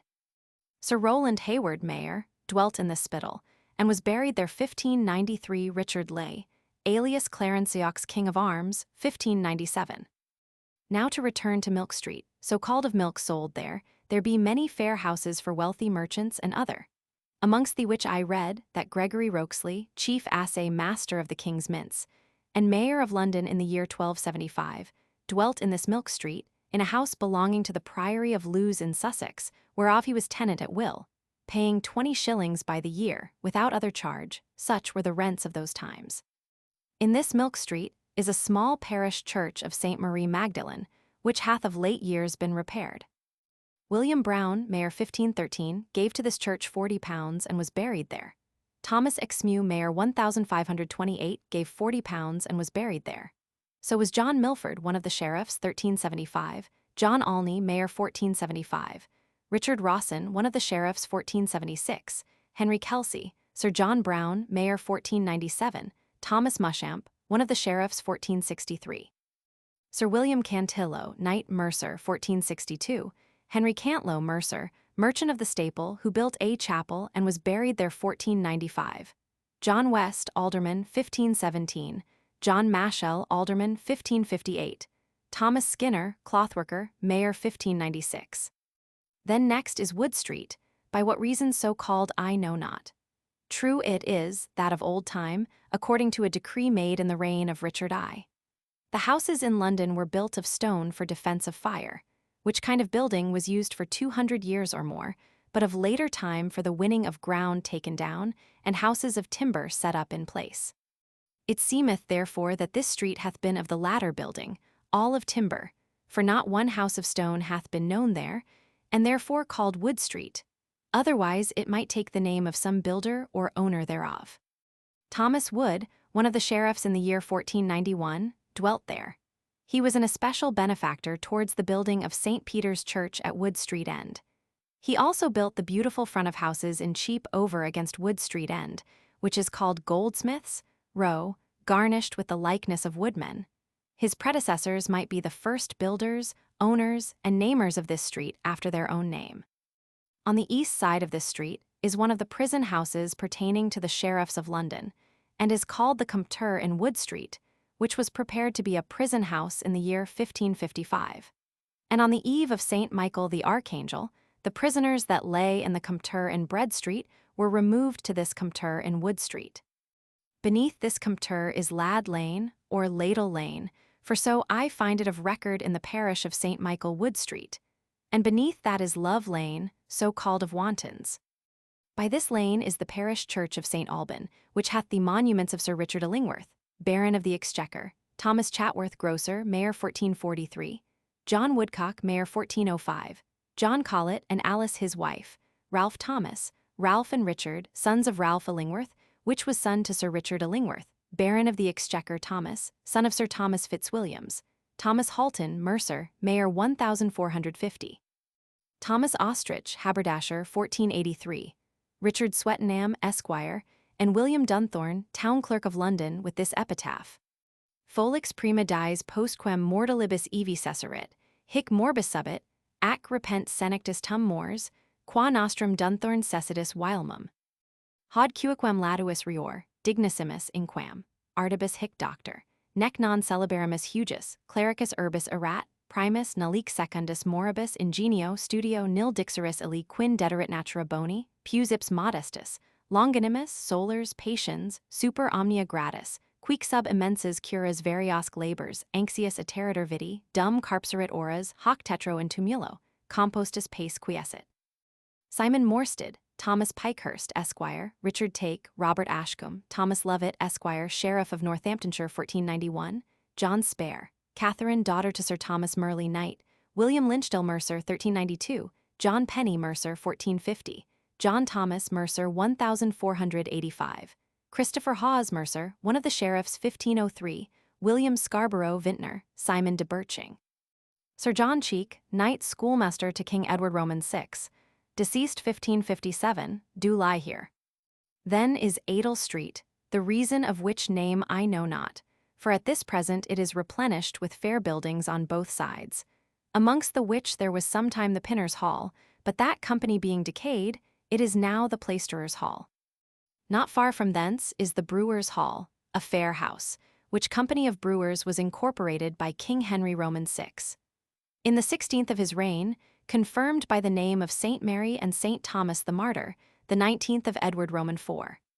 From the west end of this Adel Street, Little Wood Street runneth down to Cripplesgate, and somewhat east from the Sun Tavern, against the wall of the city, is the Currier's Hall. Now, on the west side of Wood Street, have ye Huggan Lane, so called of one Hugon that of old time dwelt there. He was called Hugon in the lane, as I have read in the 34th of Edward.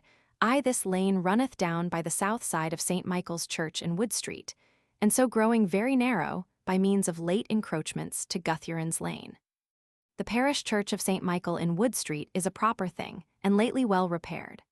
John Ive, parson of this church, John Forster, goldsmith, and Peter Ficaldon, tailor, gave 2 messuages and 2 shops with solars, cellars, and other edifices in the same parish and street, and in Ladle Lane to the reparations of the church, chancel, and other works of charity, the 16th of Richard Roman II.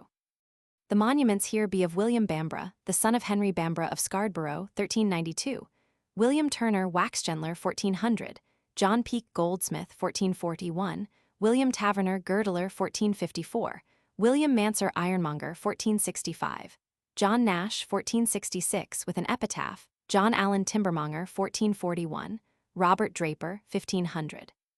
John Lambert Draper Alderman, one of the sheriffs of London who deceased 1554, and was father to William Lambard, Esquire, well known by sundry learned books that he hath published.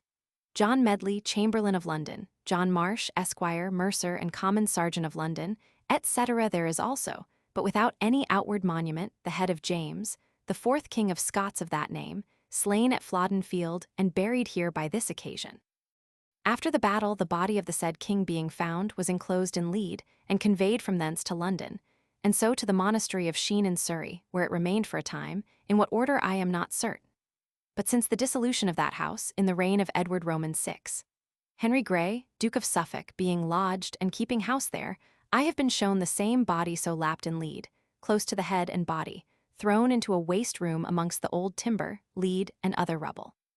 Since the which time workmen there, for their foolish pleasure, hewed off his head, and Launcelot Young, Master Glazier to her Majesty, feeling a sweet savour to come from thence, and seeing the same dried from all moisture, and yet the form remaining, with the hair of the head and beard red, brought it to London to his house in Wood Street, where for a time he kept it for the sweetness, but in the end caused the sexton of that church to bury it amongst other bones taken out of their charnel, etc.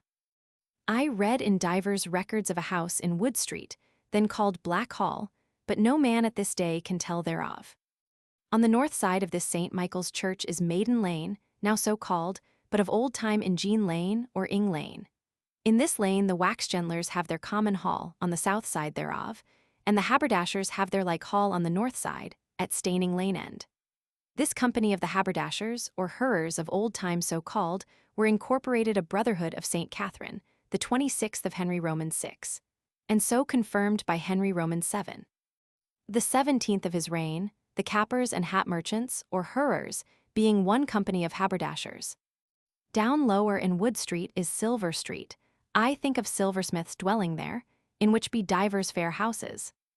And on the north side thereof is Monkeswell Street, so called of a well at the north end thereof, where the abbot of Garendon had a house, or cell, called St. James in the wall by Cripplesgate, and certain monks of their house were the chaplains there, wherefore the well belonging to that cell, or hermitage, was called Monk's Well, and the street of the well Monkswell Street. The east side of this street, down against London Wall, and the south side thereof to Cripplesgate, be of Cripplesgate Ward, as is aforeshown. In this street, by the corner of Monkswell Street, is the Bowgers Hall.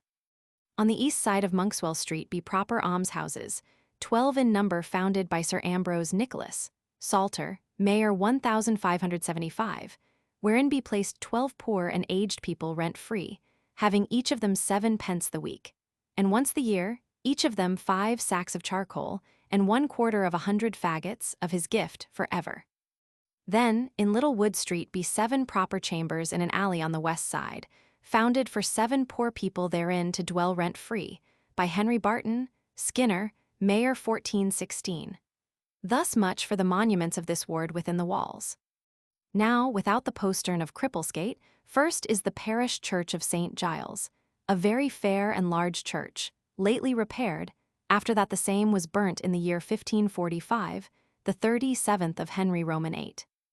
By which mischance the monuments of the dead in this church are very few, notwithstanding I have read of these following: Alice, William, and John, wife and sons to T. Clarel; Agnes, daughter to Thomas Niter, gentleman, William Atwell; Felix, daughter to Sir Thomas Gysers and wife to Thomas Travers, Thomas Mason, Esquire, Edmund Warder, Esquire, Joan, wife to John Chamberlain, Esquire, daughter to Roger Luckner, William Fryer, John Hamburger, Esquire, Hugh Morspy, Gilbert Prince Alderman. Oliver Churley, gentleman, Sir John Wright or Wriothesley alias Garter King at Arms, Joan, wife to Thomas Wriothesley, Garter, daughter and heir to William Hall, Esquire, John Wriothesley, the younger son to Sir John Wriothesley and Aliénor. Aliénor, second wife to John Wriothesley, daughter and heir to Thomas Arnold, sister and heir to Richard Arnold, Esquire, John, her son and heir, Margaret with her daughter, John Brigot, Thomas Ruston, gentleman, John Talbot, Esquire, and Catherine his wife. Thomas Warfel and Isabel his wife, Thomas Lucy, gentleman, 1447, Ralph Rockford, knight, 1409, Edmund Watter, Esquire. Elizabeth, wife to Richard Barnes, sister and heir to Richard Malgrave, Esquire of Essex, Richard Gower and John Gower, Esquires, John Barony of Millane, 1546, Sir Henry Grey, knight, son and heir to George Grey, Earl of Kent, 1562, Reginald Grey, Earl of Kent. Richard Chopin, tallow chandler, one of the sheriffs, 1530, John Hamber, Esquire, 1573, Thomas Hanley, alias Clarenceux, King at Arms, Thomas Busby Cooper, who gave the Queen's Head Tavern to the relief of the poor in the parish, 1575, John Weller, goldsmith, 1575, Richard Boleyn, 1563, William Boleyn, 1575, W. Boleyn, physician, 1587. Robert Crowley, vicar there, all these four under one old stone in the choir. The learned John Fox, writer of the Acts and Monuments of the English Church, 1587. The skilful Robert Glover, alias Somerset Herald, 1588. There was in this church of old time a fraternity, or brotherhood of our Blessed Lady, or Corpus Christi, and St. Giles, founded by John Balancer, in the reign of Edward Roman III. The 35th year of his reign. Some small distance from the east end of this church is a water conduit, brought in pipes of lead from Highbury, by John Middleton, one of the executors to Sir William Eastfield, and of his goods. The inhabitants adjoining castellated it of their own cost and charges about the year 1483. There was also a boss of clear water in the wall of the churchyard, made at the charges of Richard Whittington, sometimes mayor, and was like to that of Bylinsgate. Of late the same was turned into an evil pump, and so is clean decayed. There was also a fair pool of clear water near unto the parsonage, on the west side thereof, which was filled up in the reign of Henry Roman VI. The spring was coped in, and arched over with hard stone, and stairs of stone to go down to the spring on the bank of the town ditch. And this was also done of the goods, and by the executors of Richard Whittington. In White Cross Street, King Henry V built one fair house, and founded there a brotherhood of St. Giles, to be kept, which house had sometime been an hospital of the French order, by the name of St. Giles without Cripplesgate, in the reign of Edward I, the king having the jurisdiction, and appointing a custos thereof for the precinct of the parish of St. Giles, etc. Patent Richard Roman II. The 15th year. Which hospital being suppressed, the lands were given to the brotherhood for the relief of the poor. One alley of divers tenements over against the north wall of St. Giles churchyard was appointed to be almshouses for the poor, wherein they dwelt rent-free, and otherwise were relieved. But the said brotherhood was suppressed by Henry Roman VIII. Since which time Sir John Gresham, mayor, purchased the lands, and gave part thereof to the maintenance of a free school which he had founded at Holt, a market town in Norfolk. In Red Cross Street, on the west side from St. Giles, churchyard up to the said cross, be many fair houses built outward, with divers alleys turning into a large plot of ground, called the Jews' Garden, as being the only place appointed them in England, wherein to bury their dead. Till the year 1177, the 24th of Henry Roman II. That it was permitted to them, after long suit to the King and Parliament at Oxford, to have a special place assigned them in every quarter where they dwelt. This plot of ground remained to the said Jews till the time of their final banishment out of England, and is now turned into fair garden plots and summer houses for pleasure. On the east side of this Red Cross Street be also divers fair houses up to the cross. And there is Beech Lane, peradventure so called of Nicholas de la Beech, lieutenant of the Tower of London, put out of that office in the 13th of Edward Roman III. This lane stretcheth from the Red Cross Street to White Cross Street, replenished, not with beech trees but with beautiful houses of stone, brick, and timber. amongst the which was of old time a great house, pertaining to the abbot of Ramsey, for his lodging when he repaired to the city. It is now called Drury House, of Sir Drew Drury, a worshipful owner thereof. On the north side of this beech lane, towards White Cross Street, the drapers of London have lately built 8 almshouses of brick and timber, for 8 poor widows of their own company, whom they have placed there rent-free, according to the gift of Lady Askew, widow to Sir Christopher Askew, sometime draper, and Mayor 1533. Then in Golding Lane, Richard Gallard of Islington, Esquire, citizen and painter-stainer of London, founded 13 almshouses for so many poor people placed in them rent-free. He gave to the poor of these same almshouses 2 pence the piece weekly, and a load of charcoal amongst them yearly forever. He left fair lands about Islington to maintain his foundation. Thomas Hayes, sometime Chamberlain of London, in the latter time of Henry Roman VIII. Married Elizabeth, his daughter and heir, which Hayes and Elizabeth had a daughter named Elizabeth, married to John Ironmonger, of London, mercer, who now hath the order of the alms people. On the west side of the Red Cross is a street, called the Barbican, because sometime there stood on the north side thereof a burg kennin, or watchtower of the city, called in some language a barbican, as a beaconing is called a beacon. This burg kenning, by the name of the manor of Base Court, was given by Edward Roman III to Robert Ufford, Earl of Suffolk, and was lately appurtening to Peregrine Barty, Lord Willoughby of Ersby. Next adjoining to this is one other great house, called Garter House, sometime built by Sir Thomas Rythe, or Wriothesley, knight alias Garter, principal king of arms, second son of Sir John Rythe, knight alias Garter, and was uncle to the first Thomas, Earl of Southampton, knight of the Garter and Chancellor of England. He built this house, and in the top thereof a chapel, which is dedicated by the name of Saint Trinitatis in alto. Thus much for that part of Cripplesgate Ward without the wall, whereof more shall be spoken in the suburb of that part. This ward hath an alderman, and his deputy, within the gate, common council 8, constables 9, scavengers 12, for wardmote inquest 15, and a beadle. Without the gate it hath also a deputy, common council 2, constables 4, scavengers 4, wardmote inquest 17, and a beadle. It is taxed in London to the 15 at £40. Aldersgate Ward. The next is Aldersgate Ward, taking name of that north gate of the city. This ward also consisteth of divers streets and lanes, lying as well within the gate and wall as without. And first to speak of that part within the gate, thus it is. The east part thereof joineth unto the west part of Cripplesgate Ward in Engane Lane, or Maiden Lane. It beginneth on the north side of that lane, at Staining Lane end, and runneth up from the Haberdashers' Hall to St. Mary Staining Church, and by the church east winding almost to Wood Street, and west through Oat Lane, and then by the south side of Bacon House in Noble Street, back again by Lilliput Lane, which is also of that ward, to Maiden Lane, and so on that north side west to St. John Zachary's Church, and to Foster Lane. Now on the south side of Engane or Maiden Lane is the west side of Guthrun's Lane to Curry Lane, and Curry Lane itself, which is of this ward, and back again into Engane Lane by the north side of the Goldsmiths' Hall to Foster Lane. And this is the east wing of this ward. Then is Foster Lane almost wholly of this ward, beginneth in the south toward Cheape, on the east side by the north side of St. Foster's Church, and runneth down northwest by the west end of Engane Lane, by Lilliput Lane and Oat Lane to Noble Street, and through that by Shelley House, of old time so called as belonging to the Shelleys. Sir Thomas Shelley, knight, was owner thereof in the first of Henry Roman IV. It is now called Bacon House, because the same was new built by Sir Nicholas Bacon, Lord Keeper of the Great Seal. Down on that side, by Sergeant Fleetwood's house, Recorder of London, who also new built it, to St. Olave's Church in Silver Street, which is by the northwest end of this noble street. Then again in Foster Lane this ward beginneth on the west side thereof, over against the southwest corner of St. Foster's Church, and runneth down by St. Leonard's Church by Pope Lane end, and by St. Anne's Lane end, which lane is also of this ward, north to the stone wall by the wall of the city, over against Bacon House, which stone wall, and so down north to Cripplegate on that side, is of Faringdon Ward.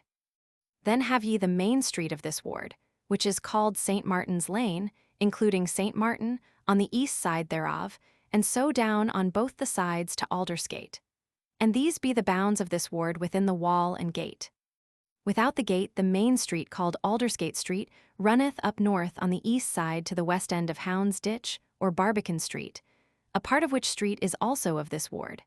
And on the west side to Long Lane, a part whereof is likewise of this ward.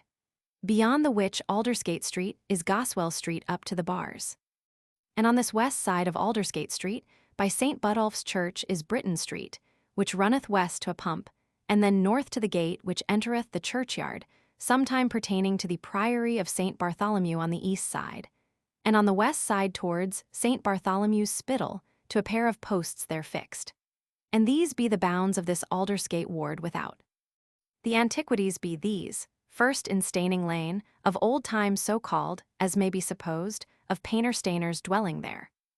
On the east side thereof, adjoining to the Haberdashers' Hall, be 10 almshouses, pertaining to the haberdashers, wherein be placed 10 alms people of that company, every of them having 8 pence the piece every Friday for ever, by the gift of Thomas Huntlow, haberdasher, one of the sheriffs in the year 1539.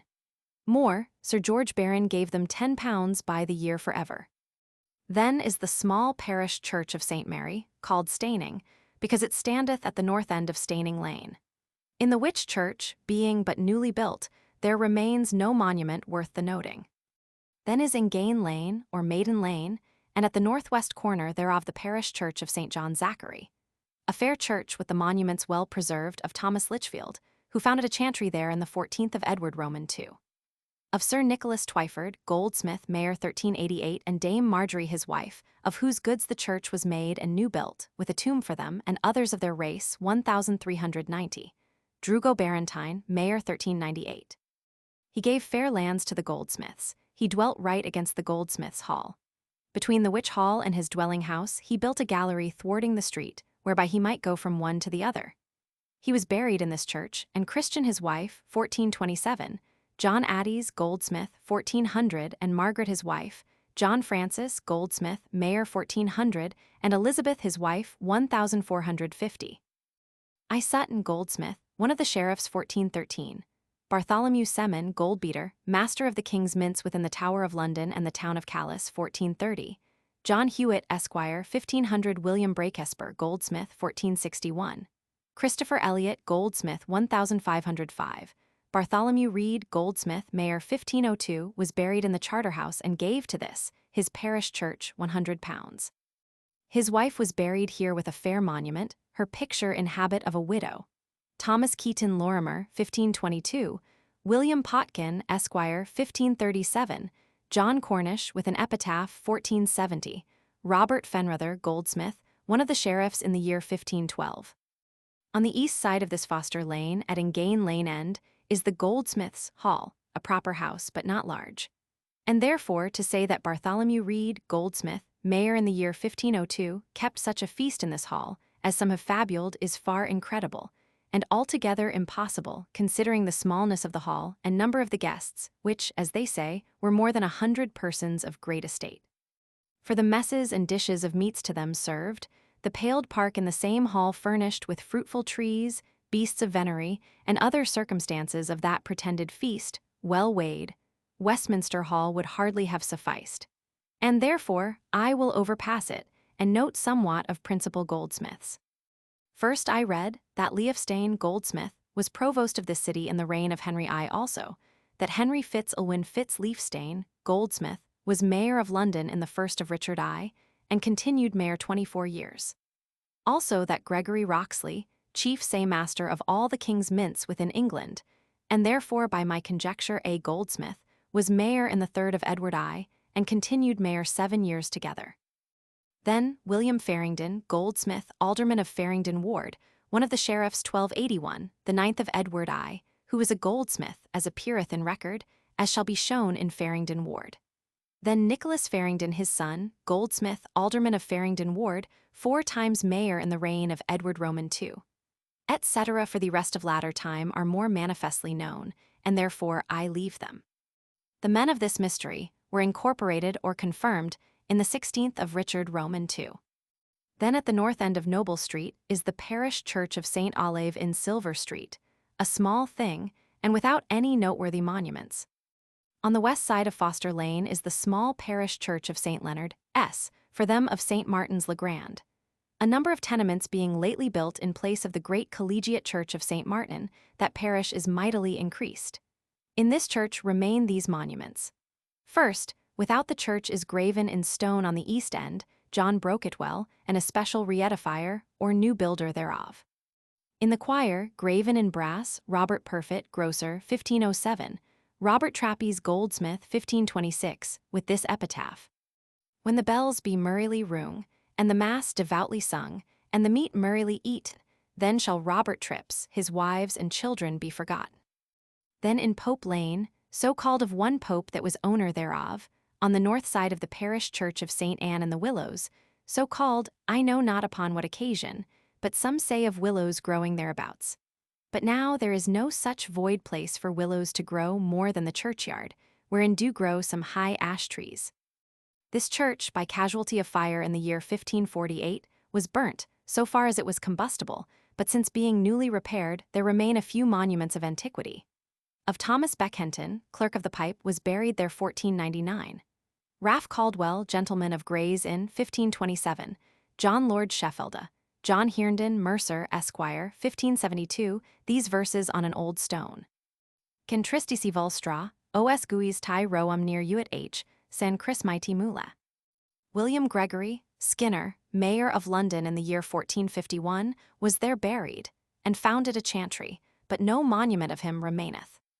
Then in St. Martin's Lane was of old time a fair and large college of a dean and secular canons or priests, and was called St. Martin's le Grand, founded by Angelricus and Edwardus his brother in the year of Christ 1056, and confirmed by William the Conqueror, as appeareth by his charter, dated 1068. This college claimed great privileges of sanctuary and otherwise, as appeareth in a book, written by a notary of that house about the year 1442, the 19th of Henry Roman VI, wherein, amongst other things, is set down and declared that on the 1st of September, in the year aforesaid, a soldier, prisoner in Newgate, as he was led by an officer towards the Guildhall of London, there came out of Pannier Alley 5 of his fellowship, and took him from the officer, brought him into sanctuary at the west door of St. Martin's Church, and took Grythe of that place. But the same day Philip Malpass and Rob Marshall, then sheriffs of London with many other, entered the said church, and forcibly took out with them the said 5 men thither fled, led them fettered to the Compter, and from thence, chained by the necks, to Newgate. Of which violent taking the dean and chapter in large manner complained to the king, and required him, as their patron, to defend their privileges, like as his predecessors had done, etc. All which complaint and suit the citizens by their counsel, Markham, Sergeant at the law John Carpenter, late common clerk of the city, and other, learnedly answered, offering to prove that the said place of St. Martin had no such immunity or liberty as was pretended. Namely, Carpenter offered to lose his livelihood, if that church had more immunity than the least church in London.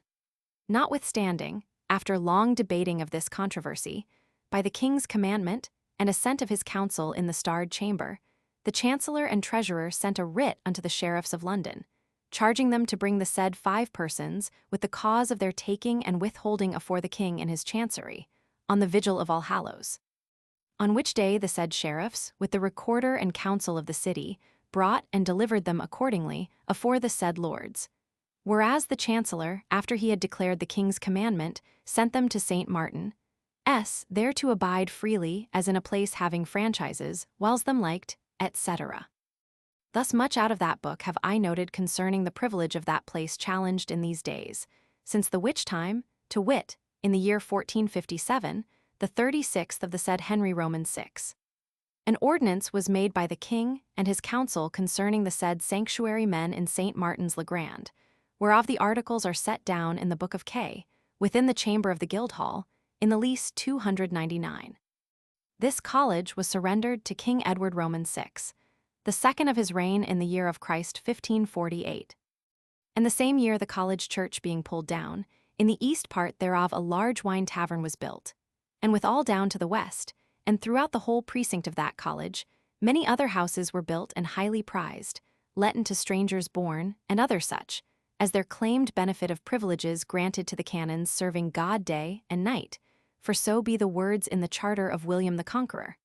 which may hardly be wrested to artificers, buyers, and sellers.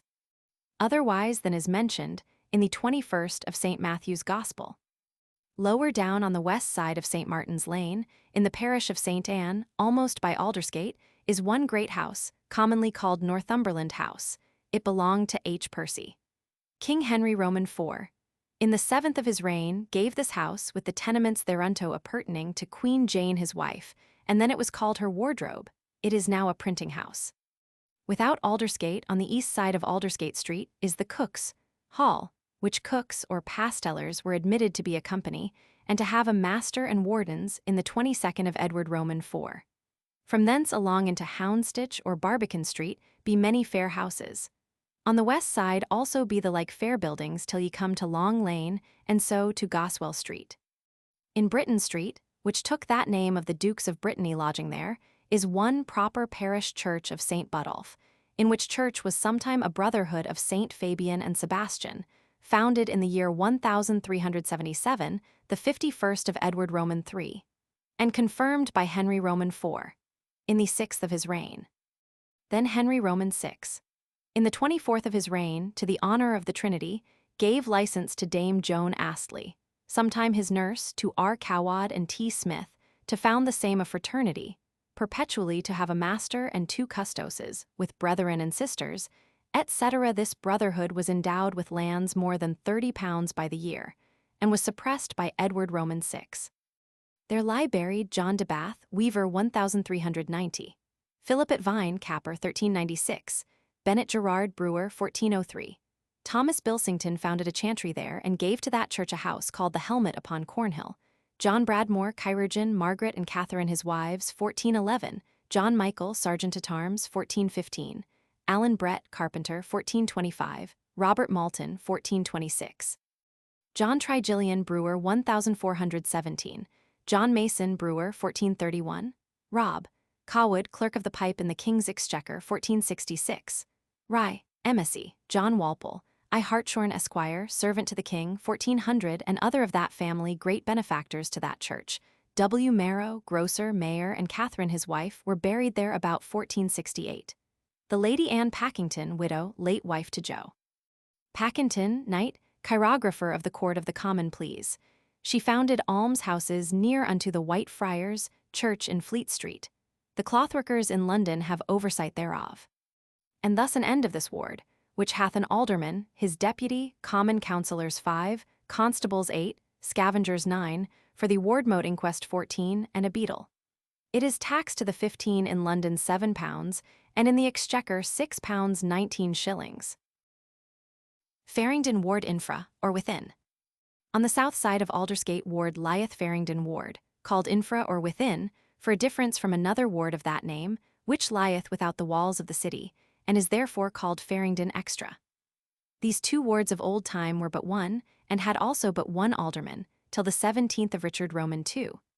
At which time the said ward, for the greatness thereof, was divided into twain, and by Parliament ordered to have 2 aldermen, and so it continueth till this day. The whole great ward of Faringdon, both Infra and Extra, took name of W. Faringdon, goldsmith, alderman of that ward, and one of the sheriffs of London in the year 1281. The 9th of Edward I he purchased the aldermanry of this ward, as by the abstract of deeds, which I have read thereof, may appear. Thomas de Ardern, son and heir to Sir Ralph Ardern, knight, granted to Ralph Lefura, citizen of London, one of the sheriffs in the year 1277, all the aldermanry, with the appurtenances within the city of London, and the suburbs of the same between Ludgate and Newgate, and also without the same gates. Which aldermanry Anchorinus de Averne held during his life, by the grant of the said Thomas de Arderna, to have and to hold to the said Ralph, and to his heirs freely without all challenge, yielding therefore yearly to the said Thomas and his heirs 1 clove or slip of gilliflowers, at the feast of Easter, for all secular service and customs, with warranty unto the said Ralph Lefevre and his heirs, against all people, Christians and Jews, in consideration of 20 marks. Which the said Ralph Lefevre did give beforehand in name of a jersum or fine to the said Thomas, etc., dated the 5th of Edward I witness, G. de Rokesley, mayor, R. Arar, one of the sheriffs, H. Wales, P. Le Taylor, T. de Basing, I. Horn, N. Blackthorn aldermen of London. After this, John Lefevre, son and heir to the said Ralph Lefevre, granted to William Faringdon, citizen and goldsmith of London, and to his heirs the said aldermanry with the appurtenances, for the service thereunto belonging in the 7th of Edward I. In the year of Christ 1279. This aldermanry descended to Nicholas Faringdon, son to the said William, and to his heirs, which Nicholas Faringdon, also a goldsmith, was 4 times mayor, and lived many years after. For I have read divers deeds, whereunto he was a witness, dated the year 1360. He made his testament 1361, which was 53 years after his first being mayor, and was buried in St. Peter's Church in Cheape. So this ward continued under the government of William Faringdon the father, and Nicholas his son, by the space of 82 years, and retaineth their name until this present day. This ward of Faringdon within the walls is bounded thus, beginning in the east at the great cross in Westcheape, from whence it runneth west, on the north side from the parish church of St. Peter, which is at the southwest corner of Wood Street, on to Guthrun's Lane, and down that lane to Hugon Lane on the east side, and to Curry Lane on the west. Then again into Cheape and to Foster Lane, and down that lane on the east side to the north side of St. Foster's Church, and on the west till over against the southwest corner of the said church, from whence down Foster Lane and Noble Street is all of Aldersgate Street Ward, till ye come to the stone wall in the west side of Noble Street, as is aforeshowed. Which said wall, down to Neville's Inn or Windsor House, and down Monk's Well Street, on that west side, then by London Wall to Cripplegate, and the west side of that same gate is all of Faringdon Ward.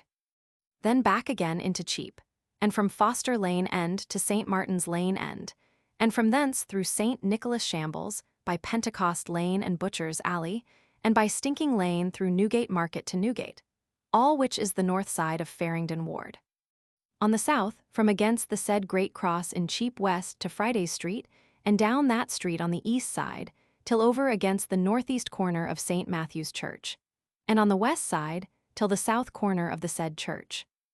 Then again along Cheape to the Old Exchange, and down that lane on the east side to the parish church of St. Augustine, which church and one house next adjoining in Watling Street be of this ward, and on the west side of this lane to the east arch or gate by St. Augustine's Church, which entereth the south churchyard of St. Paul's, which arch or gate was built by Nicholas Faringdon about the year 1361, and within that gate, on the said north side, to the gate that entereth the north churchyard, and all the north churchyard is of this Faringdon Ward.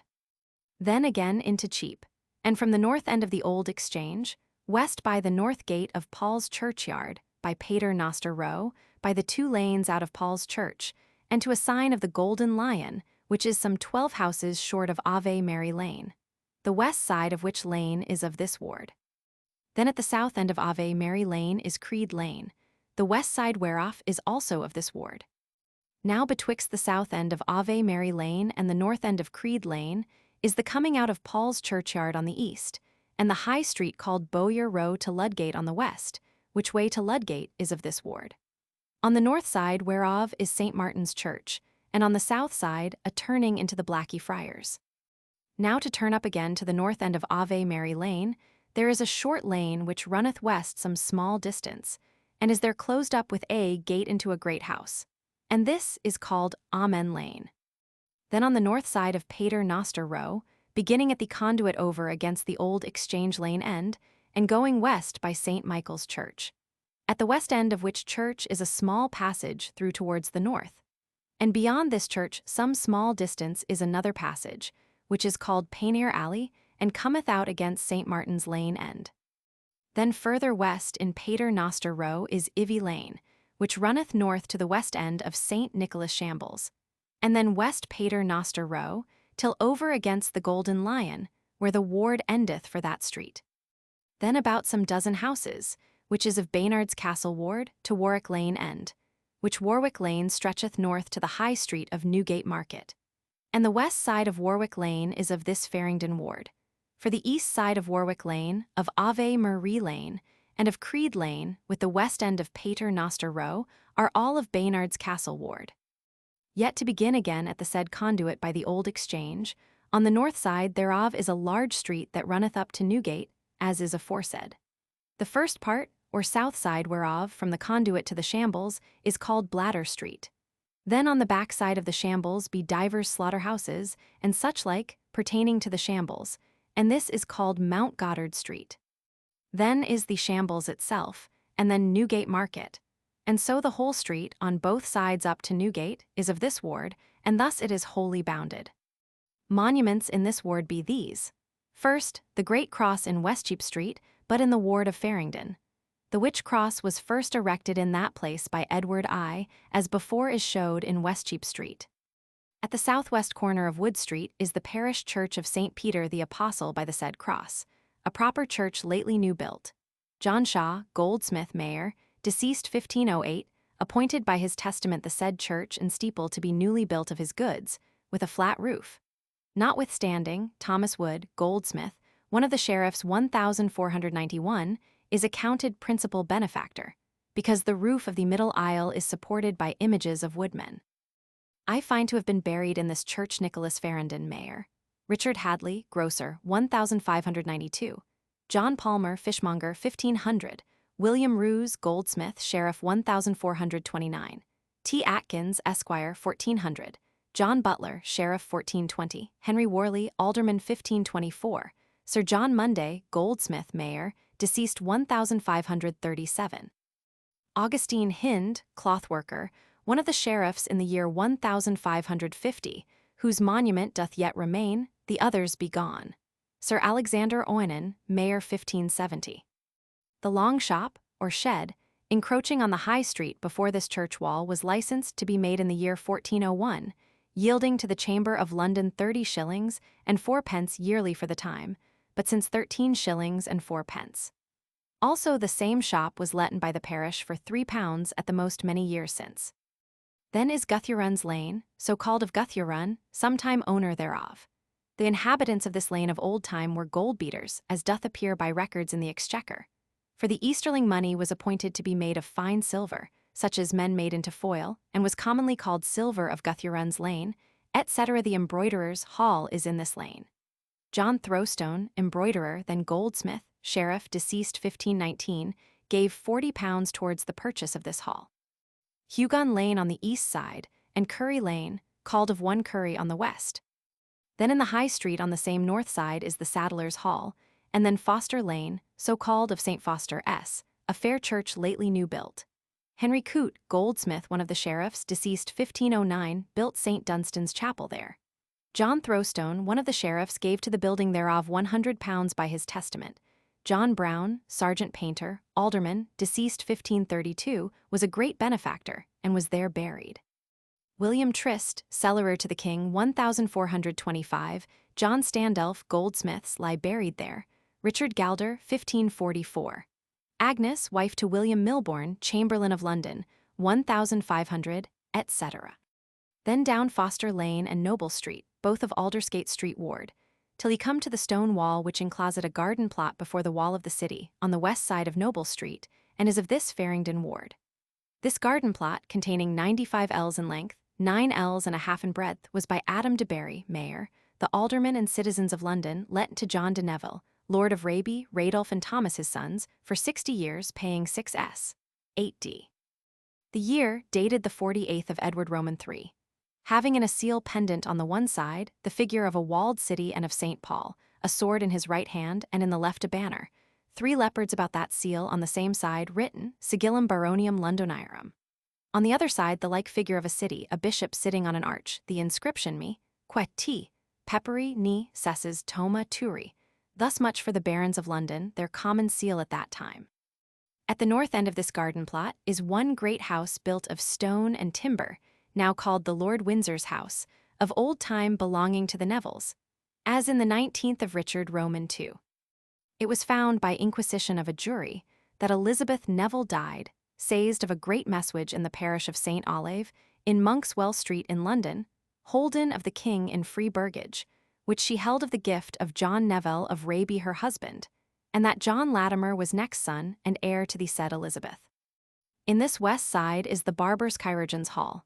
This company was incorporated by means of Thomas Morstead, esquire, one of the sheriffs of London 1436, chirurgeon to the kings of England, Henry Roman IV, V, and Roman VI. He deceased 1450.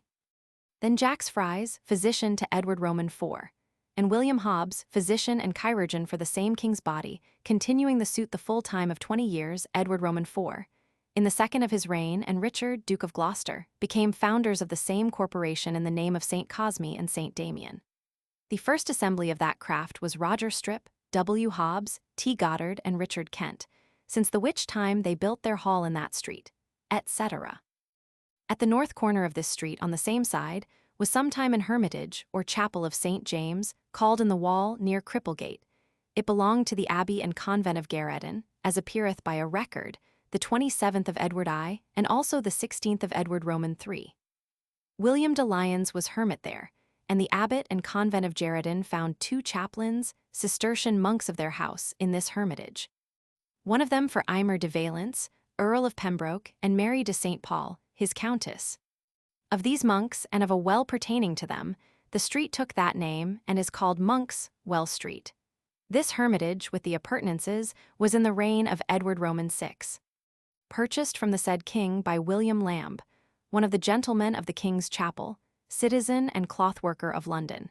He deceased in the year 1577, and then gave it to the clothworkers of London, with other tenements, to the value of £50 the year, to the intent they shall hire a minister to say divine service there, etc. Again to the High Street of Cheape, from Foster Lane End to St. Martin S., and by that lane to the Shambles or Flesh Market, on the north side whereof is Pentecost Lane, containing divers slaughterhouses for the butchers. Then was there of old time a proper parish church of St. Nicholas, whereof the said Flesh Market took the name, and was called St. Nicholas Shambles. This church, with the tenements and ornaments, was by Henry Roman VIII, given to the mayor and commonalty of the city, towards the maintenance of the new parish church then to be erected in the late dissolved church of the Grey Friars. So was this church dissolved and pulled down.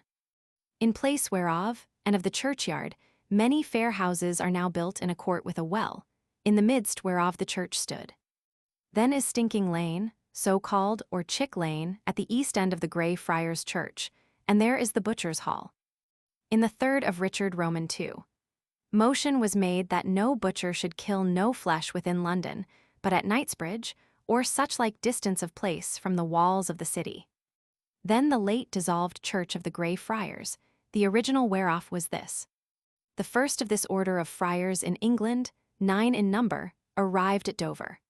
5 of them remained at Canterbury, the other 4 came to London, were lodged at the preaching friars in Oldbourne for the space of 15 days, and then they hired a house in Cornhill of John Trevors, one of the sheriffs of London. They built their little cells, wherein they inhabited. But shortly after, the devotion of citizens towards them, and the number of the friars so increased, that they were by the citizens removed to a place in St. Nicholas, Shambles, which John Ewan Mercer appropriated unto the commonalty to the use of the said friars, and himself became a lay brother amongst them. About the year 1225, William Joyner built their choir, Henry Walls the body of the church, Walter Potter, Alderman the chapter house, Gregory Rokesley their daughter. Bartholomew of the castle made the refectory, Peter de Helliland made the infirmatory, Bevis Bond, King of Heralds, made the study, etc. Margaret, Queen, second wife to Edward I, began the choir of their new church in the year 1306. To the building whereof in her lifetime she gave 2,000 marks, and 100 marks by her testament. John Britton, Earl of Richmond, built the body of the church to the charges of £300, and gave many rich jewels and ornaments to be used in the same. Marie, Countess of Pembroke, £70. Gilbert de Clare, Earl of Gloucester, bestowed 20 great beams out of his forest of Tunbridge, and £20 sterling. Lady Helena Le Spencer, Lady Elizabeth de Bourgh, sister to Gilbert de Clare, gave sums of money, and so did divers citizens, as Arnold de Tolania, £100, Robert, Baron Lisle, who became a friar there, £300, Bartholomew de Almain, £50. Also Philippa, Queen, wife to Edward Roman III, gave £62, Isabel, Queen, mother to Edward Roman III, gave £60 and so the work was done within the space of 21 years, 1337. This church was furnished with windows made at the charges of divers persons. The Lady Margaret Segrave, Countess of Norfolk, bear the charges of making the stalls in the choir, to the value of 350 marks, about the year 1380. Richard Whittington, in the year 1429, founded the library, which was in length 129 feet, and in breadth 31, all sealed with wainscot, having 28 desks and 8 double settles of wainscot, which in the next year following was altogether finished in building, and within 3 years after furnished with books, to the charges of £556 10s, whereof Richard Whittington bare £400. The rest was borne by Dr. Thomas Winchelsea, a friar there, and for the writing out of D. Nicholas de Lyra, his works in 2 volumes to be chained there, 100 marks, etc. The sealing of the choir at divers men's charges, 200 marks, and the painting at 50 marks, their conduit head and watercourse given them by William Taylor, tailor to Henry Roman III, etc. This whole church containeth in length 300 feet, of the feet of St. Paul, in breadth 89 feet, and in height from the ground to the roof 64 feet and 2 inches, etc. It was consecrated 1,325, and at the general suppression was valued at £32 19s, surrendered the 12th of November 1538, the 30th of Henry Roman VIII, the ornaments and goods being taken to the king's use. The church was shut up for a time, and used as a storehouse for goods taken prizes from the French, but in the year 1546, on the 3rd of January, was again set open. On the which day preached at Paul's crossed the Bishop of Rochester, where he declared the king's gift thereof to the city for the relieving of the poor. Which gift was by patent of St. Bartholomew's Spittal, lately valued at £305 6s and 7d, and surrendered to the king, of the said church of the Grey Friars, and of 2 parish churches, the one of St. Nicholas in the Shambles, and the other of St. Yoins in Newgate Market, which were to be made one parish church in the said friars' church. And in lands he gave for maintenance for the said church, with divine service, reparations, etc., 500 marks by year forever. The 13th of January, the 38th of Henry Roman VIII. An agreement was made betwixt the king and the mayor and commonalty of London, dated the 27th of December, by which the said gift of the Grey Friars' Church, with all the edifices and ground, the fratry, the library, the dorter and chapter house, the great cloister and the lesser, tenements, gardens, and vacant grounds, lead, stone, iron, etc., the hospital of St. Bartholomew in West Smithfield, the church of the same. The lead, bells, and ornaments of the same hospital, with all the messuages, tenements, and appurtenances. The parishes of St. Nicholas and of St. Ewan, and so much of St. Sepulchre's parish as is within Newgate, were made one parish church in the Grey Friars' Church, and called Christ's Church, founded by Henry Roman VIII. The vicar of Christ's Church was to have £26 13s and 4d the year. The vicar of St. Bartholomew £13 6s and 8d. The visitor of Newgate being a priest, £10, and other 5 priests in Christ's Church, all to be helping in divine service, ministering the sacraments and sacramentals. The 5 priests to have £8 the piece, 2 clerks £6 each, a sexton £4. Moreover, he gave them the hospital of Bethlehem, with the laver of brass in the cloister, by estimation 18 feet in length and 2 feet and a half in depth, and the watercourse of lead, to the said friar house belonging, containing by estimation in length 18 acres. In the year 1552 began the repairing of the Grey Friars' house for the poor fatherless children, and in the month of November the children were taken into the same, to the number of almost 400. On Christmas Day in the afternoon, while the Lord Mayor and aldermen rode to Paul's, the children of Christ's Hospital stood, from St. Lawrence Lane End in Cheape towards Paul's, all in one livery of russet cotton, 340 in number, and in Easter next they were in blue at the Spittal, and so have continued ever since. The defaced monuments in this church were these: first in the choir of the Lady Margaret, daughter to Philip, King of France and wife to Edward I, foundress of this new church 1317, of Isabel, Queen, wife to Edward Roman II, daughter to Philip, King of France 1358, John of the Tower, Queen of Scots, wife to David Bruce, daughter to Edward Roman II, died in Hertford Castle, and was buried by Isabel her mother 1362. William Fitzwarren, Baron, and Isabel his wife, sometime Queen of Man, Isabel, daughter to Edward Roman III, wedded to the Lord Kersey of France, after created Earl of Bedford. Eleanor, wife to John, Duke of Britain, Beatrix, Duchess of Britain, daughter to Henry Roman III. Sir Robert Lisle, Baron, the Lady Lisle and Margaret de Rivers, Countess of Devon, all under one stone. Roger Mortimer, Earl of March, beheaded 1329. Peter, Bishop of Carbon in Hungary, 1331. Gregory Roxley, Mayor, 1282. Sir John de Veru, Knight, 1385. John Hastings, Earl of Pembroke, 1389. Margaret, daughter to Thomas Brotharton, Earl Marshal. She was Duchess of Norfolk and Countess Marshal and Lady Segrave, 1389. Richard Havering, Knight, 1388. Robert Tricilian, Knight Justice, 1308. Geoffrey Lucy, son of Geoffrey Lucy. John Ambry, son to John, Mayor of Norwich, 1368. John Philpot, Knight, Mayor of London, and the Lady Jane Samford his wife, 1384. John, Duke of Bourbon and Anjou, Earl of Claremont Montpensier and Baron Beaujeu, who was taken prisoner at Agincourt, kept prisoner 18 years, and deceased 1433. Robert Chalons, Knight, 1439. John Chalons. Margaret, daughter to Sir John Philpot, first married to T. Santler, Esquire, and after to John Nabend, Esquire. Sir Nicholas Brimbar, Mayor of London, buried 1386. Elizabeth Neville, wife to John, son and heir to Ralph, Earl of Westmoreland, and mother to Ralph, Earl of Westmoreland, and daughter to Thomas Holland, Earl of Kent, 1423. Edward Burnell, son to the Lord Burnell. In All Hallows Chapel, James Fiennes, Lord Say, 1450, and Helena his wife, 1452.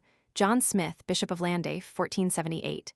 John, Baron Hilton, John, Baron Clinton Richard Hastings, Knight, Lord of Willoughby and Wells, Thomas Burdett, Esquire, beheaded 1477, Robert Lisle, son and heir to the Lord Lisle. In Our Lady's Chapel, John Geysers of London, Knight, Humphrey Stafford, Esquire of Worcestershire, 1486, Robert Bartram, Baron of Bothwell, Ralph Barons, Knight, William Appleton, Knight, Reynold de Cambry, Knight, Thomas Beaumont, son and heir to Henry Lord Beaumont, John Butler, Knight, Adam de Houghton, Knight, 1417, Bartholomew Castor, Knight of London, Rienfried Arundel, Knight, 1460, Thomas Covell, Esquire, 1422. In the Postal's Chapel, Walter Blunt, Knight of the Garter and Lord Mountjoy, Treasurer of England, son and heir to T. Blunt, Knight, Treasurer of Normandy, 1474. E. Blunt, Lord Mountjoy, 1475. Alice Blunt Mountjoy, sometime wife to William Brown, Mayor of London, and daughter to H. Keble, Mayor, 1521. Anne Blunt, daughter to John Blunt, Knight, Lord Mountjoy, 1480. Sir Alan Cheney, Knight, and Sir T. Green, Knight. William Blunt, Esquire, son and heir to Walter Blunt, Captain of Gwyn's, 1492. Elizabeth Blunt, wife to Robert Curson, Knight, 1494. Bartholomew Burwash and John Burwash his son. John Blunt, Lord Mountjoy, Captain of Gwyn's and Hams, 1485. John Dinham, Baron, sometime Treasurer of England, Knight of the Garter, 1501. Eleanor, Duchess of Buckingham, 1530. John Blunt, Knight, 1531. Roland Blunt, Esquire, 1509. Robert Bradbury, 1489. Nicholas Clifton, Knight, Francis Cheape. Two sons of Alain Lord Cheney and John, son and heir to the same. Lord Alain Cheney, Knight, John Robsart, Knight of the Garter, 1450. Alan Cheney, Knight, Thomas Mallory, Knight, 1470. Thomas Young, a Justice of the Bench, 1476. John Baldwin, Fellow of Gray's Inn and Common Sergeant of London, 1469. Walter Wrottesley, Knight of Warwickshire, 1473. Stephen Jennings, Mayor, 1523. Thomas Appar and John Wiltwater, slain at Barnet, 1471. Nicholas Poins, Esquire, 1512. Robert Elkenton, Knight, 1460. John Water, alias York Herald, 1520. John Moore, alias Norrick King of Arms, 1491. George Hopton, Knight, 1489. Between the choir and the altar, Ralph Spiginal, Knight, John Moyle, Gentleman of Gray's Inn, 1495. William Huddy, Knight, 1501. John Cobham, a Baron of Kent. John Morton, Knight. John Daincourt, Knight. John Norbury, Esquire, High Treasurer of England. Henry Norbury, his son, Esquire. John Southley, Knight. Thomas Sackville, Thomas Lucy, Knight, 1525. Robert de la Rivar, son to Mauritius de la Rivar, Lord of Tormerton, 1457. John Malmenas, Esquire, and Thomas Malmenas, Knight. Hugh Acton Taylor, 1530. Nicholas Malmins, Hugh Parcel, Knight, 1490. Alexander Kirketon, Knight, etc. in the body of the church. William Paulet, Esquire of Somersetshire, 1482.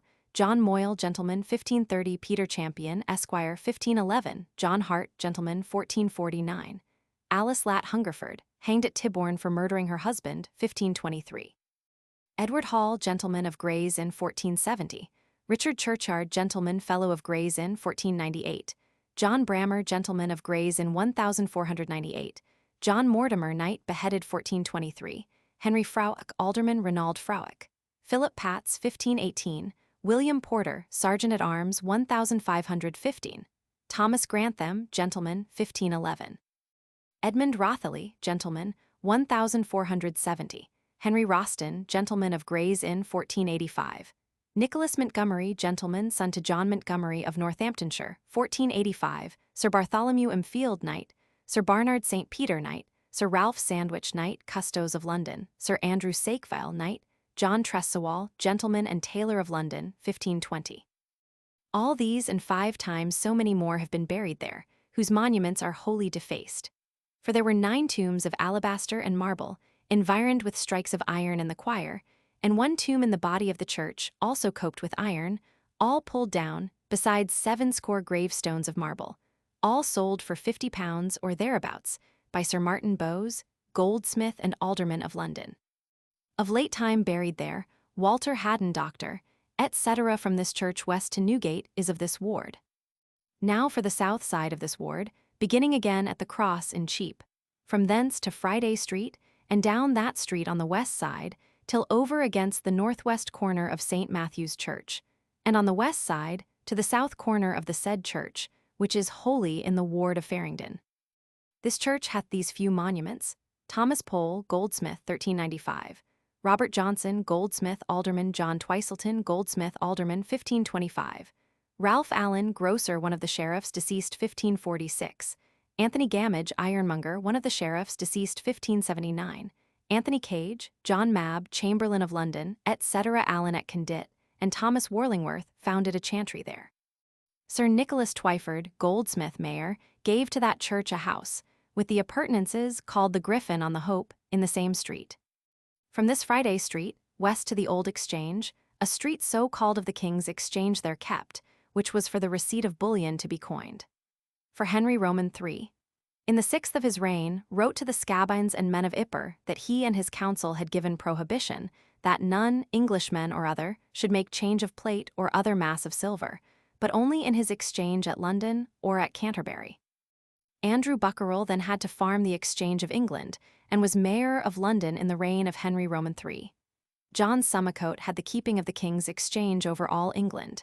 In the 8th of Edward I, Gregory Roxley was keeper of the said exchange for the King. In the 5th of Edward Roman II, William Hosted was keeper thereof, and in the 18th, Roger de Frowick, etc. These received the old stamps, or coining irons, from time to time, as the same were worn, and delivered new to all the mints in London, as more at large in another place I have noted.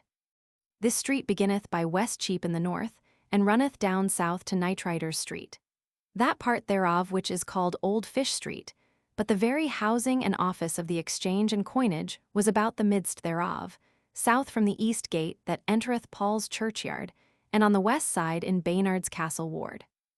On the east side of this lane, betwixt West Cheape and the church of St. Augustine, Henry Walls, mayor, by license of Edward I, built 1 row of houses, the profits rising of them to be employed on London Bridge. The parish church of St. Augustine, and 1 house next adjoining in Watling Street, is of this ward called Faringdon. This is a fair church, and lately well repaired, wherein be monuments remaining of H. Reed Armourer, one of the sheriffs, 1450, Robert Bellasden Haberdasher, mayor, 1491, Sir Townley William Darragh, one of the sheriffs, 1450, Robert Raven Haberdasher, 1500, Thomas Appliard, gentleman, 1515, William Moncaster, merchant tailor, 1524, William Holt, merchant tailor, 1544, etc. Then is the north churchyard of Paul's, in the which standeth the cathedral church, first founded by Ethelbert, king of Kent, about the year of Christ 610. He gave there 2 lands as appeareth. Edelbertus Rex, Dio Inspirante, pro animi sui remedio dedit episcopo, melito terram qui appellator Tillingehem ad monasterii sui Salatium, silicit monasterium sancti Pauli. Et ego rex Ethelbertus id affirmator concedo tibi persulae melito potestatum, ejus habendi and possidendi ut in perpetuum in monasterii utilitate permanat. Etc. Athelstan, Edgar, Edward the Confessor, and others, also gave lands thereunto.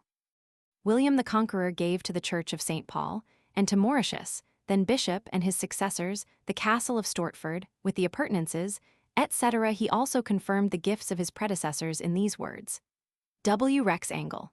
Concedo Dio et es Paulo in perpetuum, 24 Hides quas Rex Ethelbert dedit es Paulo juxta London, etc. The charter of King William the Conqueror, exemplified in the Tower, English thus. William, by the grace of God, King of Englishmen, to all his well-beloved French and English people, greeting. Know ye that I do GUVNTO God and the Church of S. Paul of London, and to the rectors and cerutors of the same, in all their lands which the Church hath, or shall have within borough and without, sack and sock, thole and theme, in Fangthef and Grithbridge and all free ships, by strand and by land, on tide and off tide, and all the rights that into them Christendom byrath, on Morth sprake, and on unright hammed, and on unright work of all that bishopric on mine land, and on each other man's land. For I will that the Church in all things be as free as I would my soul to be in the day of judgment. Witnesses, Osmond our Chancellor, Lanfranc, the Archbishop of Canterbury, and T. Archbishop of York, Roger, Earl of Shrewsbury, Elaine, the County, Geoffrey de Magnavilla, and Ralph Purell.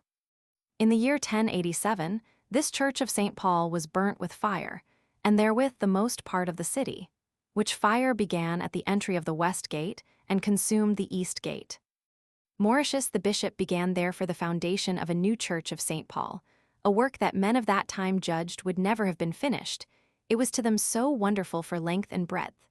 And also the same was built upon arches or vaults of stone, for defense of fire, which was a manner of work before that time unknown to the people of this nation, and then brought in by the French, and the stone was fetched from Caen in Normandy. This Mauritius deceased in the year 1107. Richard Beamer succeeded him in the bishopric, who did wonderfully increase the said church. Purchasing of his own cost the large streets and lanes about it, wherein were wont to dwell many lay people, which ground he began to compass about with a strong wall of stone and gates. King Henry I gave to the said Richard so much of the moat, or wall of the castle, on the Thames side, to the south, as should be needful to make the said wall of the church, and so much as should suffice to make a wall without the way on the north side, etc. It should seem that this Richard enclosed but 2 sides of the said church or cemetery of St. Paul, to wit, the south and north side, for King Edward Roman II, in the 10th of his reign, granted that the said churchyard should be enclosed with a wall where it wanted, for the murders and robberies that were there committed. But the citizens then claimed the east part of the churchyard to be the place of assembly to their folkomotes, and that the great steeple there situate was to that use, their common bell, which being there rung, all the inhabitants of the city might hear and come together. They also claimed the west side, that they might there assemble themselves together, with the lord of Baynard's castle, for view of their armor, in defense of the city. This matter was in the Tower of London, referred to Harvius de Stanton, and his fellow justices' itinerants, but I find not the decision or judgment of that controversy. True it is that Edward Roman III, in the 17th of his reign, gave commandment for the finishing of that wall, which was then performed, and to this day it continueth, although now on both the sides, to wit, within and without, it be hidden with dwelling houses. Richard Beamer deceased in the year 1127, and his successors in process of time performed the work begun. The steeple of this church was built and finished in the year 1222. The cross on the said steeple fell down, and a new was set up in the year 1314. The new work of Paul's, so called at the east end above the choir, was begun in the year 1251. Henry Lacy, Earl of Lincoln, Constable of Chester and Custos of England, in his time was a great benefactor to this work, and was there buried in the year 1310. Also Ralph Baldock, Bishop of London, in his lifetime gave 200 marks to the building of the said new work, and left much by his testament towards the finishing thereof. He deceased in the year 1313, and was buried in the Lady Chapel. Also the new work of Paul's, to wit, the cross aisles, were begun to be new built in the year 1256. The 1st of February, in the year 1444, about 2 of the clock in the afternoon, the steeple of Paul's was fired by lightning, in the midst of the shaft or spire, both on the west side and on the south. But by labor of many well-disposed people, the same to appearance was quenched with vinegar, so that all men withdrew themselves to their houses, praising God. But between 8 and 9 of the clock in the same night, the fire burst out again more fervently than before, and did much hurt to the lead and timber, till by the great labour of the mayor and people that came thither, it was thoroughly quenched. This steeple was repaired in the year 1462, and the weathercock again erected. Robert Godwin winding it up, the rope brake, and he was destroyed on the pinnacles, and the cock was sore bruised, but Birchwood, the king's plumber, set it up again. Since the which time, needing reparation, it was both taken down and set up in the year 1553, at which time it was found to be of copper gilt over, and the length from the bill to the tail being 4 feet, and the breadth over the wings 3 feet and a half, it weighed 40 pounds. The cross from the bowl to the eagle, or cock, was 15 feet and 6 inches, of a size. The length thereof overthwart was 5 feet and 10 inches, and the compass of the bowl was 9 feet and 1 inch. The inner body of this cross was oak, the next cover was lead, and the uttermost was of copper, red varnished. The bowl and eagle or cock were of copper and gilt also. The height of the steeple was 520 feet, whereof the stonework is 260 feet, and the spire was likewise 260 feet. The length of the whole church is 240 tailors' yards, which makes 720 feet. The breadth thereof is 130 feet, and the height of the body of that church is 150 feet. This church hath a bishop, a dean, a precentor, chancellor, treasurer, and 5 archdeacons, to wit, of London, Middlesex, Essex, Colchester, and St. Albans. It hath prebendaries 30, canons 12, vicars choral 6, etc. The College of Petty Canons there was founded by King Richard Roman II, in honor of Queen Anne his wife, and of her progenitors in the 17th of his reign. Their hall and lands were then given unto them, as appeareth by the patent, Master Robert Dokesworth then being master thereof. In the year 1408, the petty canons then building their college, the mayor and commonalty granted them their watercourses and other easements. There was also one great cloister on the north side of this church, environing a plot of ground of old time called Pardon Churchyard, whereof Thomas More, Dean of Paul's, was either the first builder or a most especial benefactor, and was buried there. About this cloister was artificially and richly painted the dance of Macabre, or dance of death, commonly called the dance of Paul. S., the like whereof was painted about St. Innocent's cloister at Paris, in France.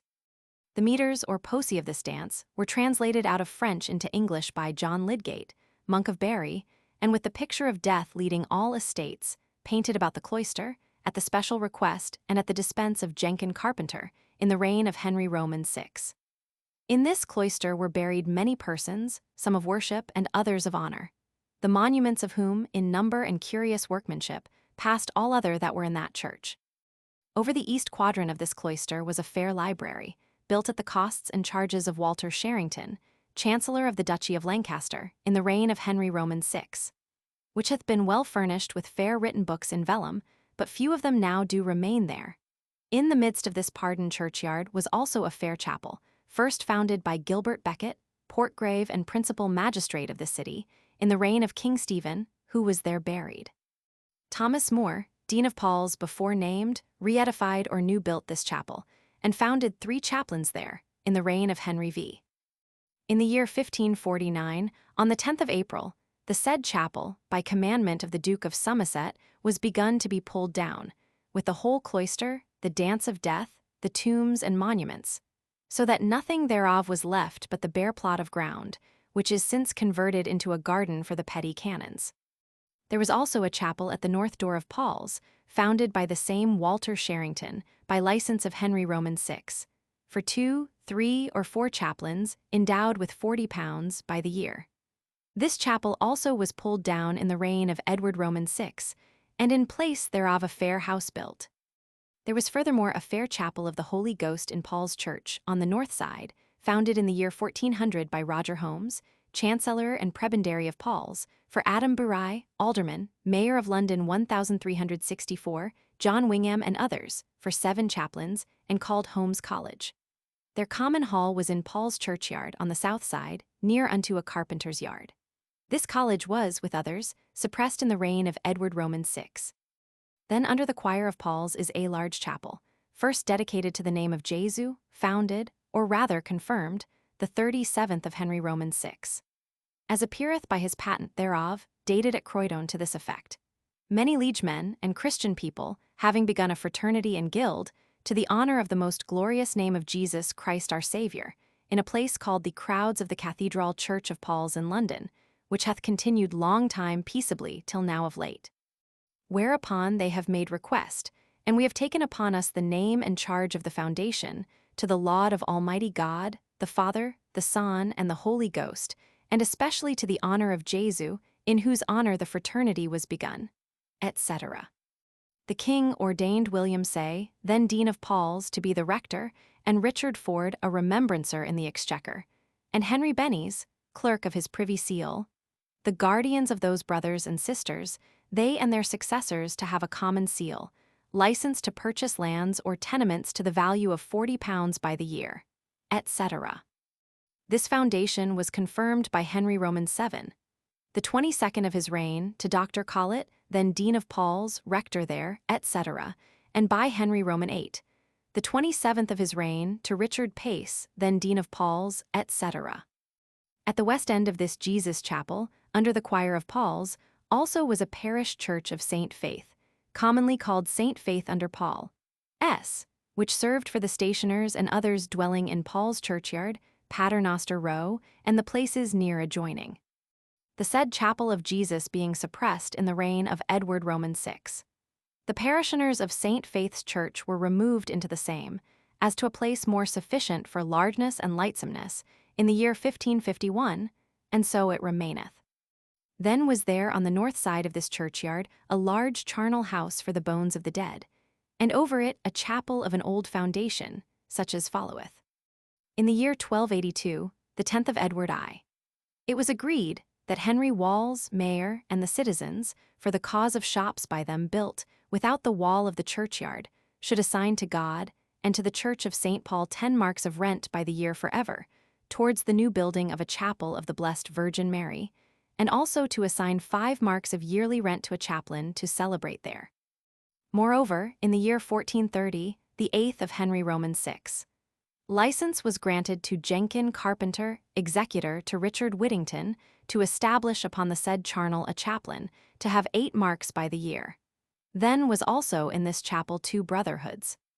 In this chapel were buried Robert Barton, Henry Barton, mayor, and Thomas Murfin, mayor, all skinners, and were entombed with their images of alabaster over them, grated or coped about with iron before the said chapel, all which were pulled down in the year 1549. The bones of the dead, couched up in a charnel under the chapel, were conveyed from thence into Finsbury Field, by report of him who paid for the carriage, amounting to more than 1,000 cartloads, and there laid on a moorish ground. In short space after raised, by soilage of the city upon them, to bear 3 windmills. The chapel and charnel were converted into dwelling houses, warehouses, and sheds before them, for stationers in place of the tombs.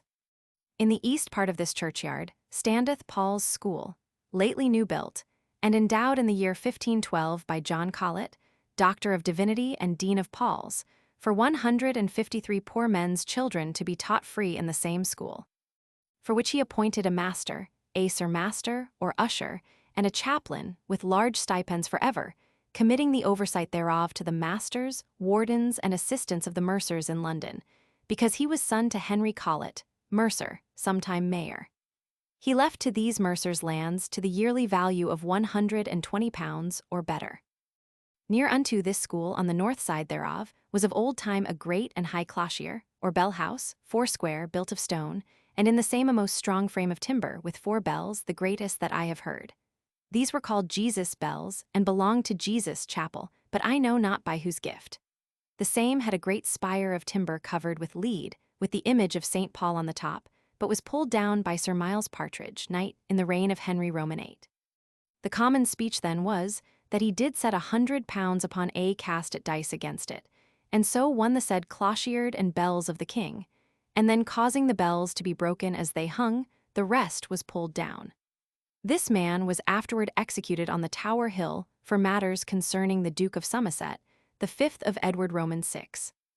In place of this clochiard, of old times the common bell of the city was used to be rung for the assembly of the citizens to their folk motes, as I have before showed. About the midst of this churchyard is a pulpit cross of timber, mounted upon steps of stone, and covered with lead, in which are sermons preached by learned divines every Sunday in the forenoon. The very antiquity of which cross is to me unknown. I read that in the year 1259, King Henry Roman III commanded a general assembly to be made at this cross, where he in proper person commanded the mayor, that on the next day following, he should cause to be sworn before the aldermen every stripling of 12 years of age or upward, to be true to the king and his heirs, kings of England. Also, in the year 1262, the same king caused to be read at Paul's Cross a bull, obtained from Pope Urban Roman IV, as an absolution for him, and for all that were sworn to maintain the articles made in Parliament at Oxford. Also, in the year 1299, the Dean of Paul's accursed at Paul's Cross all those which had searched in the church of St. Martin in the field for a hoard of gold, etc. This pulpit cross was by tempest of lightning and thunder defaced. Thomas Kemp, Bishop of London, new built it in form as it now standeth. In the year 1561, the 4th of June, betwixt the hours of 3 and 4 of the clock in the afternoon, the great spire of the steeple of St. Paul's Church was fired by lightning, which brake forth, as it seemed, 2 or 3 yards beneath the foot of the cross. And from thence it went downward the spire to the battlements, stonework, and bells so furiously, that within the space of 4 hours the same steeple, with all the roofs of the church, were consumed, to the great sorrow and perpetual remembrance of the beholders. After this mischance, the Queen's Majesty directed her letters to the mayor, willing him to take order for the speedy repairing of the same. And she, of her gracious disposition, for the furtherance thereof, did presently give and deliver in gold 1,000 marks, with a warrant for 1,000 loads of timber, to be taken out of her woods or elsewhere. The citizens also gave first a great benevolence, and after that 3/15, to be speedily paid. The clergy of England likewise, within the province of Canterbury, granted the 40th part of the value of their benefices, charged with first fruits, the 30th part of such as were not so charged. But the clergy of London diocese granted the 30th part of all that paid first fruits, and the 20th part of such as had paid their fruits. 6 citizens of London and 2 petty canons of Paul's Church had charge to further and oversee the work, wherein such expedition was used, that within 1 month next following the burning thereof, the church was covered with boards and lead, in manner of a false roof, against the weather. And before the end of the said year, all the said aisles of the church were framed out of new timber, covered with lead, and fully finished. The same year also the great roofs of the west and east ends were framed out of great timber in Yorkshire, brought thence to London by sea, and set up and covered with lead. The north and south ends were framed of timber, and covered with lead before April 1566. Concerning the steeple, divers models were devised and made, but little else was done, through whose default God knoweth. It was said that the money appointed for new building of the steeple was collected. Monuments in this church be these.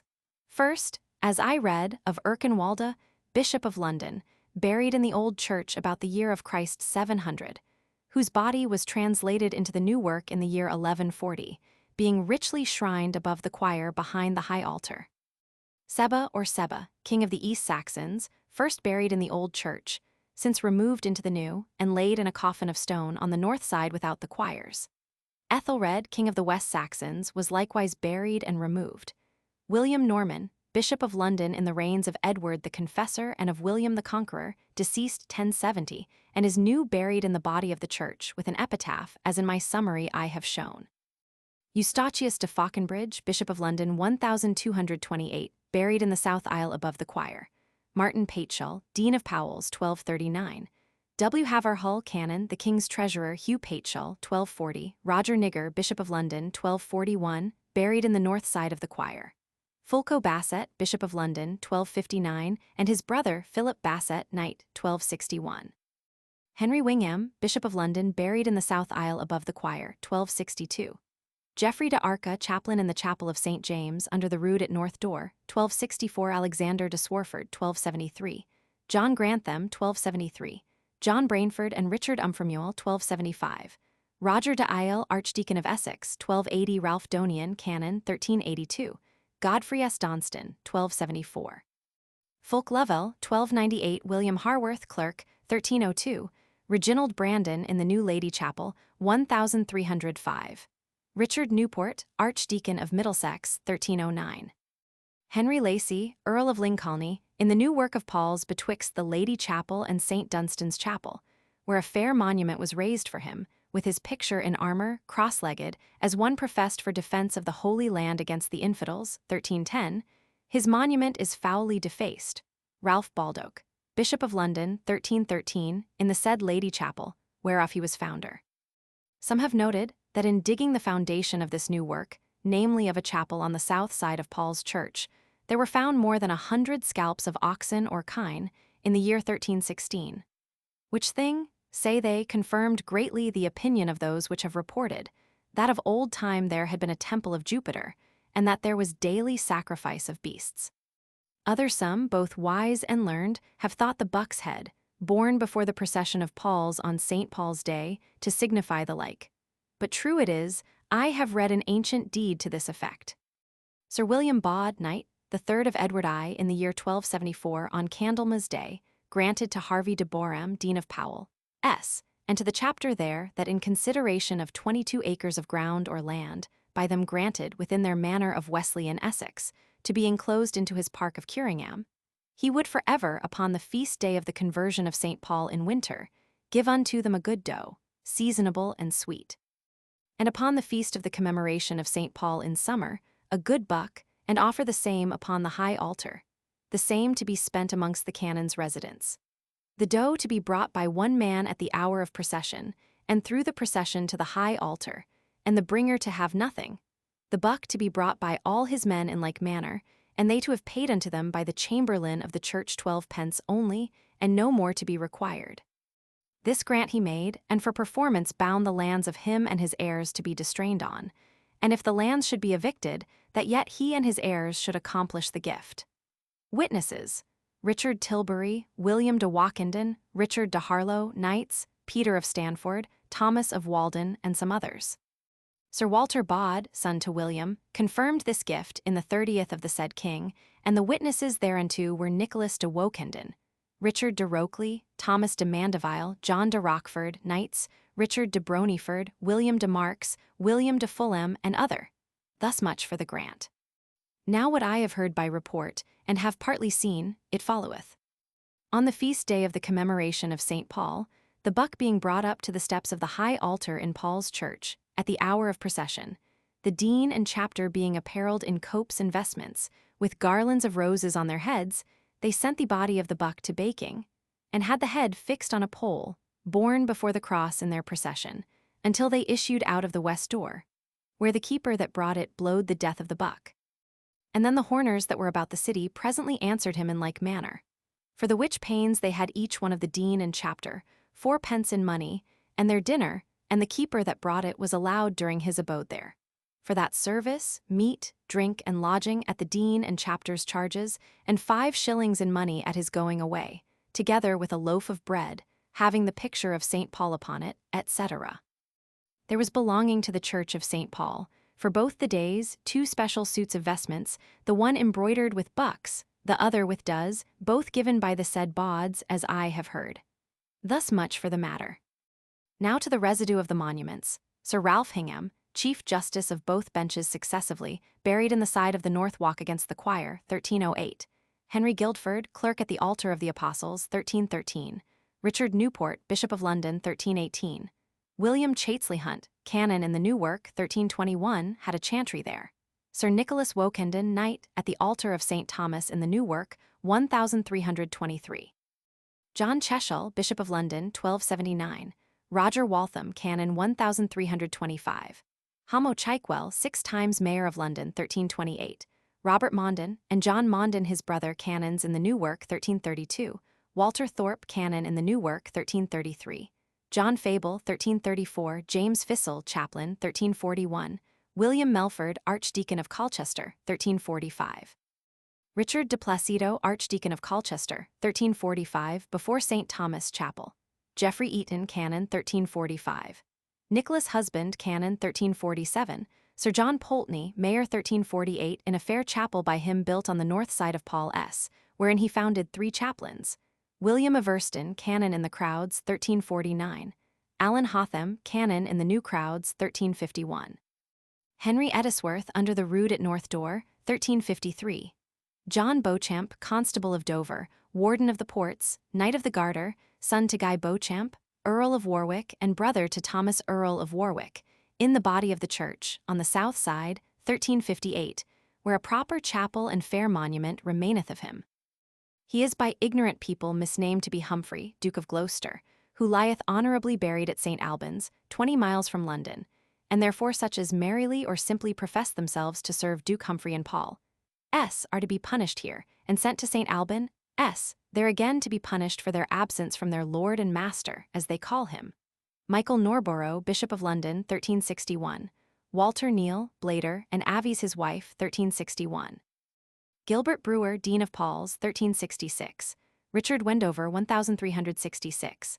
John Hilltoft, Goldsmith, and Alice his wife in the new work St. Dunstan's Chapel, 1368. Adam de Bury, mayor in the year 1364, buried in a chapel of St. Mary Magdalene, or of the Holy Ghost, called Holmes College, behind the rood at the north door of Paul's, 1390. Roger Holmes, Chancellor and Prebend of Paul's, was buried there 1400. John of Gaunt, Duke of Lancaster, 1399, buried on the north side the choir, beside Blanche his first wife, who deceased 1368. Sir Richard Burleigh, Knight of the Garter, under a fair monument in the side of the north walk against the choir, a chantry was there founded for him, 1409. Beatrix his wife, after his death, married to Thomas Lord Rouse, was buried in the chapel of St. John Baptist, or Pulteney's Chapel, near the north door of Paul's, 1409. Thomas Evers, Dean of Paul S. in St. Thomas Chapel, the new work, 1411. Thomas More, Dean of Paul S. in the chapel of St. Anne and St. Thomas, by him new built in Pardon Churchyard, 1419.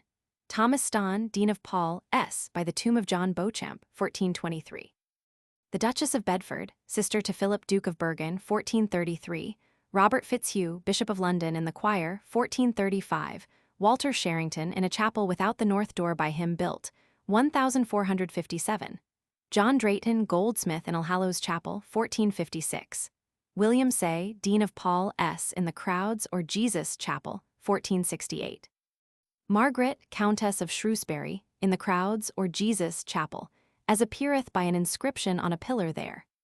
Here before the image of Jesu lieth the worshipful and right noble lady, Margaret Countess of Shrewsbury, late wife of the true and victorious knight and redoubtable warrior, John Talbot, Earl of Shrewsbury, which worship died in Guin for the right of this land. The first daughter, and one of the heirs of the right famous and renowned knight, Richard Beauchamp, late Earl of Warwick, which died in Rouen, and Dame Elizabeth his wife, the which Elizabeth was daughter and heir to Thomas, late Lord Berkeley on his side, and of her mother's side Lady Lisle and Ties, which countess passed from this world the 14th day of June, in the year of our Lord 1468, on whose soul Jesu have mercy. Amen.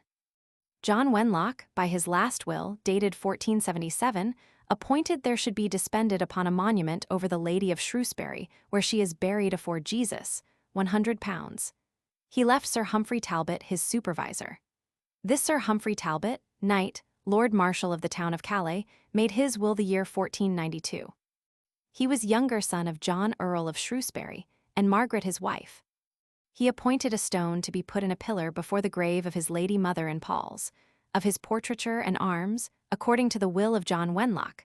But for want of room and lightsomeness in that place, it was concluded, the image of Jesus to be curiously painted on the wall of Paul's church, over the door that entereth into the said chapel of Jesus, and the portraiture also of the said Lady Margaret, Countess of Shrewsbury, kneeling in her mantle of arms with her progeny. All which was so performed, and remaineth till this day. In the chapel of Jesus, Thomas Dowcry, William Lamb, 1578, and many other have been interred. John of London under the North Rood, 1266, John Lovell, clerk, John Roman, John of St. Olave, Walter Bloxley. Sir Alan Boxhull, Knight of the Garter, Constable of the Tower, Custos of the Forest and Park of Clarendon, the Forest of Brockholt, Gravel, and Melchet, buried beside St. Erkinwold's shrine, and of later time Thomas Kemp, Bishop of London, in a proper chapel of the Trinity by him founded in the body of the church on the north side, 1489. Thomas Linacre, Doctor of Physic, John Collett, Dean of Paul, S., on the south side without the choir, 1519. John Dowman, Canon of Paul's, 1525, Richard Fitzjames, Bishop of London, hard beneath the northwest pillar of Paul's steeple, under a fair tomb, and a chapel of St. Paul, built of timber, with stairs mounting thereunto over his tomb, of grey marble, 1521. His chapel was burned by fire falling from the steeple. His tomb was taken thence. John Stokesley, Bishop of London, in Our Lady Chapel, 1539. John Neville, Lord Latimer, in a chapel by the north door of Paul, S. about 1542. Sir John Mason, Knight in the North Walk against the choir, 1566. William Herbert, Earl of Pembroke, Knight of the Garter on the north side of the choir, 1569. Sir Nicholas Bacon, Lord Keeper of the Great Seal on the south side of the choir, 1578. Sir Philip Sidney, above the choir on the north side, 1586. Sir Francis Walsingham, Knight, Principal Secretary and Chancellor of the Duchy of Lancaster, 1590. Sir Christopher Hatton, Lord Chancellor of England, Knight of the Garter above the choir, 1591, under a most sumptuous monument, where a merry poet wrote thus: Philip and Francis have no Tom, for great Christopher takes all the room. John Elmer, Bishop of London, before St. Thomas Chapel, 1594. The Lady Heneage and her husband, Sir Thomas Heneage, Chancellor of the Duchy, 1595. Richard Fletcher, Bishop of London, 1596. These, as the chief, have I noted to be buried there. Without the north gate of Paul's Church from the end of the Old Exchange, west up Paternoster Row, by the 2 lanes out of Paul's Church, the first out of the cross Isle of Paul, S., the other out of the body of the church about the midst thereof, and so west to the Golden Lion be all of this ward, as is aforesaid. The houses in this street, from the first north gate of Paul's churchyard unto the next gate, was first built without the wall of the churchyard, by Henry Walls, mayor in the year 1282. The rents of those houses go to the maintenance of London Bridge. This street is now called Pater Noster Row, because of stationers or text writers that dwelt there, who wrote and sold all sorts of books then in use, namely, ABC with the Pater Noster, Ave, Creed, Graces, etc. There dwelt also turners of beads, and they were called Pater Noster makers, as I read in a record of one Robert Nick, Pater Noster maker, and citizen in the reign of Henry Roman IV, and so of other. At the end of Pater Noster Row is Ave Mary Lane, so called upon the like occasion of text writers and bead makers then dwelling there. And at the end of that lane is likewise Creed Lane, late so called, but sometimes Spurrier Row, of Spurriers dwelling there.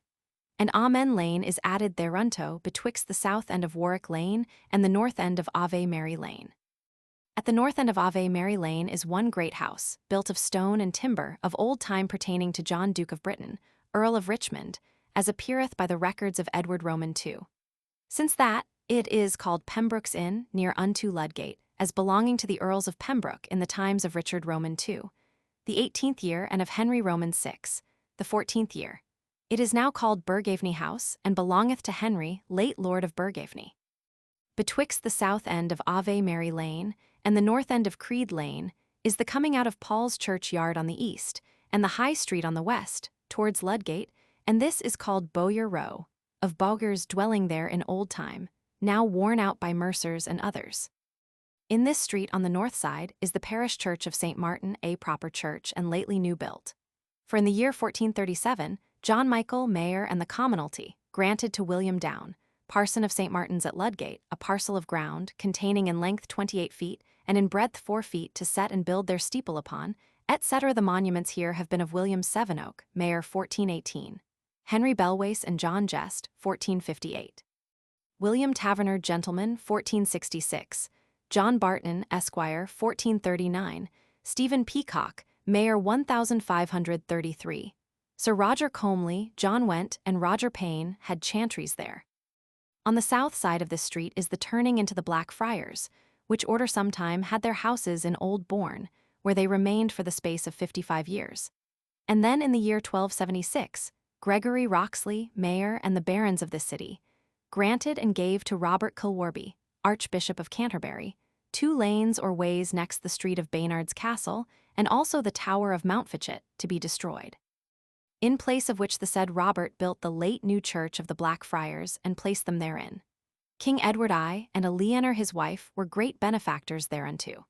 This was a large church and richly furnished with ornaments, wherein divers parliaments and other great meetings hath been holden, namely, in the year 1450, the 28th of Henry Roman VI.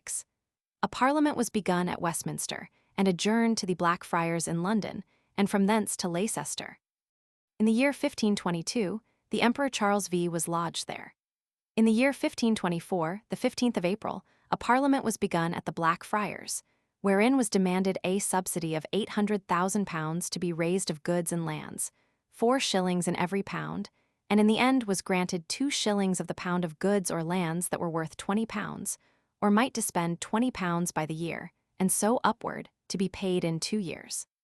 This parliament was adjourned to Westminster amongst the Black Monks, and ended in the King's Palace there, the 14th of August, at 9 of the clock in the night, and was therefore called the Black Parliament. In the year 1529, Cardinal Campius, the legate with Cardinal Wolsey, sat at the said Blackfriars, where before them, as legates and judges, was brought in question the king's marriage with Queen Catherine, as unlawful, before whom the king and queen were cited and summoned to appear, etc., whereof more at large in my annals I have touched. The same year, in the month of October, began a parliament in the Blackfriars, in the which Cardinal Wolsey was condemned in the Premunire. This house, valued at 104.15 £, 5 D pounds, was surrendered the 12th of November, the 30th of Henry Roman VIII. There were buried in this church Margaret Queen of Scots, Hubert de Burgh, Earl of Kent, translated from their old church by Oldbourne, Robert de Bedo, Earl of Bellarmine, Dame Isabel, wife to Sir Roger Bigott, Earl Marshal, William and Jane Huse, children to Dame Ellis, Countess of Arundel, and by them lieth Dame Ellis, daughter to the Earl Warren, and after Countess of Arundel, Dame Ide, wife to Sir Walter, daughter to Furs of Chartley, Richard de Bruce, Richard Strange, son to Roger Strange, Elizabeth, daughter to Sir Barthol, Battlesmere, wife to Sir William Bohun, Earl of Northampton, Marsh, the Earls of Marsh and Hereford, and Elizabeth, Countess of Arundel, Dame Joan, daughter to Sir John Carn, first wife to Sir Gwyde Bryan, Hugh Clare, knight 1295, the heart of Queen Helena the foundress, the heart of Alphonse her son, the hearts of John and Margaret, children to W. Valence, Sir William Thorpe, Justice, the Lord Leith of Ireland, Maud, wife to Geoffrey Say, daughter to the Earl of Warwick, Dame Sybil, daughter to Will Paddyhull, wife to Roger Beauchamp, and by her Sir Richard or Roger Beauchamp, Lord St. Amand, and Dame Elizabeth his wife, daughter to the Duke of Lancaster, Sir Stephen Collington, knight, Sir William Peter, knight, the Countess of Huntington, Duchess of Exeter, 1425, Sir John Cornwall, Lord Fanhope, died at Amphill in Bedfordshire and was buried here in 1443. Sir John Triptost, Earl of Worcester, beheaded 1470. And by him in his chapel, James Chewuchet, Lord Audley, beheaded 1497, William Paston and Anne, daughter to Edmund Lancaster, the Lord Beaumont, Sir Edmund Cornwall, Baron of Burford, the Lady Neville, wedded to Lord Douglas, daughter to the Duke of Exeter, Richard Scrope, Esquire, Dame Catherine Vaux alias Cobham, Sir Thomas Brown and Dame Elizabeth his wife, Jane Powell, Thomas Swinforth, John Mossley, Esquire, 1432. John de la Barra, Nicholas Eyre, Geoffrey Spring, William Clifford, Esquires, Sir Thomas Brandon, Knight of the Garter, 1509, William Stallworth, Merchant Tailor, 1518, William Courtney, Earl of Devonshire nominate but not created, the 3rd of Henry Roman VIII, etc. There is a parish of St. Anne within the precinct of the Blackfriars, which was pulled down with the Friars' Church by Sir Thomas Cardan. But in the reign of Queen Mary, he being forced to find a church to the inhabitants, allowed them a lodging chamber above a stair, which since that time, to wit, in the year 1597, fell down, and was again by collection therefore made, new built and enlarged in the same year, and was dedicated on the 11th of December. Now to turn again out of the Blackfriars through Bowyer Row, Ave Mary Lane, and Paternoster Row, to the Church of St. Michael ad Bladum, or at the Quern, corruptly at the Quern, so called, because in place thereof was sometime a corn market, stretching by west to the Shambles. It seemeth that the church was new built about the reign of Edward Roman III. Thomas Newton, first parson there, was buried in the choir the year 1461. At the east end of this church stood a cross, called the Old Cross in West Cheape, which was taken down in the year 1390. Since the which time the said parish church was also taken down, but new built and enlarged in the year 1430, the 8th of Henry Roman VI. William Eastfield, mayor, and the commonalty, granted of the common soil of the city 3 feet and a half in breadth on the north part, and 4 feet in breadth toward the east. This is now a proper church, and hath the monuments of Thomas Newton, first parson, Roger Woodcock Hatter, 1475, Thomas Rossell Brewer, 1473, John Hulton Stationer, 1475, John Oxney, Roger North, merchant haberdasher, 1509, John Leyland, the famous antiquary Henry Prainall, vintner, one of the sheriffs, 1585, William Erkin, one of the sheriffs, 1586, Thomas Banks, barber chirurgeon, 1598, etc. John Mundham had a chantry there in the reign of Edward Roman II. At the east end of this church, in place of the old cross, is now a water conduit placed. W. Eastfield, Mayor the 9th of Henry Roman VI, at the request of divers common councils, granted it so to be. Whereupon, in the 19th of the same Henry, 1,000 marks were granted by a common council towards the works of this conduit, and the reparations of other. This is called the Little Conduit in West Cheape by Paul's Gate. At the west end of this parish church is a small passage for people on foot through the same church. And west from the said church, some distance, is another passage out of Pater Noster Row, and is called, of such a sign, Pannier Alley, which cometh out into the north over against St. Martin's Lane. Next is Ivy Lane, so called of ivy growing on the walls of the prebend houses. But now the lane is replenished on both sides with fair houses, and divers offices be there kept by registers, namely, for the prerogative court of the Archbishop of Canterbury, the probate of wills, and for the Lord Treasurer's remembrance of the exchequer, etc. This lane runneth north to the west end of St. Nicholas Shambles. Of old time was one great house sometimes belonging to the Earls of Britain, since that to the Lovels, and was called Lovels Inn. For Mathild, wife to John Lovell, held it in the first of Henry Roman VI. Then is Eldenese Lane, which stretcheth north to the High Street of Newgate Market. The same is now called Warwick Lane, of an ancient house there built by an Earl of Warwick, and was since called Warwick Inn. It is in record called A Meswich in Eldenese Lane, in the parish of St. Sepulchre, the 28th of Henry the Roman VI. Cecil, Duchess of Warwick, possessed it. Now again from the conduit by Paul's Gate on the north side is a large street running west to Newgate, the first part whereof, from the conduit to the shambles, is of selling bladders there, called Bladder Street. Then behind the butcher's shops be now divers slaughter houses inward, and tippling houses outward. This is called Mount Goddard Street of the tippling houses there, and the Goddards mounting from the tap to the table, from the table to the mouth, and sometimes over the head. This street goeth up to the north end of Ivy Lane. Before this Mount Goddard Street stall boards were of old time set up by the butchers to show and sell their flesh meat upon, over the which stall boards they first built sheds to keep off the weather. But since that, encroaching by little and little, they have made their stall boards and sheds fair houses, meet for the principal shambles. Next is Newgate Market, first of corn and meal, and then of other victuals, which stretcheth almost to Eldenese Lane. A fair, new, and strong frame of timber, covered with lead, was therefore set up at the charges of the city, near to the west corner of St. Nicholas Shambles, for the meal to be weighed in the first of Edward Roman VI. Sir John Gresham being then mayor. On this side, the north corner of Eldenese Lane stood sometime a proper parish church of St. Ewan, as is before said, given by Henry Roman VIII. Towards the erecting of Christ's church, it was taken down, and in place thereof a fair strong frame of timber erected, wherein dwell men of divers trades. And from this frame to Newgate is all of this ward, and so an end thereof. It hath an alderman, his deputy, common council 12, constables 17, scavengers 18, wardmote inquest 18, and a beadle, and is taxed to the £1550. Bread Street Ward. Bread Street Ward beginneth in the High Street of West Cheape, to wit, on the south side from the Standard to the Great Cross. Then is also a part of Wathilling Street of this ward, to wit, from over against the Lion on the north side up almost to Paul's Gate, for it lacketh but one house of St. Augustine's Church.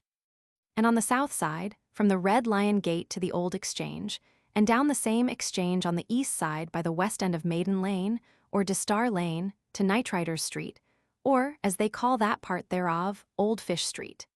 And all the north side of the said Old Fish Street to the south end of Bread Street, and by that still in Knightriders Street, till over against the Trinity Church and Trinity Lane.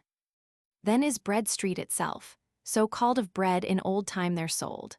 For it appeareth by records, that in the year 1302, which was the 30th of Edward I, the bakers of London were bound to sell no bread in their shops or houses, but in the market, and that they should have 4 halmotes in the year, at 4 several terms, to determine of enormities belonging to the said company.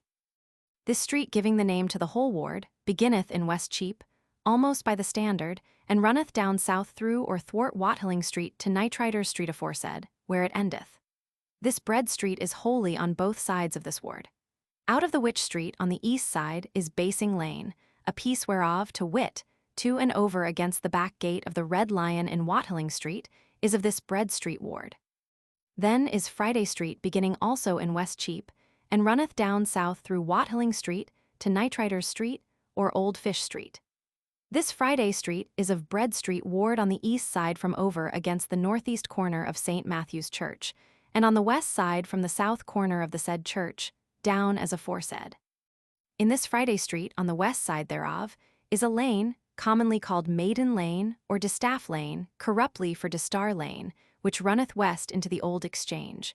And in this lane is also one other lane on the south side thereof, likewise called Distar Lane, which runneth down to Knightriders Street or Old Fish Street, and so be the bounds of this whole ward.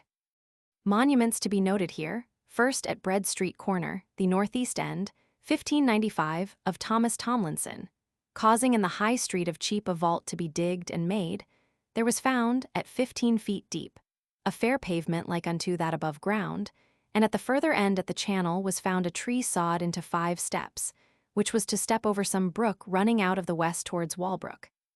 And upon the edge of the said brook, as it seemeth, there were found lying along the bodies of 2 great trees, the ends whereof were then sawed off, and firm timber as at the first when they fell, part of the said trees remain yet in the ground undigged. It was all forced ground until they went past the trees aforesaid, which was about 17 feet deep or better. Thus much hath the ground of this city in that place been raised from the main. Next to be noted, the most beautiful frame of fair houses and shops that be within the walls of London or elsewhere in England, commonly called Goldsmiths' Row, betwixt Bread Street End and the Cross in Cheape, but is within this Bread Street ward. The same was built by Thomas Wood, goldsmith, one of the sheriffs of London, in the year 1491. It containeth in number 10 fair dwelling houses and 14 shops, all in one frame, uniformly built 4 stories high, beautified towards the street with the goldsmith's arms and the likeness of woodmen, in memory of his name, riding on monstrous beasts, all which is cast in lead, richly painted over and gilt. These he gave to the goldsmiths with stocks of money, to be lent to young men having those shops, etc. This said front was again new painted and gilt over in the year 1594. Sir Richard Martin being then mayor, and keeping his mayoralty in one of them, serving out the time of Cuthbert Buckle in that office from the 2nd of July till the 28th of October. Then for Watling Street, which Leyland called Atheling or Noble Street, but since he showeth no reason why, I rather take it to be so named of the great highway of the same calling. True it is, that at this present the inhabitants thereof are wealthy drapers, retailers of woolen cloths, both broad and narrow, of all sorts, more than in any one street of this city.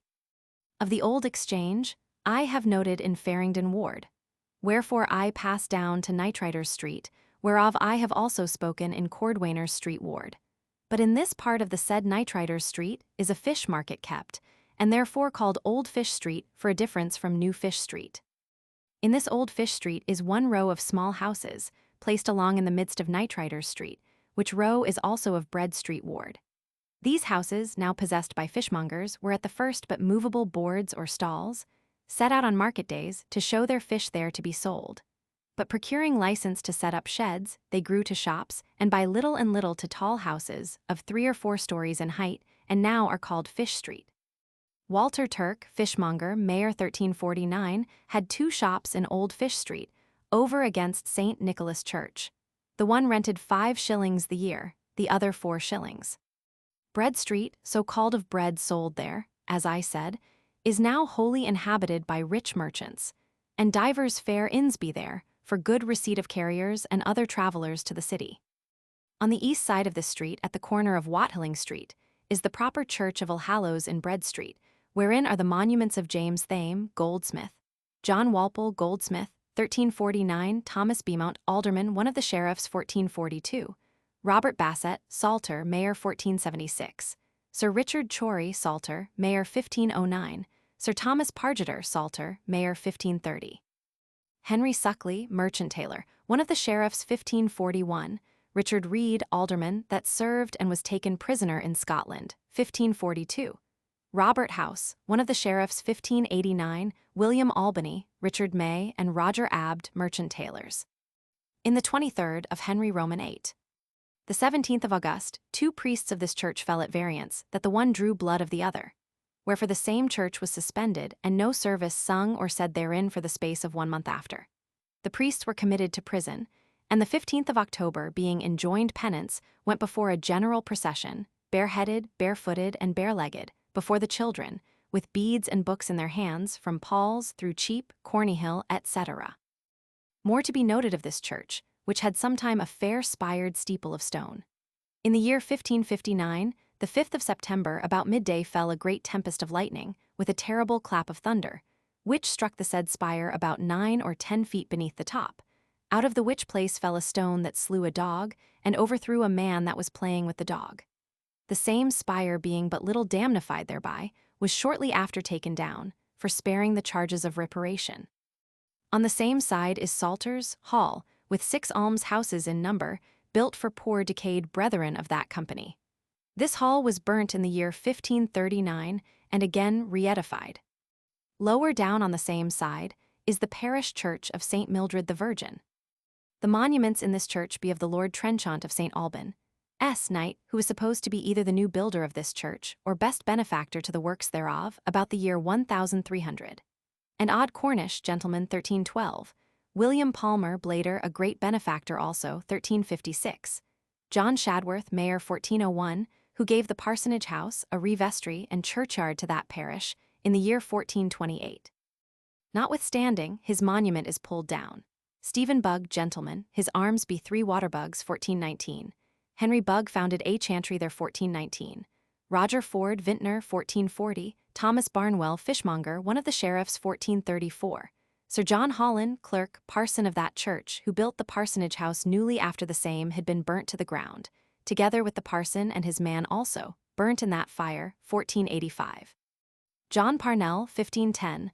William Hurstwaite, pewterer to the king, 1526.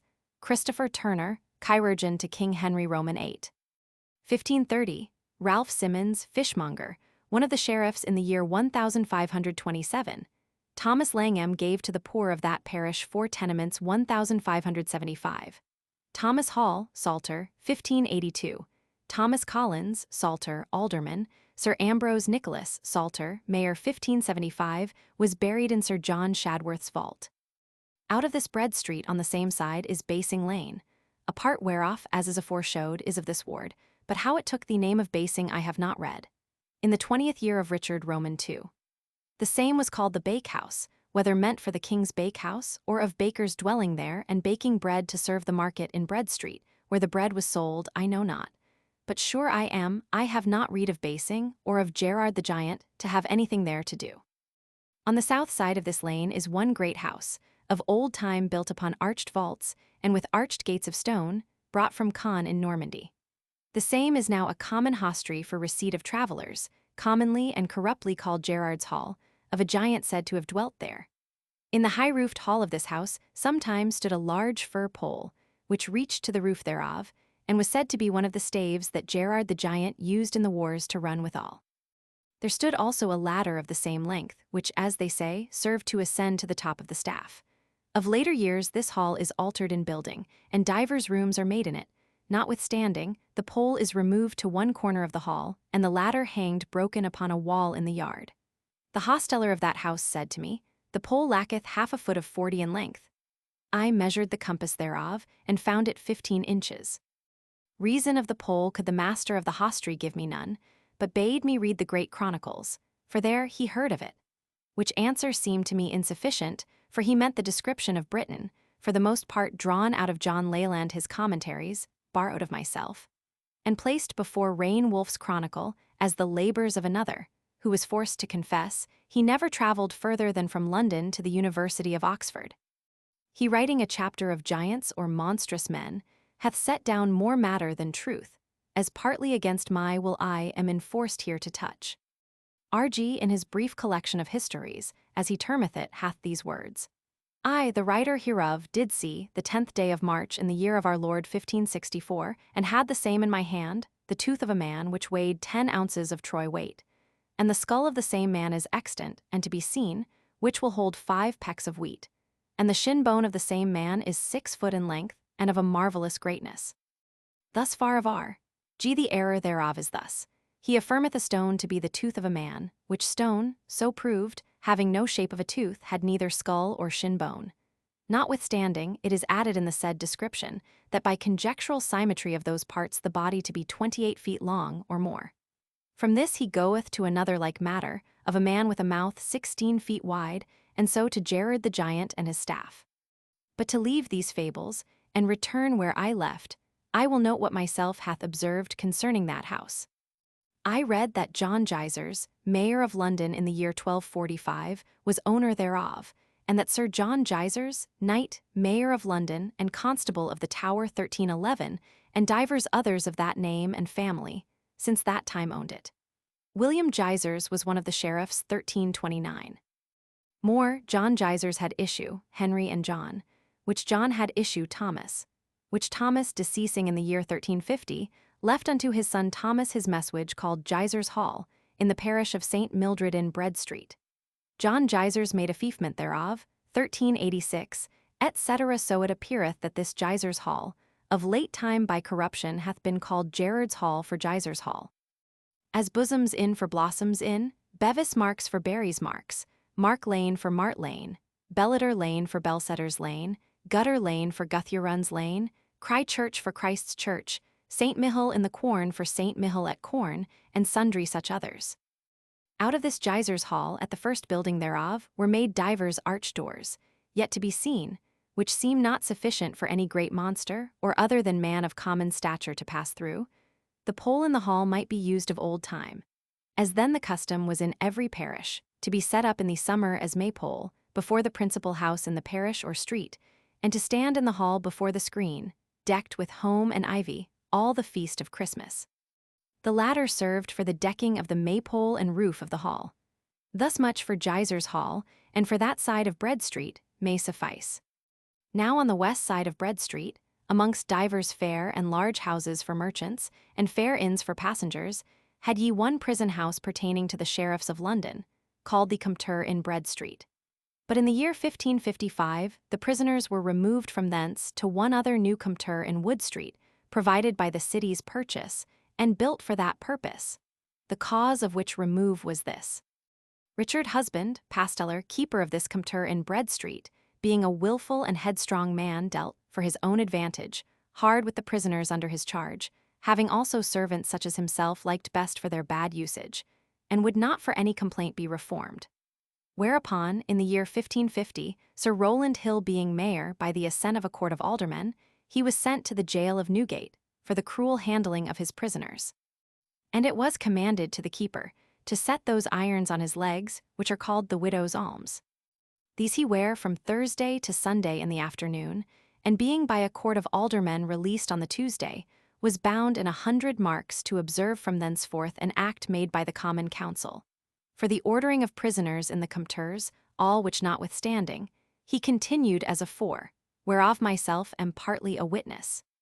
For being of a jury to inquire against a sessions of jail delivery, in the year 1552, we found the prisoners hardly dealt withal, for their Acades and otherwise, as also that thieves and strumpets were there lodged for 4d. The night, whereby they might be safe from searches that were made abroad. For the which enormities, and other not needful to be recited, he was indicted at that session, but did rub it out, and could not be reformed till this remove of prisoners, for the house in Bread Street was his own by lease, or otherwise, so that he could not be put from it. Note that jailers buying their offices will deal hardly with pitiful prisoners. Now in Friday Street, so called of fishmongers dwelling there, and serving Friday's market on the east side, is a small parish church, commonly called St. John Evangelist. The monuments therein be of John Doggett, merchant tailor, one of the sheriffs in the year 1509. Sir Christopher Askew, draper, mayor 1533. William de Avinger, farrier, was buried there in the 34th of Edward Roman III. Then lower down is one other parish church of St. Margaret Moyses, so called as Seamouth of one Moyses, that was founder or new builder thereof. The monuments there be of Sir Richard Dobbs, Skinner, Mayor 1551, William Dane, ironmonger, one of the sheriffs 1569, Sir John Alit, fishmonger, Mayor 1591. There was of older time buried Nicholas Stans and Nicholas Bray. They founded chantries there. On the west side of this Friday Street is Maiden Lane, so named of such a sign, or Distaff Lane for Distar Lane, as I read in the record of a brewhouse called the Lamb, in Distar Lane, the 16th of Henry Roman VI. In this Distar Lane on the north side thereof is the Cordwainers or Shoemakers' Hall, which company were made a brotherhood or fraternity in the 11th of Henry Roman IV. Of these Cordwainers I read that since the 5th of Richard Roman II, when he took to wife Anne, daughter to Veselous, king of Boheme, by her example the English people had used piked shoes, tied to their knees with silken laces, or chains of silver or gilt, wherefore in the 4th of Edward Roman IV, it was ordained and proclaimed that beaks of shoon and boots should not pass the length of 2 inches, upon pain of cursing by the clergy, and by Parliament to pay 20 shillings for every pair. And every cordwainer that shod any man or woman on the Sunday, to pay 30 shillings. On the south side of this Distar Lane is also one other lane, called Distar Lane, which runneth down to Knightriders Street or Old Fish Street, and this is the end of Bread Street Ward, which hath an alderman, his deputy, common council 10, constables 10, scavengers 8, wardmote inquest 13, and a beadle. It standeth taxed to the 15 in London, at £37, and in the Exchequer at £36 18s. 2d. Queen Hithe Ward. Next unto Bread Street Ward on the south side thereof is Queen Hithe Ward, so called of a water gate, or harbour for boats, lighters, and barges, and was of old time for ships, at what time the timber bridge of London was drawn up, for the passage of them to the said Hithe, as to a principal strand for landing and unlading against the midst and heart of the city. This ward beginneth in the east, in Knightriders Street, on the south side thereof, at the east end of the parish church called the Holy Trinity, and runneth west on the south side to a lane called Lambert Hill, which is the length of the ward in Knightriders Street, out of the which street are divers lanes, running south to Thames Street, and are of this ward. The first is Trinity Lane, which runneth down by the west end of Trinity Church. Then is Spurin Lane, or Spooner's Lane, now called Huggin Lane. Then Bread Street Hill, then St. Mary Mountfont, out of the which lane, on the east side thereof, is one other lane turning east, through St. Nicholas Olave's churchyard to Bread Street Hill. This lane is called Finnemore Lane, or 5-foot lane, because it is but 5 feet in breadth at the west end. In the midst of this lane runneth down one other lane broader, south to Thames Street. I think the same to be called Disbourne Lane, for I read of such a lane to have been in the parish of Mary Somerset, in the 22nd year of Edward Roman III, where there is said to lie between the tenement of Edward de Montacute, knight, on the east part, and the tenement sometime pertaining to William Gladwine on the west, one plot of ground, containing in length towards Thames Street, 25 feet, etc. Last of all have you Lambart Hill Lane, so called of one Lambart, owner thereof, and this is the furthest west part of this ward. On the north side coming down from Knightriders Street, the east side of Lambart Hill is wholly of this ward, and the west side from the north end of the Blacksmith's Hall, which is about the midst of this lane unto Thames Street. Then part of Thames Street is also of this ward, to wit, from a cook's house called the Sign of King David, 3 houses west from the old Swan Brewhouse in the east, unto Huntington House, over against St. Peter's Church in the west, near unto Paul's Wharf. And on the land side, from a cook's house called the Blue Boar to the west end of St. Peter's Church, and up St. Peter's Hill, 2 houses north above the said church. And these be the bounds of this ward, in which are parish churches 7, halls of companies 2, and other ornaments as shall be showed. First in Knightriders Street is the small parish church of the Holy Trinity, very old, and in danger of downfalling. Collections have been made for repairing thereof, but they will not stretch so far, and therefore it leaneth upon props or stilts. Monuments as followeth. John Bryan, alderman in the reign of Henry V, a great benefactor. John Chamber had a chantry there. Thomas Rishby, Esquire, and Alice his wife within the chancel. John Murfin, auditor of the Exchequer 1471. Sir Richard Fowler of Rix in Oxfordshire 1528. George Cope, second son to Sir John Cope of Coppice-Ashby in Northamptonshire, 1572. Towards the west end of Knightriders Street is the parish church of St. Nicholas Cold Abbey, a proper church, somewhat ancient, as appeareth by the ways raised thereabout, so that men are forced to descend into the body of the church. It hath been called of many Golden Abbey, of some, Gold Abbey or Cold Bay, and so hath the most ancient writings, as standing in a cold place, as Cold Harbour, and such like. The steeple or tall tower of this church with the south aisle have been of a later building, to wit, the first of Richard Roman II. When it was meant the whole old church should have been new built, as appeareth by the arching begun on the east side the steeple, under the which, in the stone work, the arms of one Buckland, esquire, and his wife, daughter to Beauper, are cut in stone, and also are in the glass windows, whereby it appeareth he was the builder of the steeple, and repairer of the residue. The 26th of Edward Roman III. And Aubrey being mayor, T. Freer, fishmonger, gave one piece of ground to the said parish church of St. Nicholas, containing 86 feet in length, and 43 feet at one end, and 34 at the other in breadth, for a cemetery or churchyard. The 20th of Richard Roman II. Thomas Barnard Castle, clerk, John Saunderash, clerk, and John Nouncey, gave to the parson and churchwardens of the said church and their successors, one messuage and one shop, with the appurtenances, in Distaff Lane and Old Fish Street, for the reparation of the body of the said church, the belfry or steeple, and ornaments. Buried in this church John Calf and William Coggeshall, 1426. Walter Turk, fishmonger, Mayor, 1349. Richard Essestone, fishmonger, 1330. Nicholas Walbrook, fishmonger, 1407. Thomas Paddington, fishmonger, 1485. Robert Harry, fishmonger, John Suring, 1490. Roger Darlington, fishmonger, 1557. Richard Lacty, parson, under a fair tomb on the north side the choir, 1491. Richard Bradbrudge, 1497. William Clark, 1501. James Pickman, 1507. Richard Farnford, 1525. Thomas Nicholas, fishmonger, 1527. William Bard, fishmonger, 1528.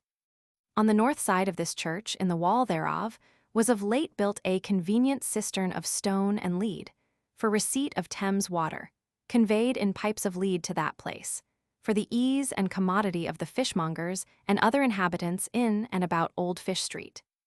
Barnard Randolph, common serjeant of the city of London, did in his lifetime deliver to the company of fishmongers the sum of £900, to be employed towards the conducting of the said Thames water, and cisterning the same, etc., in the parishes of St. Mary Magdalene and St. Nicholas Cold Abbey, near unto Fish Street, £700, and other £200 to charitable deeds.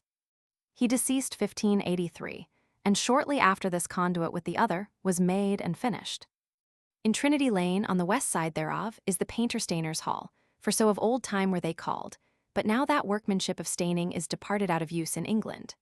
Lower down in Trinity Lane, on the east side thereof, was sometime a great messuage pertaining unto John, Earl of Cornwall, in the 14th of Edward Roman III.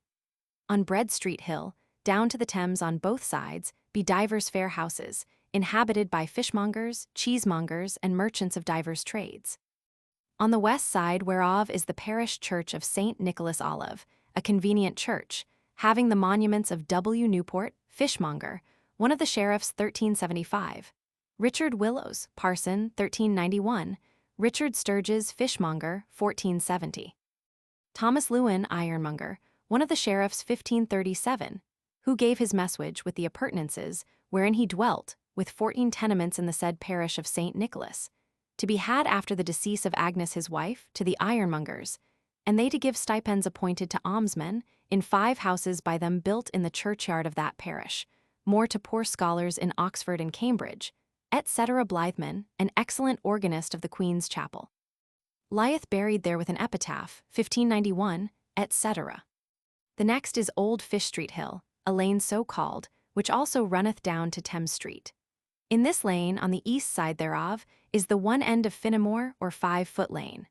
On the west side of this Old Fish Street Hill is the Bishop of Hereford's inn or lodging, an ancient house and large rooms, built of stone and timber, which sometime belonged to the Mounthants in Norfolk. Radulphus de Maidenstone, Bishop of Hereford, about 1234, bought it of the Mounthants, and gave it to the bishops of Hereford, his successors. Charles, both Bishop of Hereford and Chancellor of the Marches, about the year 1517, repaired it, since the which time the same is greatly ruinated, and is now divided into many small tenements. The hall and principal rooms are a house to make sugar loaves, etc. Next adjoining is the parish church of St. Mary de Monte Alto, or Mountfont. This is a very small church, and at the first built to be a chapel for the said house of the Mountfonts, and for tenements thereunto belonging. The Bishop of Hereford is patron thereof. Monuments in this church of John Gloucester, Alderman 1345, who gave salt wharf for 2 chantries there. John Skipp, Bishop of Hereford, 1539, sate 12 years, died at London in time of Parliament and was buried in this church. There was sometime a fair house in the said parish of St. Mary Mountfont, belonging to Robert Belconape, one of the king's justices, but the said Belconape being banished this realm. King Richard Roman II, in the 12th of his reign, gave it to William Wickham, Bishop of Winchester. On the east side of this old Fish Street hill is one great house, now let out for rent, which house sometime was one of the halls, pertaining to the company of fishmongers, at such time as they had 6 hallmotes or meeting places, namely, 2 in Bridge Street or New Fish Street, 2 in Old Fish Street, whereof this was one, and 2 in Stockfishmonger Row or Thames Street, as appeareth by a record, the 22nd of Richard Roman II. Next westward is one other lane called Lambard Hill, the east side whereof is wholly of this ward, and but half the west side, to wit, from the north end of the blacksmith's hall. Then in Thames Street of this ward, and on the north side over against the Queen's Hithe, is the parish church of St. Michael, a convenient church, but all the monuments therein are defaced. I find that Stephen Spilman, gentleman of that family in Norfolk, sometime mercer, chamberlain of London, then one of the sheriffs, and alderman in the year 1404, deceasing without issue, gave his lands to his family the Spilmans, and his goods to the making or repairing of bridges and other like godly uses. And amongst others in this church he founded a chantry, and was buried in the choir.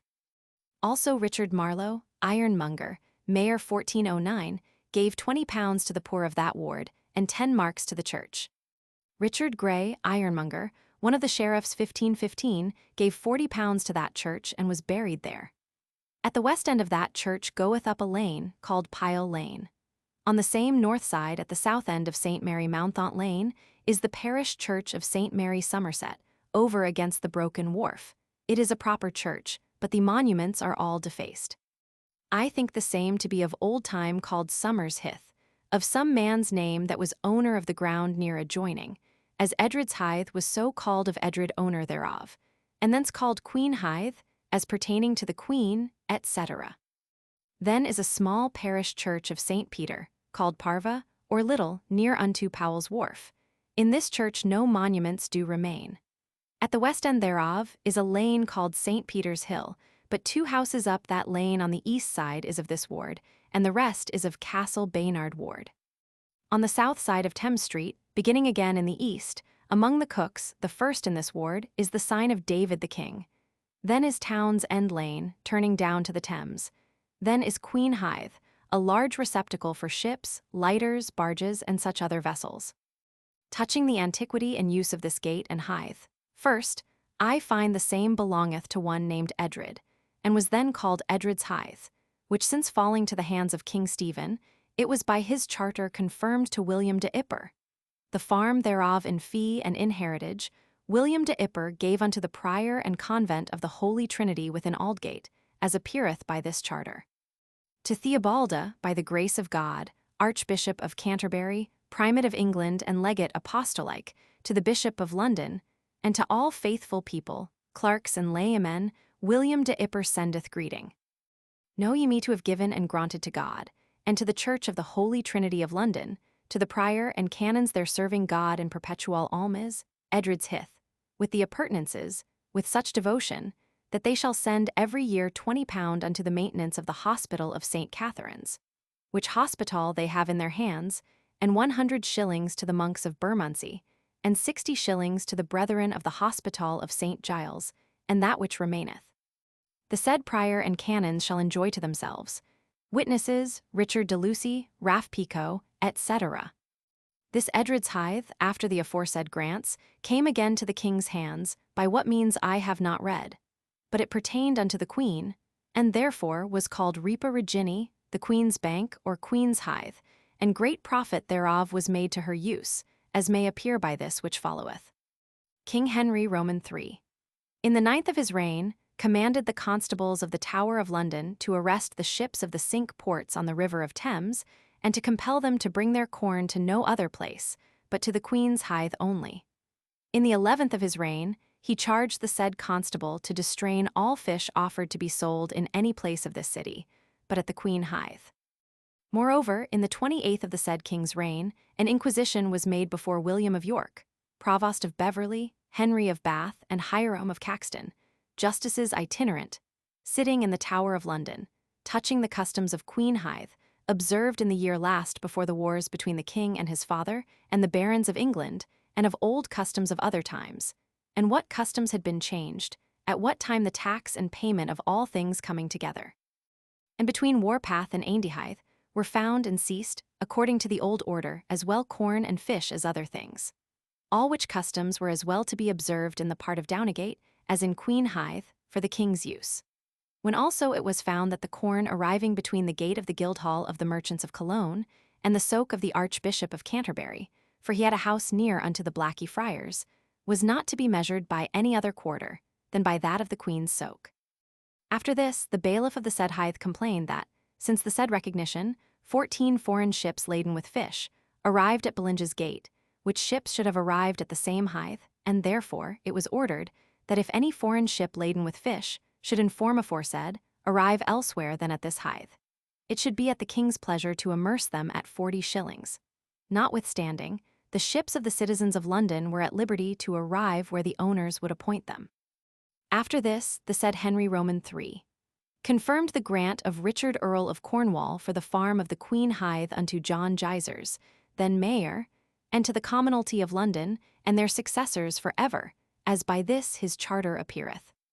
Henry, by the grace of God, King of England, Lord of Ireland, Duke of Guienne, and Earl of Anjou to all archbishops, etc. be it known, that we have seen the covenant between our brother Richard Earl of Cornwall, on the one part, and the mayor and commonalty on the other part, which was in this sort. In the 30th year of Henry, the son of King John upon the feast of the translation of St. Edward, at Westminster, this covenant was made between the Honourable Lord Richard Earl of Cornwall, and John Gysers, then Mayor of London, and the Commons thereof, concerning certain exactions and demands pertaining to the Queen Hithe of London. The said Earl granted for himself and his heirs, that the said Mayor and all mayors ensuing and all the commons of the city should have and hold the Queen Hithe with all the liberties, customs, and other appurtenances, repaying yearly to the said Earl, his heirs and assigns, £50 at Clerkenwell at 2 several terms. To wit, the Sunday after Easter £25, and at Michaelmas £25. And for more surety hereof the said Earl hath set thereunto his seal, and left it with the Mayor, and the Mayor and commonalty have set to their seal, and left it with the Earl. Wherefore we confirm and establish the said covenant for us, and for our heirs. Witnesses, Ralph Fitznichol, Richard Gray, John and Will. Britham, Paulin Painter, Ralph Wansha, John Cumbod, and other at Windsor, 26th of February, in the 31st of our reign. The charge of this Queen Hithe was then committed to the sheriffs, and so hath continued ever since. The profits whereof are sore diminished, so that, as writeth Robert Fabian, it was worth in his time little above 20 marks, or £15, 1 year with another. Now for customs of this Queen Hithe. In the year 1302, the 30th of Edward I, it was found by the oath of divers men, that bakers, brewers, and others buying their corn at Queen Hithe should pay for measuring, portage, and carriage for every quarter of corn whatsoever from thence to West Cheape, to St. Anthony's Church, to Horseshoe Bridge, and to Wolsey Street, in the parish of Allhallows the Less, and such like distances, 1 halfpenny farthing. To Fleet Bridge, to Newgate, Cripplegate, to Birch of his Lane, to Eastcheap and Billingsgate, 1 penny. Also, that the measure or the meter ought to have 8 chief master porters, every master to have 3 porters under him, and every one of them to find 1 horse and 7 sacks, and he that so did not to lose his office. This Hithe was then so frequented with vessels, bringing thither corn besides fish, salt, fuel, and other merchandises, that all these men, to wit, the meter and porters, 37 in number, for all their charges of horses and sacks and small stipend, lived well of their labours. But now the bakers of London and other citizens travel into the countries and buy their corn of the farmers after the farmer's price. King Edward Roman II, in the first of his reign, gave to Margaret, wife to Piers de Gavestone, £43 12 shillings and 9 pence halfpenny farthing, out of the rent of London, to be received of the Queen's Hithe.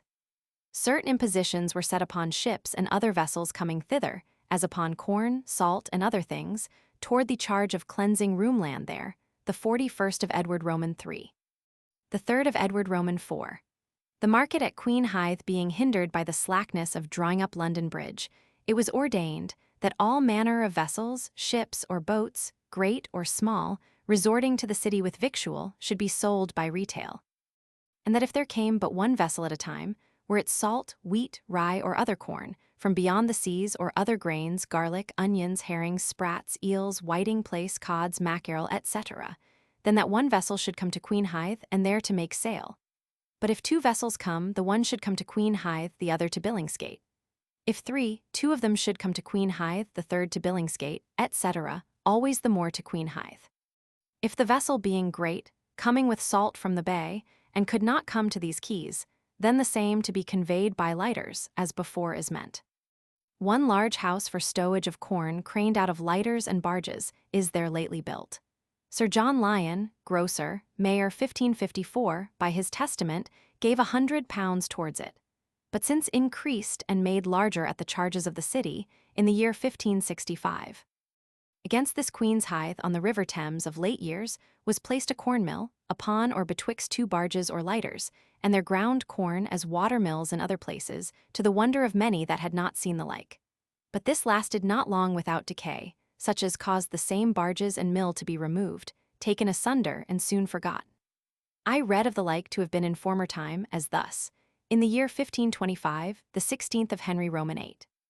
Sir William Bailey being mayor, John Cook of Gloucester, mercer, gave to the mayor and commonalty of London, and theirs for ever, one great barge, in the which 2 corn mills were made and placed, which barge and mills were set in and upon the stream of the river of Thames, within the jurisdiction and liberty of the said city of London.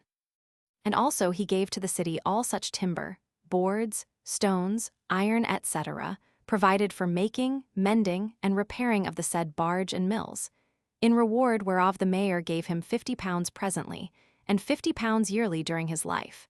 And if the said cook deceased before Johann his wife, then she to have 40 marks the year during her life. Next adjoining to this Queen Hithe, on the west side thereof, is Salt Wharf, named of salt taken up, measured, and sold there. The next is Stew Lane, of a stew or hothouse there kept. After that is Timber Hithe, or Timber Street, so called of timber or boards there taken up and wharfed. It is in the parish of St. Mary Somershithe, as I read in the 56th of Henry Roman III, and in the 9th of Edward Roman II. Then is Brook's Wharf and Broken Wharf, a water gate or quay, so called of being broken and fallen down into the Thames. By this broken wharf remaineth one large old building of stone, with arched gates, which messuage, as I find, in the reign of Henry Roman III, the 43rd year pertaining unto Hugh de Bigot, and in the 11th of Edward Roman III, to Thomas Brotherton, the king's brother, Earl of Norfolk, Marshal of England, in the 11th of Henry Roman VI, to John Mowbray, Duke of Norfolk, etc. Within the gate of this house, now belonging to the city of London, is lately, to wit, in the years 1594 and 1595, built one large house of great height, called an engine, made by Bevis Bulmer, gentleman, for the conveying and forcing of Thames water to serve in the middle and west parts of the city. The ancient great hall of this messuage is yet standing, and pertaining to a great brewhouse for beer. West from this is Trigg Lane, going down to Thames. Next is called Boss Lane, of a boss of water, like unto that of Billingsgate, there placed by the executors of Richard Whittington. Then is one great messuage, sometime belonging to the abbots of Chertsey in Surrey, and was therein, wherein they were lodged when they repaired to the city. It is now called Sandy House, by what reason I have not heard. I think the Lord Sands have been lodged there. And this is an end of this Queen Hithe Ward, which hath an alderman and his deputy, common council 6, constables 9, scavengers 8, wardmote inquest 13, and a beadle. It is taxed to the 15 in London £20, and in the Exchequer at £19, 16 shillings and 2 pence. Castle Baynard Ward. The next is Castle Baynard Ward, so named of an old castle there. This ward beginneth in the east on the Thames side, at a house called Huntingdon House, and runneth west by Paul's Wharf, by Baynard's Castle, Puddle Wharf, and by the south side of Blackfriars. Then turning by the east wall of the said friars to the southwest end of Creed Lane. Then on the north side of Thames Street, over against Huntingdon House, by St. Peter's Church and Lane, called Peter Hill. Along till over against Puddle Wharf, and then north up by the Great Wardrobe to the west end of Carter Lane. Then up Creed Lane, Ave Mary Lane, and a piece of Pater Noster Row, to the sign of the Golden Lion, and back again up Warwick Lane, and all the east side thereof, to the sign of the Crown by Newgate Market. And this is the farthest north part of this ward. Then out of Thames Street be lanes ascending north to Knightriders Street. The first is Peter Hill Lane, all of that ward 2 houses excepted, adjoining to St. Peter's Church. The next is Paul's Wharf Hill, which thwarting Knightriders Street and Carter Lane, goeth up to the south chain of Paul's Churchyard. Then in Adel Street, over against the west part of Baynard's Castle, going up by the west end of Knightriders Street and to Carter Lane. Thus much for lanes out of Thames Street. The one half of the west side of Lambard Hill Lane being of this ward, at the northwest end thereof, on the south side, and at the west end of St. Mary Magdalen's Church on the north side beginneth Knightriders Street, to be of this ward, and runneth west on both sides to the parish church of St. Andrew by the Wardrobe. Then at the end of St. Mary Magdalen's Church goeth up the Old Exchange, all the west side, whereof up to the southeast gate of Paul's Churchyard, and by St. Austin's Church, is of this ward. About the midst of this Old Exchange, on the west side thereof is Carter Lane, which runneth west to the east entry of the Blackey Friars, and to the south end of Creed Lane, out of the which Carter Lane descendeth a lane called Doolittle Lane, and cometh into Knightriders Street by the Boar's Head Tavern. And more west is Sermon Lane, by an inn called the Paul Head. Then out of Carter Lane, on the north side thereof, the south chain of Paul's Churchyard, and the churchyard itself on that south side of Paul's Church, and the church of St. Gregory, the bishop's palace, and the dean's lodging be all of this ward, and such be the bounds thereof. The ornaments in this ward be parish churches 4. Of old time a castle, divers noblemen's houses, halls of companies twain, and such others as shall be shown. In Thames Street, at the southeast end, is an ancient messuage of old time called Beaumont's Inn, as belonging to that family of noblemen of this realm in the 4th of Edward Roman III. Edward Roman IV, in the 5th of his reign, gave it to W. Hastings, Lord Chamberlain, master of his mints. It is now called Huntingdon House, as belonging to the Earls of Huntingdon. Next is Paul's Wharf, a large landing place with a common stair upon the river of Thames, at the end of a street called Paul's Wharf Hill, which runneth down from Paul's Chain. Next is a great messuage, called Scrope's Inn, sometime belonging to Scropes, in the 31st of Henry Roman VI. Then is one other great messuage, sometime belonging to the Abbey of Fiscamp, beyond the sea, and by reason of the wars, it coming to the hands of King Edward Roman III. The same was given to Sir Simon Burley, Knight of the Garter, and therefore called Burley House in Thames Street, between Baynard's Castle and Paul's Wharf. Then have you Baynard's Castle, whereof this whole ward taketh the name. This castle banketh on the river Thames, and was called Baynard's Castle, of Baynard, a nobleman that came in with William the Conqueror, of the which castle, and of Baynard himself, I have spoken in another place. There was also another tower by Baynard's Castle, built by King Edward Roman II. Edward Roman III, in the 2nd of his reign, gave it to William Duke of Hamelake in the county of York, and his heirs for 1 rose yearly to be paid for all service. The same place, as seemeth to me, was since called Legate's Inn in the 7th of Edward Roman IV, where be now divers wood wharfs in place. Then is there a great brewhouse, and Puddle Wharf, a water gate into the Thames, where horses used to water, and therefore being defiled with their trampling, and made puddle like as also of one puddle dwelling there, it is called Puddle Wharf. Then is there a lane between the Blackey Friars and the Thames, called in the 26th of Edward Roman III, Castle Lane. In this lane also is one great messuage, of old time belonging to the Priory of Oakbourne in Wiltshire, and was the prior's lodging when he repaired to London. This priory being of the French order, was suppressed by Henry V, and with other lands and tenements pertaining to the said priory, was by Henry Roman VI. Given to his college in Cambridge, called now the King's College. About this castle lane was sometime a mill or mills belonging to the Templars of the New Temple, as appeareth of record. For King John, in the first year of his reign, granted a place in the Fleet, near unto Baynard's castle, to make a mill, and the whole course of water of the Fleet to serve the said mill. I read also that in the year 1247 the second of Edward I. Rye, Racin, and Atheline his wife did give to Nisho. De Museley, clerk, 10 shillings of yearly free and quiet rent, out of all his tenements, with the houses thereupon built, and their appurtenances, which they had of the demise of the master and brethren of Knights Templars, in England, next to their mill of Fleet, over against the houses of Lawrence de Brooke, in the parish of St. Andrew, next to Baynard's castle, which tenements lie between the way leading towards the said mill on the west part. Also in the rights belonging to Robert Fitzwater, and to his heirs in the city of London in the time of peace, it was declared in the year 1303, that the said Robert, castellan of London and banner-bearer, had a soke or ward in the city, that was by the wall of St. Paul, as men go down the street before the brewhouse of St. Paul unto the Thames, and so to the side of the mill, which is in the water that cometh down from Fleet Bridge, and goeth by London Wall, betwixt Friars Preachers' Church and Ludgate, and so that ward turned back by the house of the said friars unto the said common wall of the said canonry of St. Paul.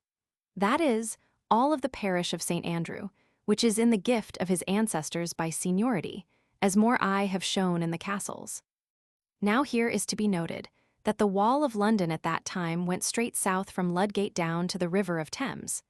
But for building of the Blackie Friars' Church, the said wall in that place was by commandment taken down, and a new wall made straight west from Ludgate to Fleet Bridge, and then by the water of Fleet to the river of Thames, etc. In the year 1307, the 35th of Edward I, in a parliament at Carlisle, Henry Lacy, Earl of Lincoln, complained of nuances done to the water of the Fleet, whereupon it was granted that the said mill should be removed and destroyed. This ward ascendeth up by the east wall of the Blackfriars to the southwest end of Creed Lane, where it endeth on that side.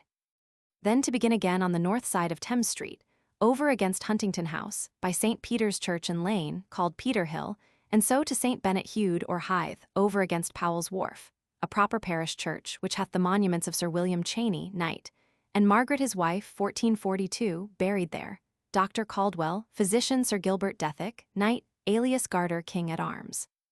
West from this church, by the south end of Adel Street, almost against Puddle Wharf, there is one ancient building of stone and timber, built by the Lords of Berkeley, and therefore called Berkeley's Inn. This house is all in ruin, and let out in several tenements, yet the arms of the Lord Berkeley remain in the stone work of an arched gate, gules between a chevron, crosses 10-3, 3, and 4. Richard Beauchamp, Earl of Warwick, was lodged in this house, then called Berkeley's Inn, in the parish of St. Andrew, in the reign of Henry Roman VI. Then turning up towards the north is the parish church of St. Andrew in the Wardrobe, a proper church, but few monuments hath it. John Parnt founded a chantry there. Then is the King's Great Wardrobe.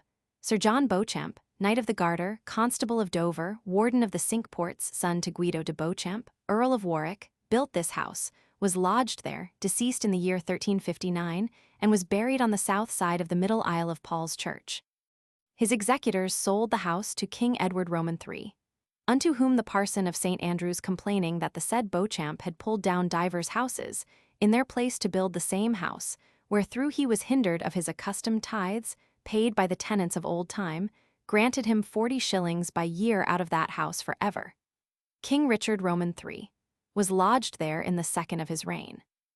In this house of late years is lodged Sir John Fortescue, Knight, Master of the Wardrobe, Chancellor and Under-Treasurer of the Exchequer, and one of Her Majesty's most honourable Privy Council. The secret letters and writings touching the estate of the realm were wont to be enrolled in the King's Wardrobe, and not in the Chancery as appeareth by the records. Claus, 18, E41, Mem, 13, Claus, 33, E1, Mem, 3 et Liberat, 1, E2, Mem. 4, etc. from this wardrobe, by the west end of Carter Lane, then up Creed Lane, Ave Mary Lane, a piece of Pater Noster Row, up Warwick Lane, all the east side, to a brewhouse called the Crown, as I said is of this ward. Touching lanes ascending out of Thames Street to Knightriders Street, the first is Peter's Hill, wherein I find no matter of note, more than certain almshouses, lately founded on the west side thereof, by David Smith, embroiderer, for 6 poor widows, whereof each to have 20 shillings by the year. On the east side of this lane standeth a large house, of ancient building, sometime belonging to the Abbot of St. Mary in York, and was his abiding house when he came to London. Thomas Randolph, Esquire, hath lately augmented and repaired it. At the upper end of this lane, towards the north, the corner houses there be called Peter's Quay, but the reason thereof I have not heard. Then is Paul's Wharf Hill, on the east side whereof is Woodmonger's Hall. And next adjoining is Derby House, sometime belonging to the Stanleys, for Thomas Stanley, first Earl of Derby of that name, who married the Lady Margaret, Countess of Richmond, mother to Henry Roman VII. In his time built it. Queen Mary gave it to Gilbert Dethaig, then Garter principal King of Arms of Englishmen, Thomas Hawley, Clarenceau King of Arms of the south parts, William Harvey, alias Norrie King of Arms of the north parts, and the other heralds and pursuivants of arms, and to their successors all the same capital messuage or house called Derby House, with the appurtenances, situate in the parish of St. Bennet and St. Peter, then being in the tenure of Sir Richard Sackville, knight, and lately parcel of the lands of Edward, Earl of Derby, etc., to the end that the said kings of arms, heralds, and pursuivants of arms, and their successors, might at their liking dwell together, and at meet times to congregate, speak, confer, and agree among themselves, for the good government of their faculty, and their records might be more safely kept, etc. Dated the 18th of July, 1555, Philip and Mary I, and 3rd year. Then higher up, near the south chain of Paul's Churchyard, is the Paul Head Tavern, which house, with the appurtenances, was of old time called Paul's Brewhouse, for that the same was so employed, but been since left off and let out. On the west side of this street is one other great house, built of stone, which belongeth to Paul's Church, and was sometime let to the Blunts, Lords Mount, but of latter time to a college in Cambridge, and from them to the doctors of the civil law and arches, who keep a commons there. And many of them being there lodged, it is called the Doctors' Commons. Above this, on the same side, was one other great building over against Paul's Brewhouse, and this was called Paul's Bakehouse, and was employed in baking of bread for the Church of Paul's. In Addle Street or Lane, I find no monuments. In Lambart Hill Lane on the west side thereof is the Blacksmith's Hall, and adjoining to the north side thereof have ye one plot of ground, enclosed with a brick wall for a churchyard, or burying plot for the dead of St. Mary Magdalene's by Old Fish Street, which was given to that use by John Ewarby, an officer in the receipt of the Exchequer, in the 26th of King Henry Roman VI, as appeareth by patent.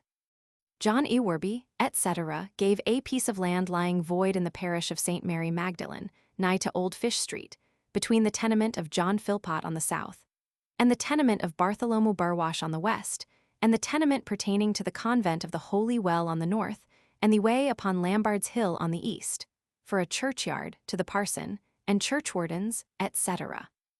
Over against the northwest end of this Lambard Hill Lane in Knightriders Street is the parish church of St. Mary Magdalene, a small church, having but few monuments. Richard Woodroffe, merchant tailor, 1519. Barnard Randolph, Esquire, 1583. On the west side of this church, by the porch thereof, is placed a conduit or cistern of lead, castellated with stone, for receipt of Thames water, conveyed at the charges of the before-named Barnard Randolph, Esquire. By the east end of St. Mary Magdalene's Church, runneth up the old Exchange Lane, by the west end of Carter Lane, to the southeast gate or chain of Paul's Churchyard, as is before shown. And in this part was the exchange kept, and bullion was received for coinage, as is noted in Faringdon Ward within. In this parish church of St. Mary Magdalene, out of Knightriders Street up to Carter Lane, be 2 small lanes, the one of them called Doolittle Lane, as a place not inhabited by artificers or open shopkeepers, but serving for a near passage from Knightriders Street to Carter Lane. The other corruptly called Sermon Lane, for Sharemonier's Lane, for I find it by that name recorded in the 14th of Edward I, and in that lane, a place to be called the Blackie Loft of melting silver, with 4 shops adjoining. It may therefore be well supposed that lane to take name of Sharamonyars, such as cut and rounded the plates to be coined or stamped into sterling pence. For the place of coining was the Old Exchange, near unto the said Sharamonyars lane. Also I find that, in the 13th of Richard Roman II, William de la Pole had a house there. In Knightrider's Street is the College of Physicians, wherein was founded in the year 1582 a public lecture in surgery, to be read twice every week, etc., as is shown elsewhere. In the south churchyard of Paul's is the south side and west end of the said church, in the which west end be 3 stately gates or entries curiously wrought of stone. Namely, the middle gate, in the midst whereof is placed a massy pillar of brass, whereunto the leaves of the said great gate are closed and fastened with locks, bolts, and bars of iron. All which, notwithstanding, on the 24th of December in the year 1565, by a tempest of wind then rising from the west, these gates were blown open, the bars, bolts, and locks broken in sunder or greatly bended. Also on the 5th of January in the year 1589, by a like tempest of wind, then in the southwest, the lesser west gate of the said church, next to the bishop's palace, was broken, both bolts, bars, and locks, so that the same was blown over. At either corner of this west end is, also of ancient building, a strong tower of stone made for bell towers. The one of them, to wit, next to the palace, is at this present to the use of the same palace. The other, towards the south, is called the Lollard's Tower, and hath been used as the bishop's prison, for such as were detected for opinions in religion, contrary to the faith of the church. The last prisoner which I have known committed thereto was in the year 1573, one Peter Bircher, gentleman of the Middle Temple, for having desperately wounded, and minding to have murdered, a serviceable gentleman named John Hawkins, Esquire, in the High Street near unto the Strand, who being taken and examined, was found to hold certain opinions erroneous, and therefore committed thither and convicted. But in the end, by persuasion, he promised to abjure his heresies, and was, by commandment of the council, removed from thence to the Tower of London, etc., where he committed as in my annals I have expressed. Adjoining to this Lollard's Tower is the parish church of St. Gregory, appointed to the petty canons of Paul's. Monuments of note I know none there.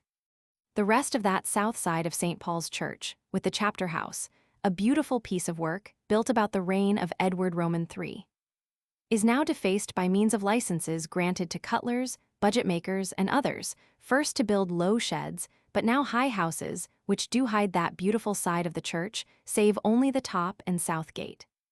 On the northwest side of this churchyard is the bishop's palace, a large thing for receipt, wherein divers kings have been lodged, and great household hath been kept, as appeareth by the great hall, which of late years, since the rebatement of bishops' livings, hath not been furnished with household many and guests, as was meant by the builders thereof, and was of old time used. The dean's lodging on the other side, directly against the palace, is a fair old house, and also divers large houses are on the same side builded, which yet remain, and of old time were the lodgings of prebendaries and residentiaries, which kept great households and liberal hospitality, but now either decayed or otherwise converted. Then is the stationers' hall on the same side, lately built for them in place of Peter College, where in the year 1549, the 4th of January, 5 men were slain by the fall of earth upon them, digging for a well. And let this be an end of Baynard's Castle Ward, which hath an alderman, his deputy, common council 9, constables 10, scavengers 7, ward mote inquest 14, and a beadle. And to the 15 is taxed at £12, in the exchequer 1113 pounds. The ward of Faringdon extra, or without. The farthest west ward of this city, being the 25th ward of London, but without the walls, is called Faringdon without, and was of old time part of the other Faringdon within, until the 17th of Richard Roman II. That it was divided and made twain by the names of Faringdon Infra and Faringdon Extra, as is aforeshown. The bounds of which ward without Newgate and Ludgate are these.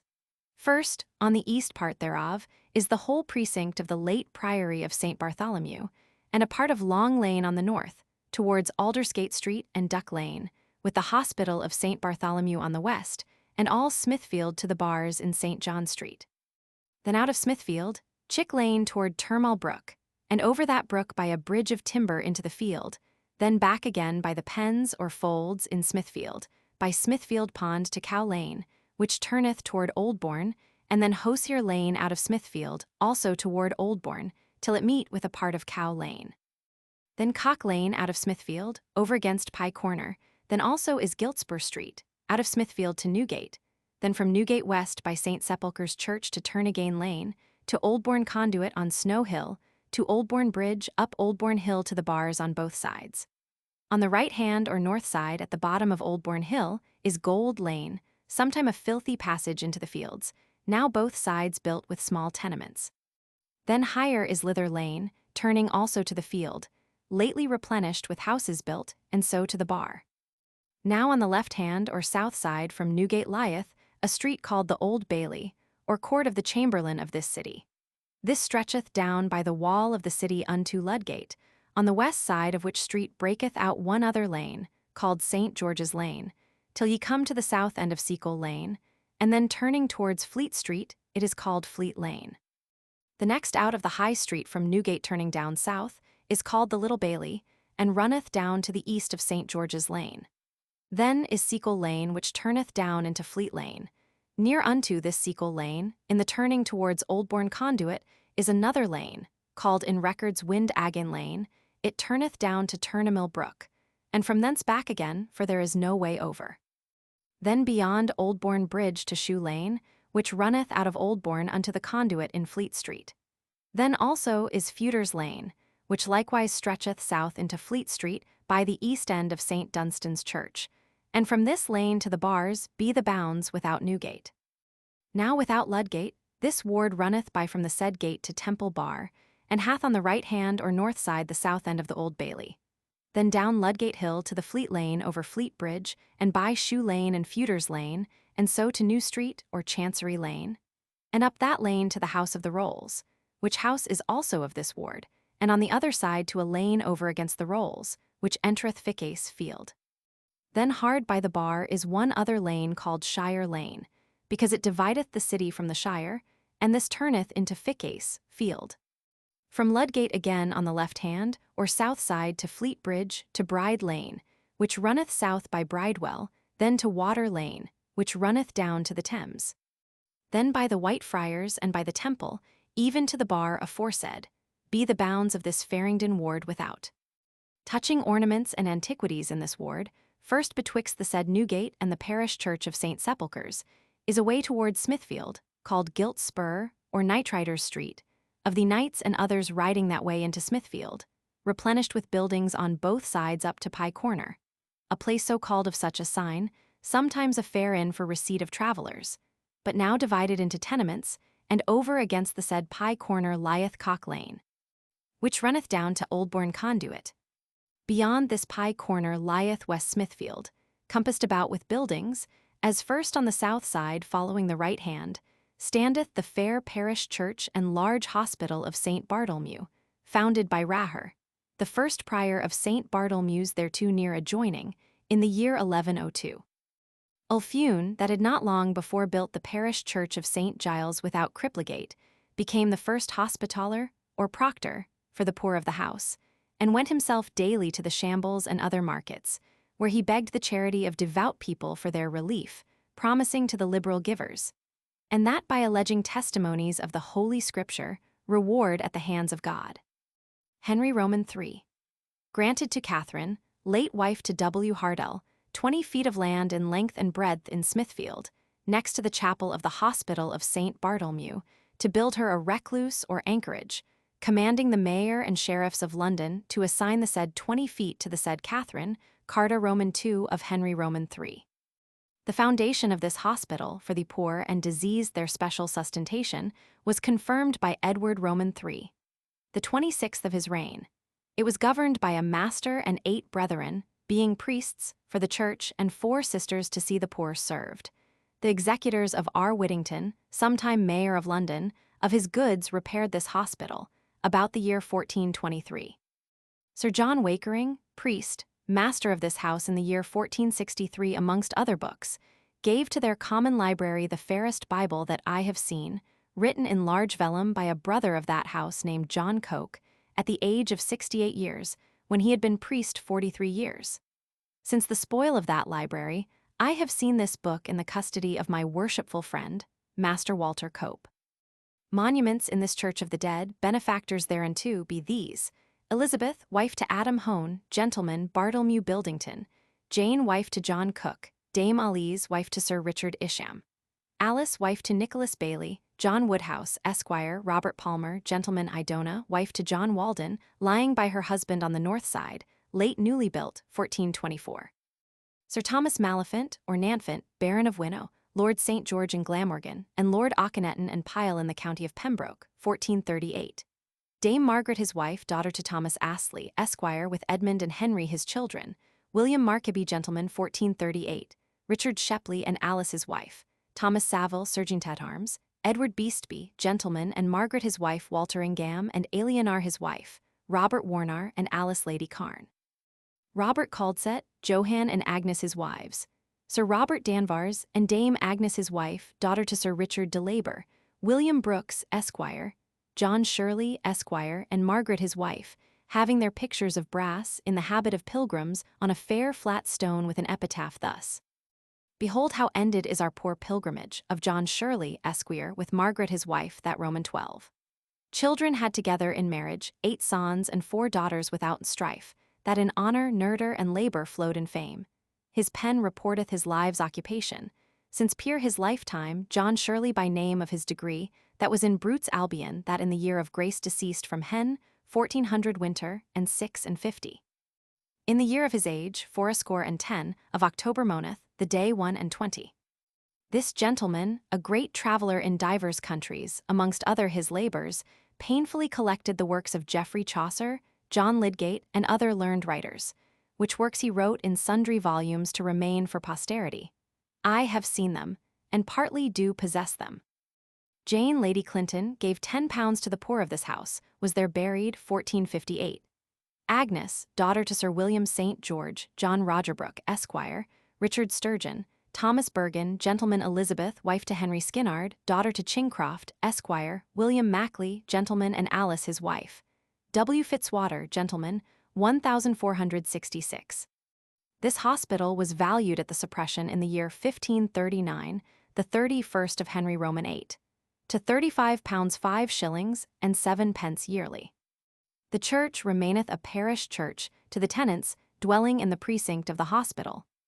But in the year 1546, on the 13th of January, the Bishop of Rochester, preaching at Paul's Cross, declared the gift of the said king to the citizens for relieving of the poor, which contained the church of the Grey Friars, the church of St. Bartholomew, with the hospital, the messuages, and appurtenances in Giltspur alias Knightriders Street, Breton Street, Petter Quay, in the parish of St. Mary Magdalene in Old Fish Street, and in the parish of St. Bennet Buda, Limehurst, or Limehost in the parish of Stebaneth, etc. Then also were orders devised for relief of the poor.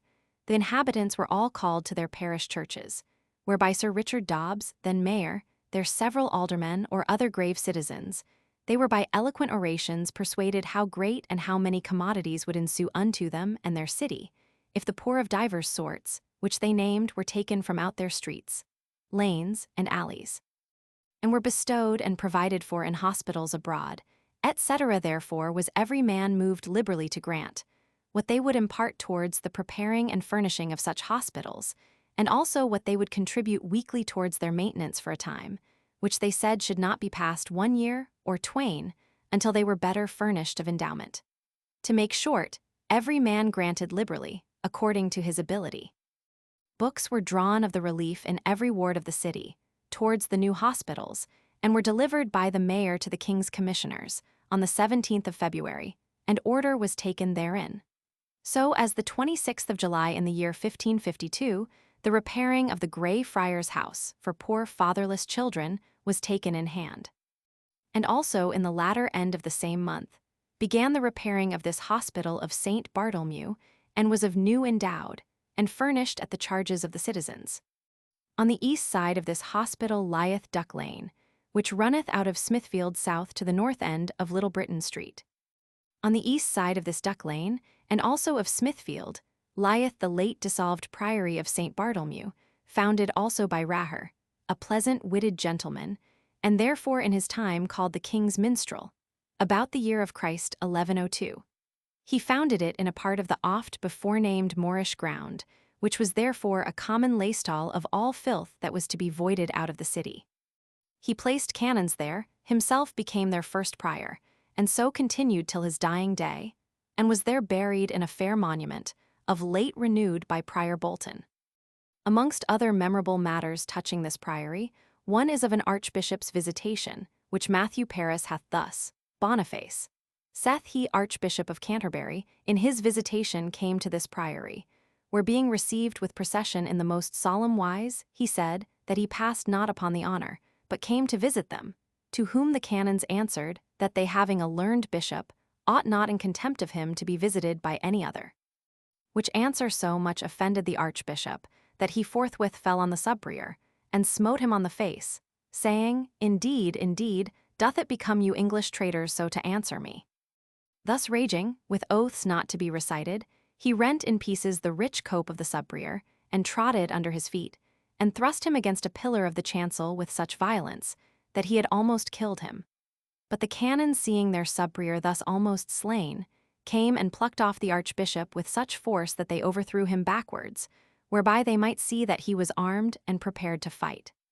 The archbishop's men, seeing their master down, being all strangers, and their master's countrymen born at Provence, fell upon the canons, beat them, tear them, and trod them under feet. At length the canons, getting away as well as they could, ran bloody and miry, rent and torn, to the Bishop of London to complain, who bade them go to the king at Westminster, and tell him thereof. Whereupon 4 of them went thither, the rest were not able, they were so sore hurt. But when they came to Westminster, the king would neither hear nor see them, so they returned without redress. In the mean season the whole city was in an uproar, and ready to have rung the common bell, and to have hewn the archbishop into small pieces, who was secretly crept to Hithe, where they sought him, and not knowing him by sight, said to themselves, Where is this ruffian? That cruel smiter. He is no winner of souls, but an exactor of money, whom neither God, nor any lawful or free election did bring to this promotion. But the king did unlawfully intrude him, being utterly unlearned, a stranger born, and having a wife, etc. But the archbishop conveyed himself over, and went to the king with a great complaint against the canons, whereas himself was guilty. This priory of St. Bartholomew was again new built in the year 1410.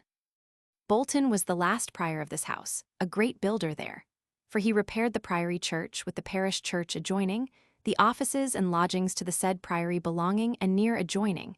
He built anew the manor of Canonbury at Islington, which belonged to the canons of this house, and is situate in a low ground, somewhat north from the parish church there. But he built no house at Harrow on the hill, as Edward Hall hath written, following a fable then on foot. The people saith he being feared by prognostications, which declared that in the year of Christ 1524 there should be such eclipses in watery signs, and such conjunctions, that by waters and floods many people should perish. People victualled themselves, and went a high grounds for fear of drowning. And especially one Bolton, which was prior of St. Bartholomew's in Smithfield, built him a house upon Harrow on the hill, only for fear of this flood. Thither he went, and made provision of all things necessary within him for the space of 2 months, etc. But this was not so indeed, as I have been credibly informed. True it is, that this Bolton was also parson of Harrow, and therefore bestowed some small reparations on the parsonage house, and built nothing there more than a dove house, to serve him when he had foregone his priory.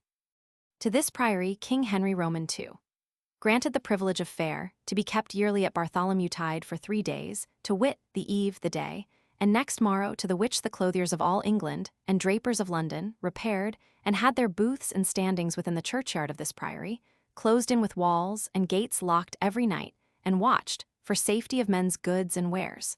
A quart of pie powders was daily during the fair holden for debts and contracts. But now, notwithstanding all proclamations of the prince, and also the Act of Parliament, in place of booths within this churchyard, only let out in the fair time, and closed up all the year after, be many large houses built, and the north wall towards Long Lane taken down, a number of tenements are there erected for such as will give great rents. Monuments of the dead in this priory are these: of Raher, the first founder, Roger Walden, Bishop of London, 1406, John Wharton, gentleman, and Elizabeth his wife, daughter to William Scott, Esquire, John Louth, gentleman, Robert Scheicheld, gentleman, Sir Bacon, knight, John Ludlow and Alice his wife, W. Thirlwall, Esquire, Richard Lancaster, Harold at Arms, Thomas Torrald, John Royston, John Watford, John Carleton, Robert, son to Sir Robert Willoughby, Gilbert Halstock. Eleanor, wife to Sir Hugh Fenn, mother to Margaret Lady Burgaveny, William Essex, Esquire, Richard Vank, Baron of the Exchequer, and Margaret his wife, daughter to William de la Rivar, John Winderhall, John Durham, Esquire, and Elizabeth his wife, John Malwain, Alice, wife to Balsted, daughter to Niff, William Scarlett, Esquire, John Golding, Hugh Walter, gentleman, and the late Sir Walter Mildmay, Knight Chancellor of the Exchequer, etc. This priory at the late surrender, the 30th of Henry Roman VIII, was valued at £653.15 by year. This church having in the bell tower 6 bells and a tune, those bells were sold to the parish of St. Sepulchre's.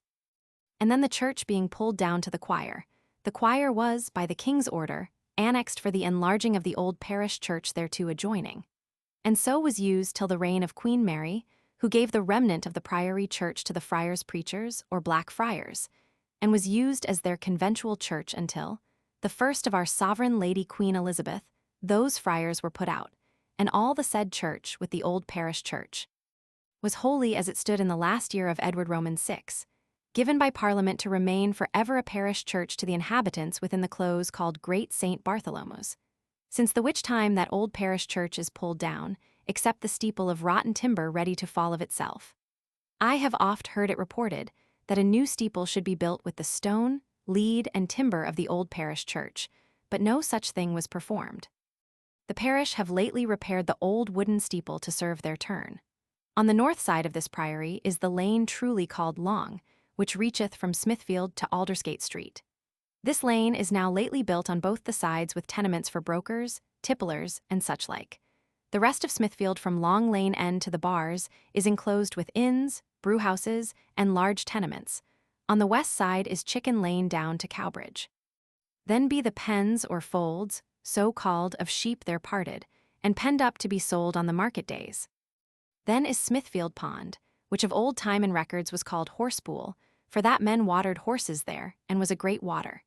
In the 6th of Henry V, a new building was made in this west part of Smithfield betwixt the said pool and the river of the Wells, or Turnamill Brook, in a place then called the Elms, for that there grew many elm trees, and this had been the place of execution for offenders, since the which time the building there hath been so increased, that now remaineth not one tree growing. Amongst these new buildings is Cowbridge Street, or Cow Lane, which turneth toward Oldbourne, in which lane the Prior of Sempringham had his inn, or London lodging. The rest of that west side of Smithfield hath divers fair inns, and other comely buildings, up to Hosier Lane, which also turneth down to Oldbourne till it meet with Cowbridge Street. From this lane to Cock Lane, over against Pye Corner.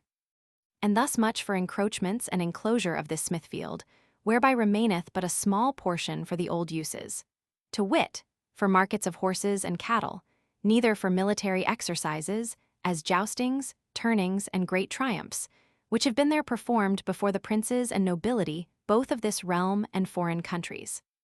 For example, to note, in the year 1357, the 31st of Edward Roman III, great and royal jousts were there holden in Smithfield, there being present the kings of England, France, and Scotland, with many other nobles and great estates of divers lands. 1362, the 36th of Edward Roman III. On the first 5 days of May, in Smithfield, were jousts holden, the king and queen being present, with the most part of the chivalry of England and of France and of other nations, to the which came Spaniards, Cyprians, and Arminians, nightly requesting the King of England against the pagans that invaded their confines. The 48th of Edward Roman III. Dame Alice Perrers, the king's concubine, as Lady of the Sun, rode from the Tower of London through Cheape, accompanied of many lords and ladies, every lady leading a lord by his horse bridle, till they came into West Smithfield, and then began a great joust, which endured 7 days after. Also, the 9th of Richard Roman II, was the like great riding from the Tower to Westminster, and every lord led a lady's horse bridle. And on the morrow began the joust in Smithfield, which lasted 2 days. There bare them well, Henry of Derby, the Duke of Lancaster's son, the Lord Beaumont, Sir Simon Burley, and Sir Paris Courtenay. In the 14th of Richard Roman II. After Froissart, royal jousts and tournaments were proclaimed to be done in Smithfield, to begin on Sunday next after the feast of St. Michael. Many strangers came forth of other countries, namely Valerian, Earl of St. Paul, that had married King Richard's sister, the Lady Maud Courtenay, and William, the young Earl of Ostervant, son to Albert of Bavière, Earl of Holland and Hainault. At the day appointed there issued forth of the Tower, about the 3rd hour of the day, 60 coursers, apparelled for the jousts, and upon every one an esquire of honour, riding a soft pace. Then came forth 60 ladies of honour, mounted upon palfreys, riding on the one side, richly apparelled, and every lady led a knight with a chain of gold. Those knights being on the king's party, had their harness and apparel garnished with white hearts, and crowns of gold about the hearts' necks. And so they came riding through the streets of London to Smithfield, with a great number of trumpets and other instruments of music before them. The king and queen, who were lodged in the bishop's palace of London, were come from thence, with many great estates, and placed in chambers to see the jousts.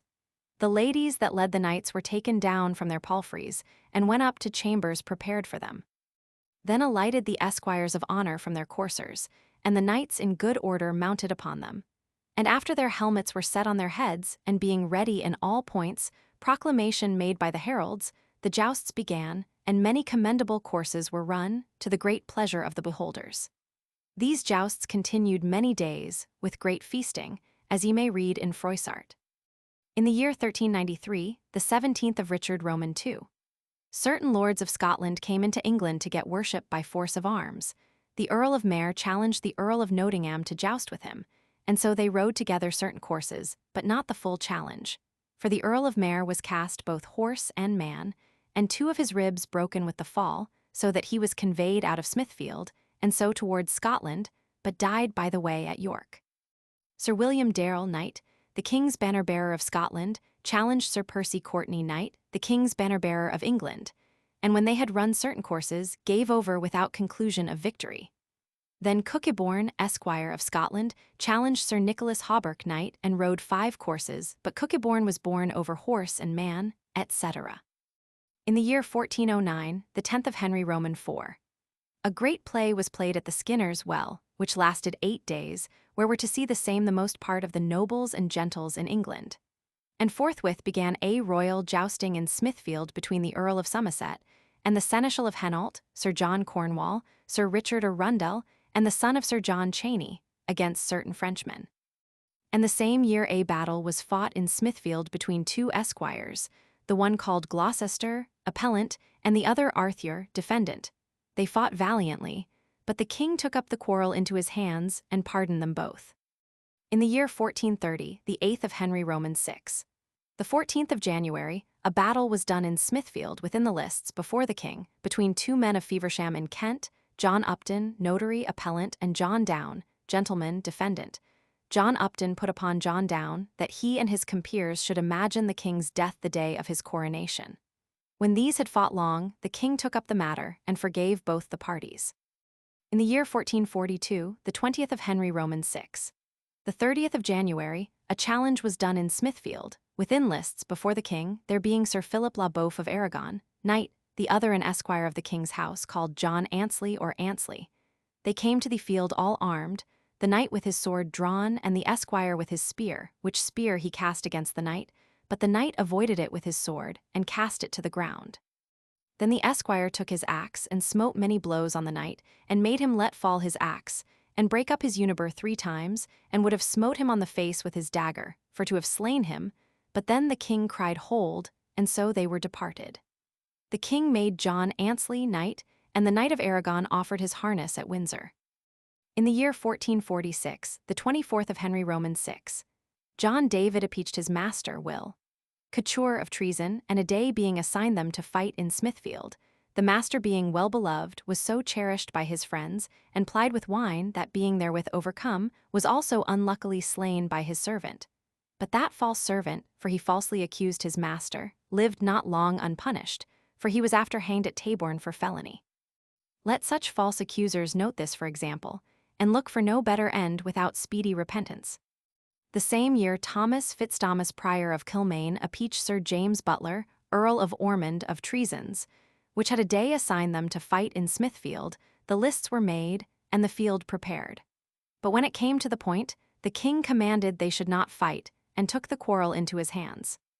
In the year 1467, the 7th of Edward Roman IV, the bastard of Burgon challenged the Lord Scales, brother to the Queen, to fight with him both on horseback and on foot. The king, therefore, caused lists to be prepared in Smithfield, the length of 120 tailors, yards and 10 feet, and in breadth 80 yards and 20 feet, double-barred, 5 feet between the bars. The timberwork whereof cost 200 marks, besides the fair and costly galleries prepared for the ladies, and other, at the which martial enterprise the king and nobility were present. The first day they ran together with spears, and departed with equal honor.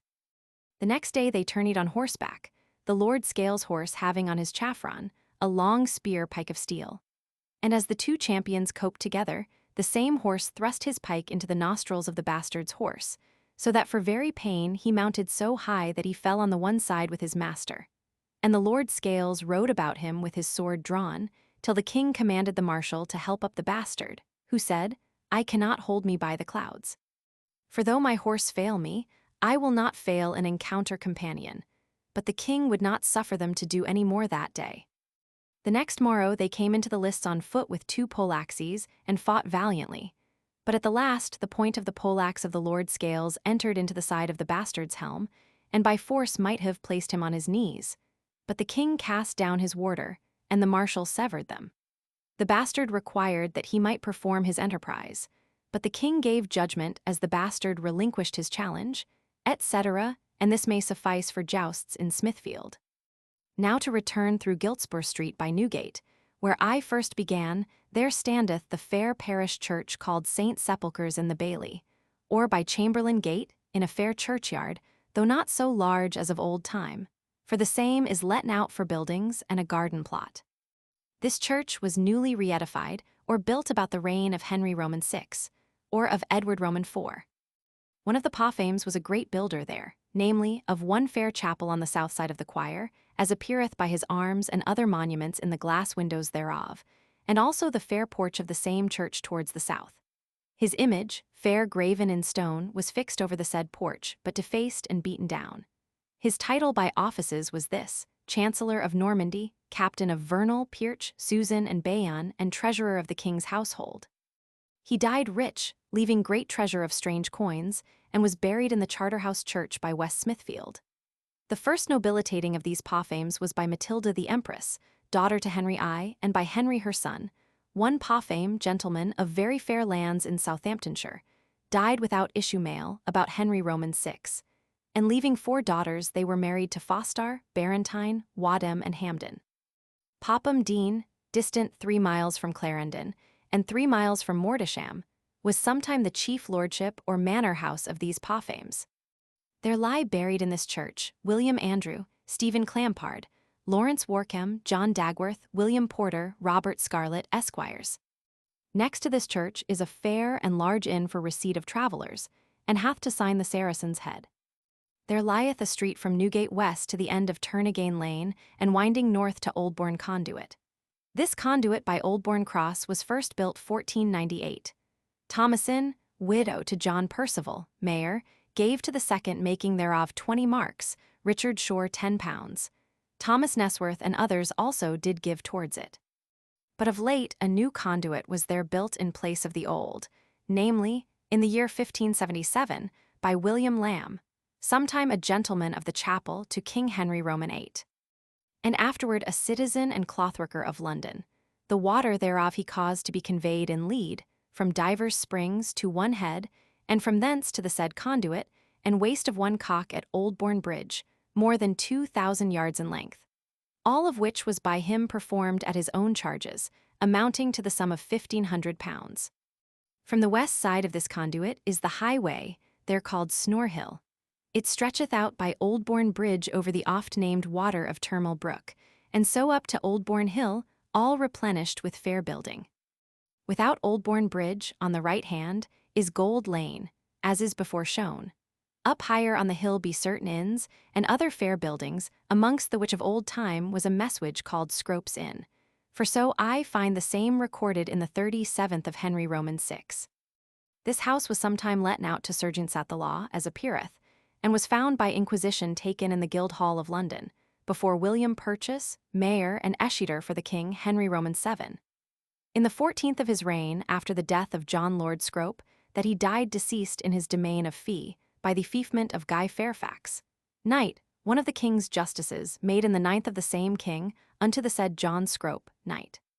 Lord Scrope of Bolton, and Robert Wingfield, esquire, of one house or tenement, late called Sergeant's Inn, situate against the church of St. Andrew in Oldbourne in the city of London, with 2 gardens and 2 messuages to the same tenement belonging in the said city, to hold in burgage, valued by the year and all reprises 10 shillings. Then is the Bishop of Ely's Inn, so called of belonging and pertaining to the bishops of Ely. William de Ludas, Bishop of Ely, deceased 1297, gave this house by the name of his manor, with the appurtenances in Oldbourne, to his successors, with condition his next successor should pay 1,000 marks to the finding of 3 chaplains in the chapel there.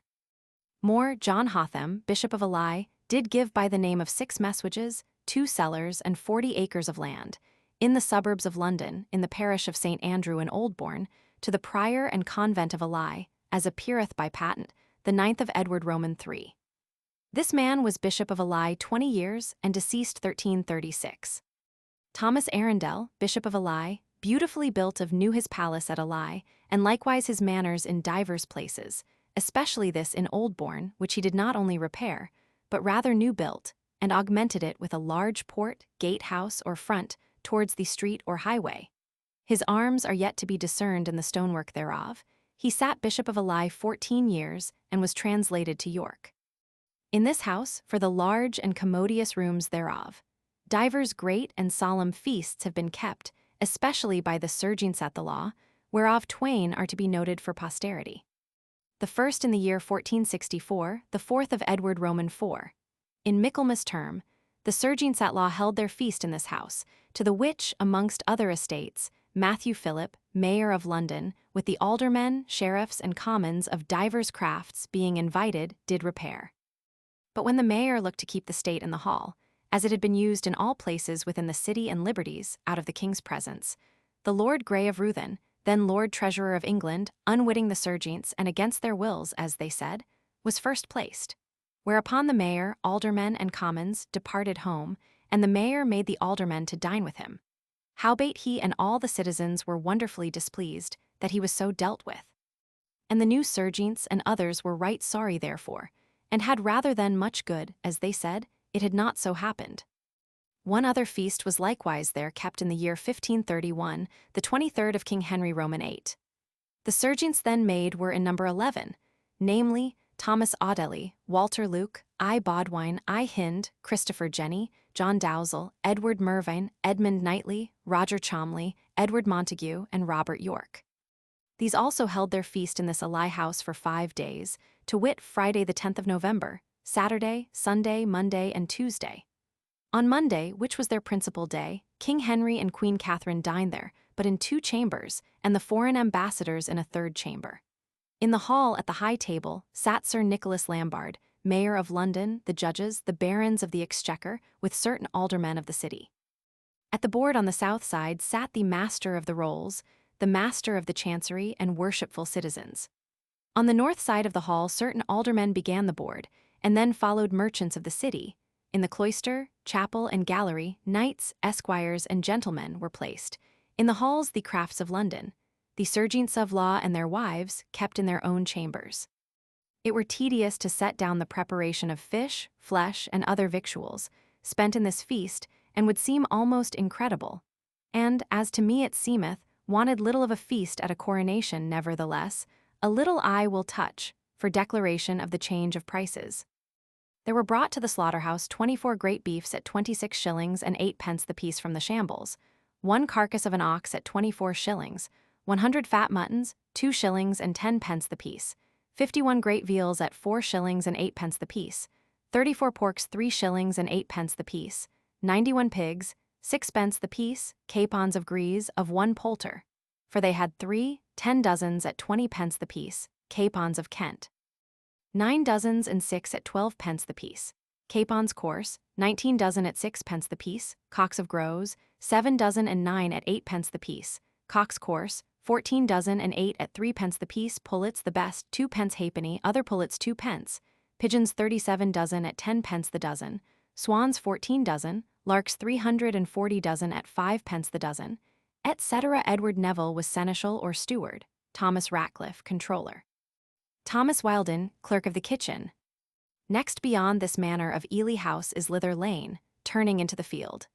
Then is Furnival's Inn, now an inn of chancery, but sometime belonging to Sir William Furnival, knight, and Thomson his wife, who had in Oldbourne 2 messuages and 13 shops, as appeareth by record of Richard Roman II, in the 6th of his reign.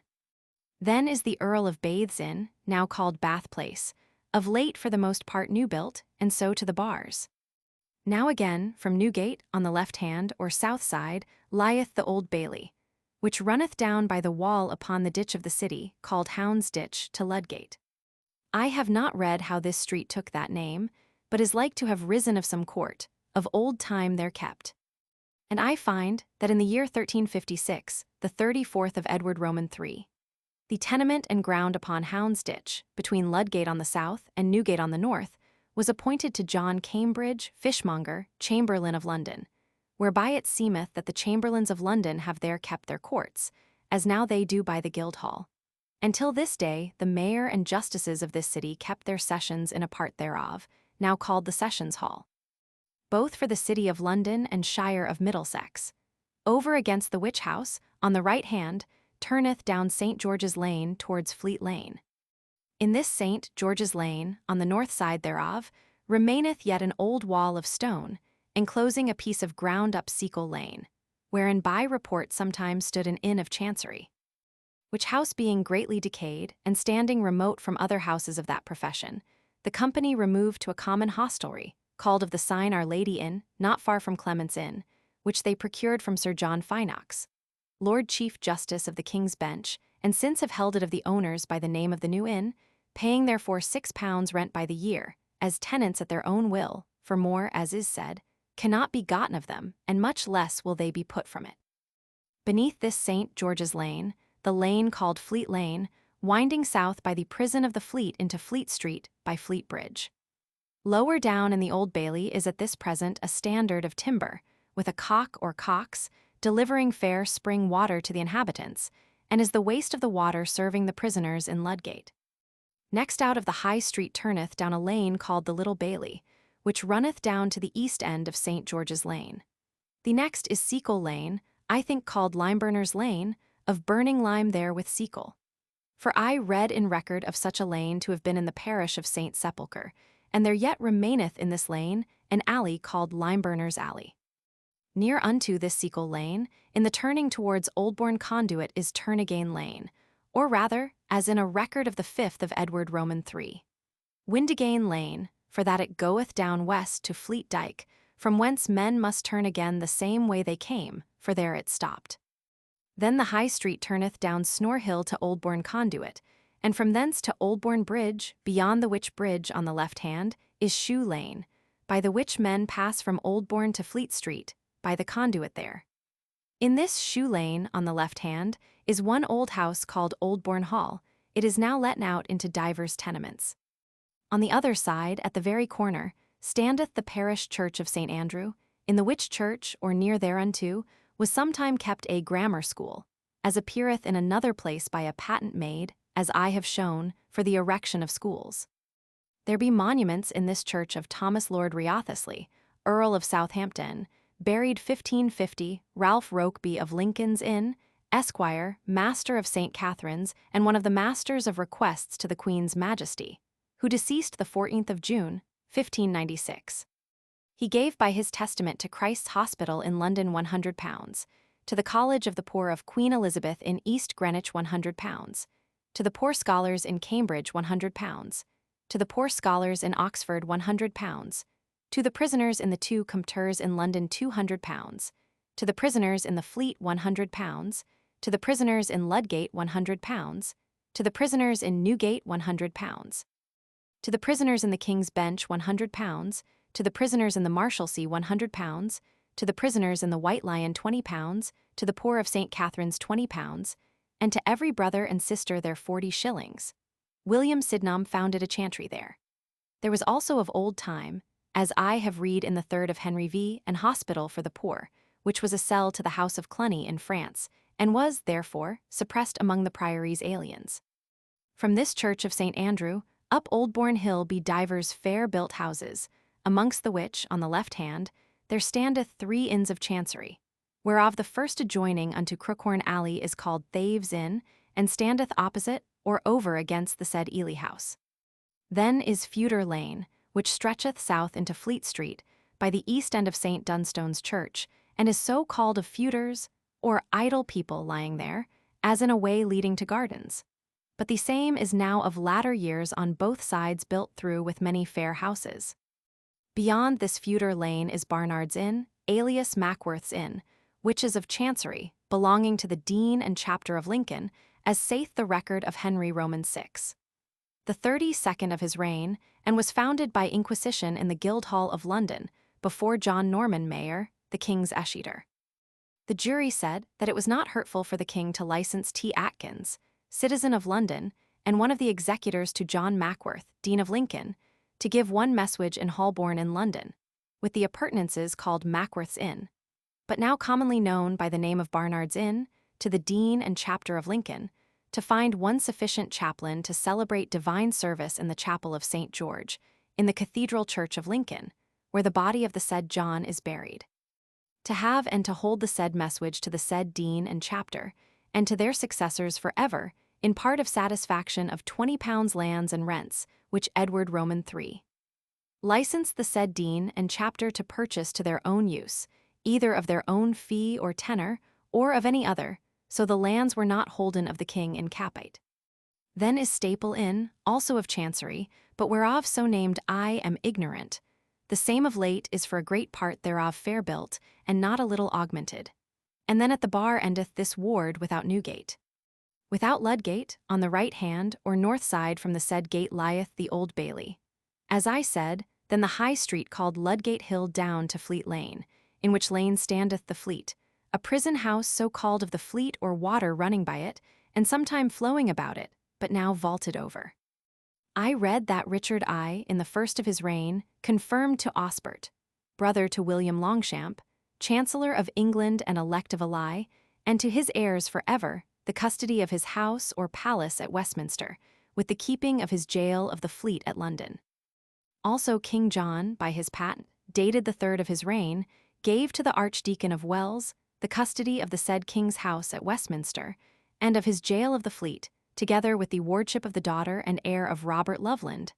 Etc. Then is Fleet Bridge pitched over the said water, whereof I have spoken in another place.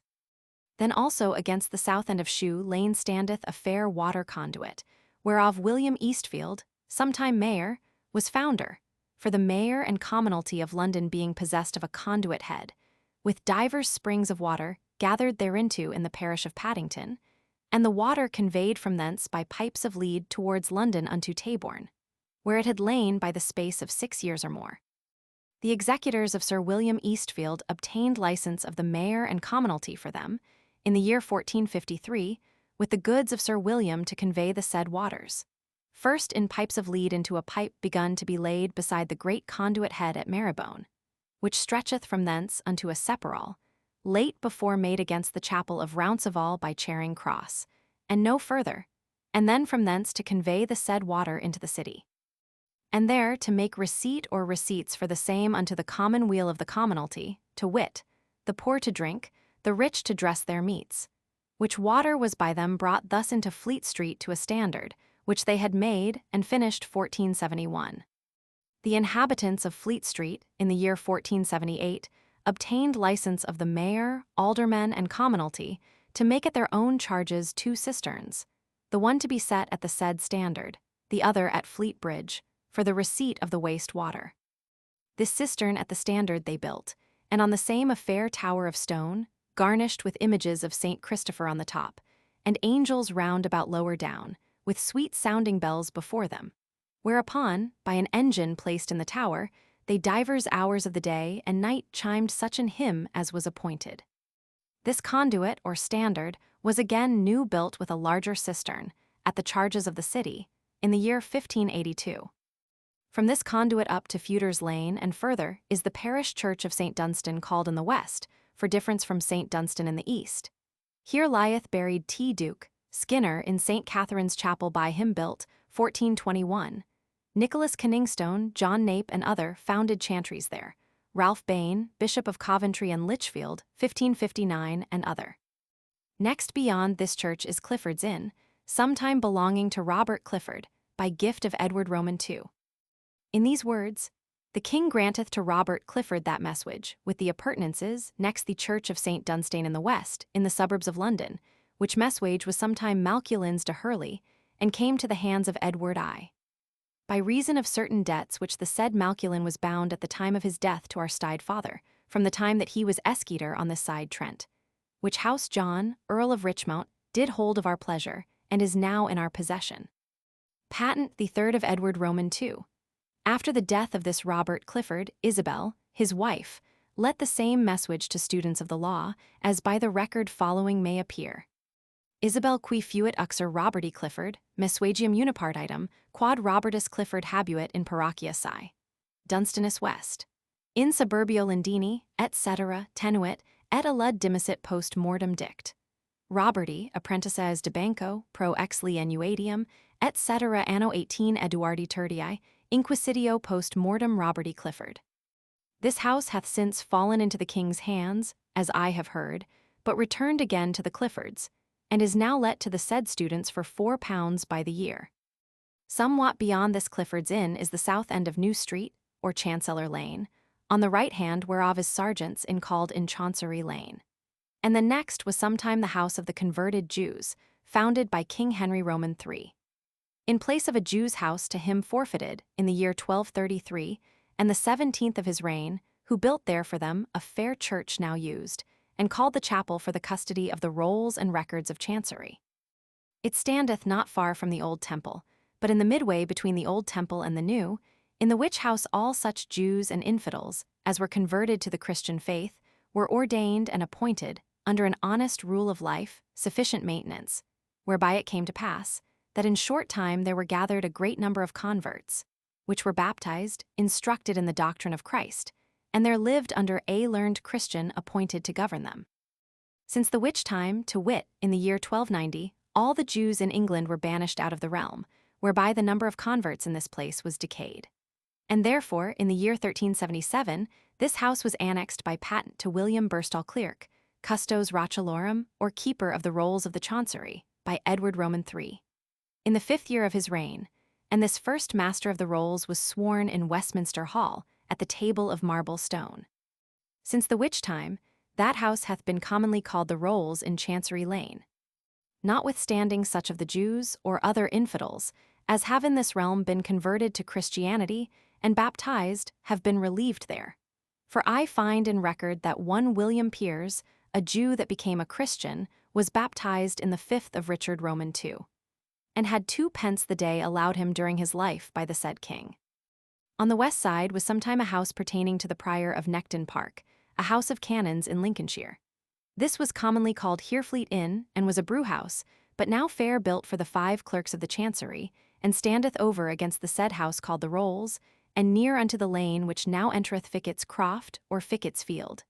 Then is Sheer Lane, opening also into Fickett's Field, hard by the bars. On this north side of Fleet Street, in the year of Christ 1595, I observed that when the labourers had broken up the pavement, from against Chancery Lane's end up towards St. Dunstan's Church, and had digged 4 feet deep, they found one other pavement of hard stone, more sufficient than the first, and therefore harder to be broken, under the which they found in the made ground piles of timber driven very thick, and almost close together, the same being as black as pitch or coal, and many of them rotten as earth, which proveth that the ground there, as sundry other places of the city, have been a marish, or full of springs. On the south side from Ludgate, before the wall of the city be fair built houses to Fleet Bridge, on the which bridge a cistern for receipt of spring water was made by the men of Fleet Street, but the watercourse is decayed and not restored.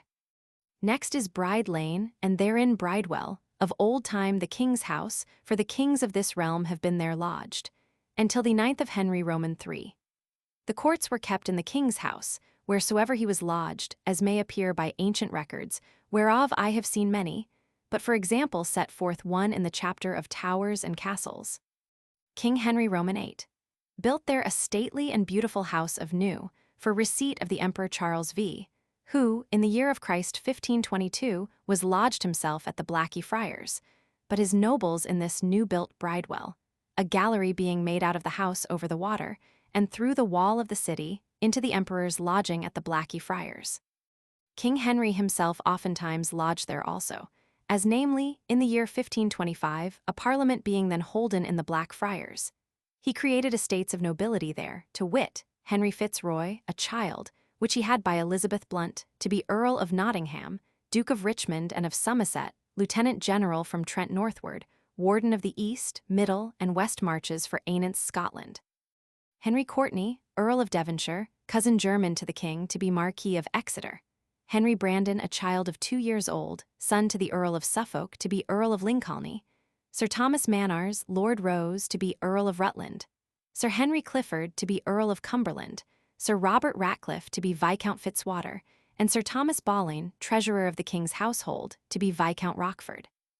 In the year 1528, Cardinal Campius was brought to the King's presence, being then at Bridewell, whither he had called all his nobility, judges, and councillors, etc., and there, the 8th of November, in his great chamber, he made unto them an oration touching his marriage with Queen Catherine, as ye may read in Edward Hall. In the year 1529, the same King Henry and Queen Catherine were lodged there, whilst the question of their marriage was argued in the Blackey Friars, etc.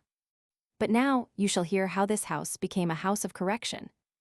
In the year 1553, the 7th of King Edward Roman VI, the 10th of April, Sir George Barron, being mayor of this city, was sent for to the court at Whitehall. And there at that time the king gave unto him for the commonalty and citizens to be a workhouse for the poor and idle persons of the city, his house of Bridewell, and 700 marks land, late of the possessions of the house of the Savoy, and all the bedding and other furniture of the said hospital of the Savoy. Towards the maintenance of the said workhouse of Bridewell, and the hospital of St. Thomas in Southwark. This gift King Edward confirmed by his charter, dated the 26th of June next following. And in the year 1555, in the month of February, Sir William Gerard, mayor, and the aldermen entered Bridewell, and took possession thereof according to the gift of the said King Edward, the same being confirmed by Queen Mary. The Bishop of St. David's had his inn over against the north side of this Bridewell, as I have said. Then is the parish church of St. Bridges, or Bride, of old time a small thing, which now remaineth to be the choir, but since increased with a large body and side aisles towards the west, at the charges of William Venner, Esquire, Warden of the Fleet, about the year 1480, all which he caused to be wrought about in the stone in the figure of a vine with grapes, and leaves, etc. the partition betwixt the old work and the new. Sometime prepared as a screen to be set up in the hall of the Duke of Somerset's house at Strand, was brought for £80, and set up in the year 1557. One wilful body began to spoil and break the same in the year 1596, but was by the High Commissioners forced to make it up again, and so it resteth. John Ulsthorpe, William Evesham, John Wigan, and other found chantries there. The next is Salisbury Court, a place so called for that it belonged to the bishops of Salisbury, and was therein, or London House, at such time as they were summoned to come to the Parliament, or came for other business. It hath of late time been the dwelling, first of Sir Richard Sackville, and now of Sir Thomas Sackville his son, Baron of Buckhurst, Lord Treasurer, who hath lately enlarged it with stately buildings. Then is Water Lane, running down, by the west side of a house called the Hanging Sword, to the Thames. Then was the White Friars Church, called Fratres Beati Marii de Monte Carmeli, first founded Seth John Bale by Sir Richard Grey, knight, ancestor to the Lord Grey Codner, in the year 1241. King Edward I gave to the prior and brethren of that house a plot of ground in Fleet Street, whereupon to build their house, which was since re-edified or new built, by Hugh Courtenay, Earl of Devonshire, about the year 1350, the 24th of Edward Roman III. John Lutkin, Mayor of London and the commonalty of the city, granted a lane called Crocker's Lane, reaching from Fleet Street to the Thames, to build in the west end of that church. Sir Robert Knowles, Knight, was a great builder there also, in the reign of Richard Roman II and of Henry Roman IV. He deceased at his manor of Sconethorpe in Norfolk in the year 1407 and was brought to London, and honourably buried by the Lady Constance his wife, in the body of the said White Friars Church, which he had newly built. Robert Marshall, Bishop of Hereford, built the choir, presbytery, steeple, and many other parts, and was there buried about the year 1420.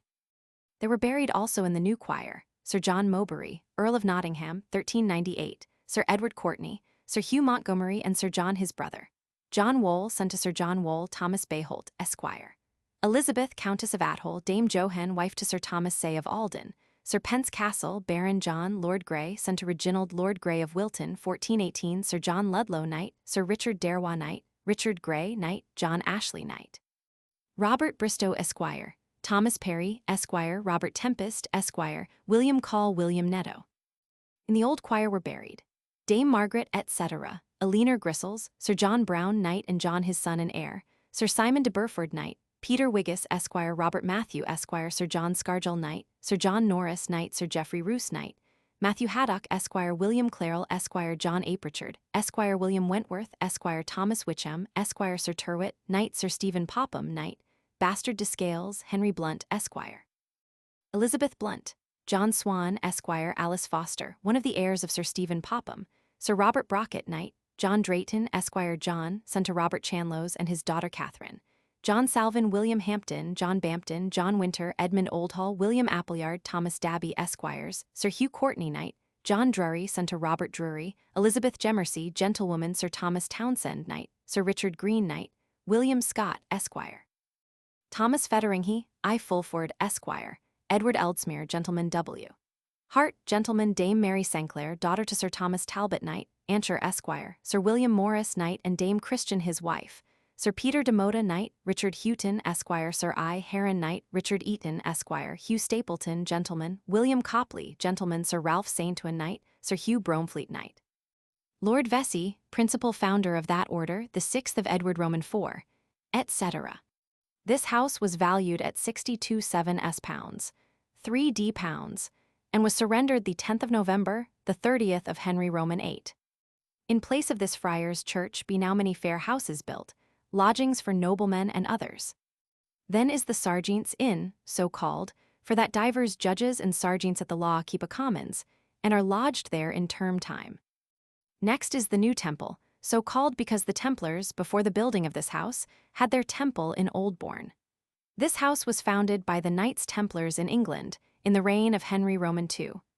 And the same was dedicated to God and our Blessed Lady by Heraclius, Patriarch of the Church, called the Holy Resurrection, in Jerusalem, in the year of Christ, 1185. These Knights Templars took their beginning about the year 1118, in manner following.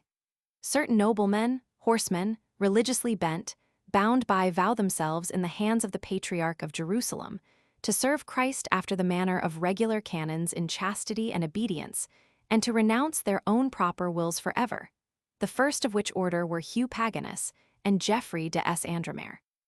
And whereas at the first they had no certain habitation, Baldwin, king of Jerusalem, granted unto them a dwelling place in his palace by the temple. And the canons of the same temple gave them the street thereby to build therein their houses of office. And the patriarch, the king, the nobles and prelates gave unto them certain revenues out of their lordships.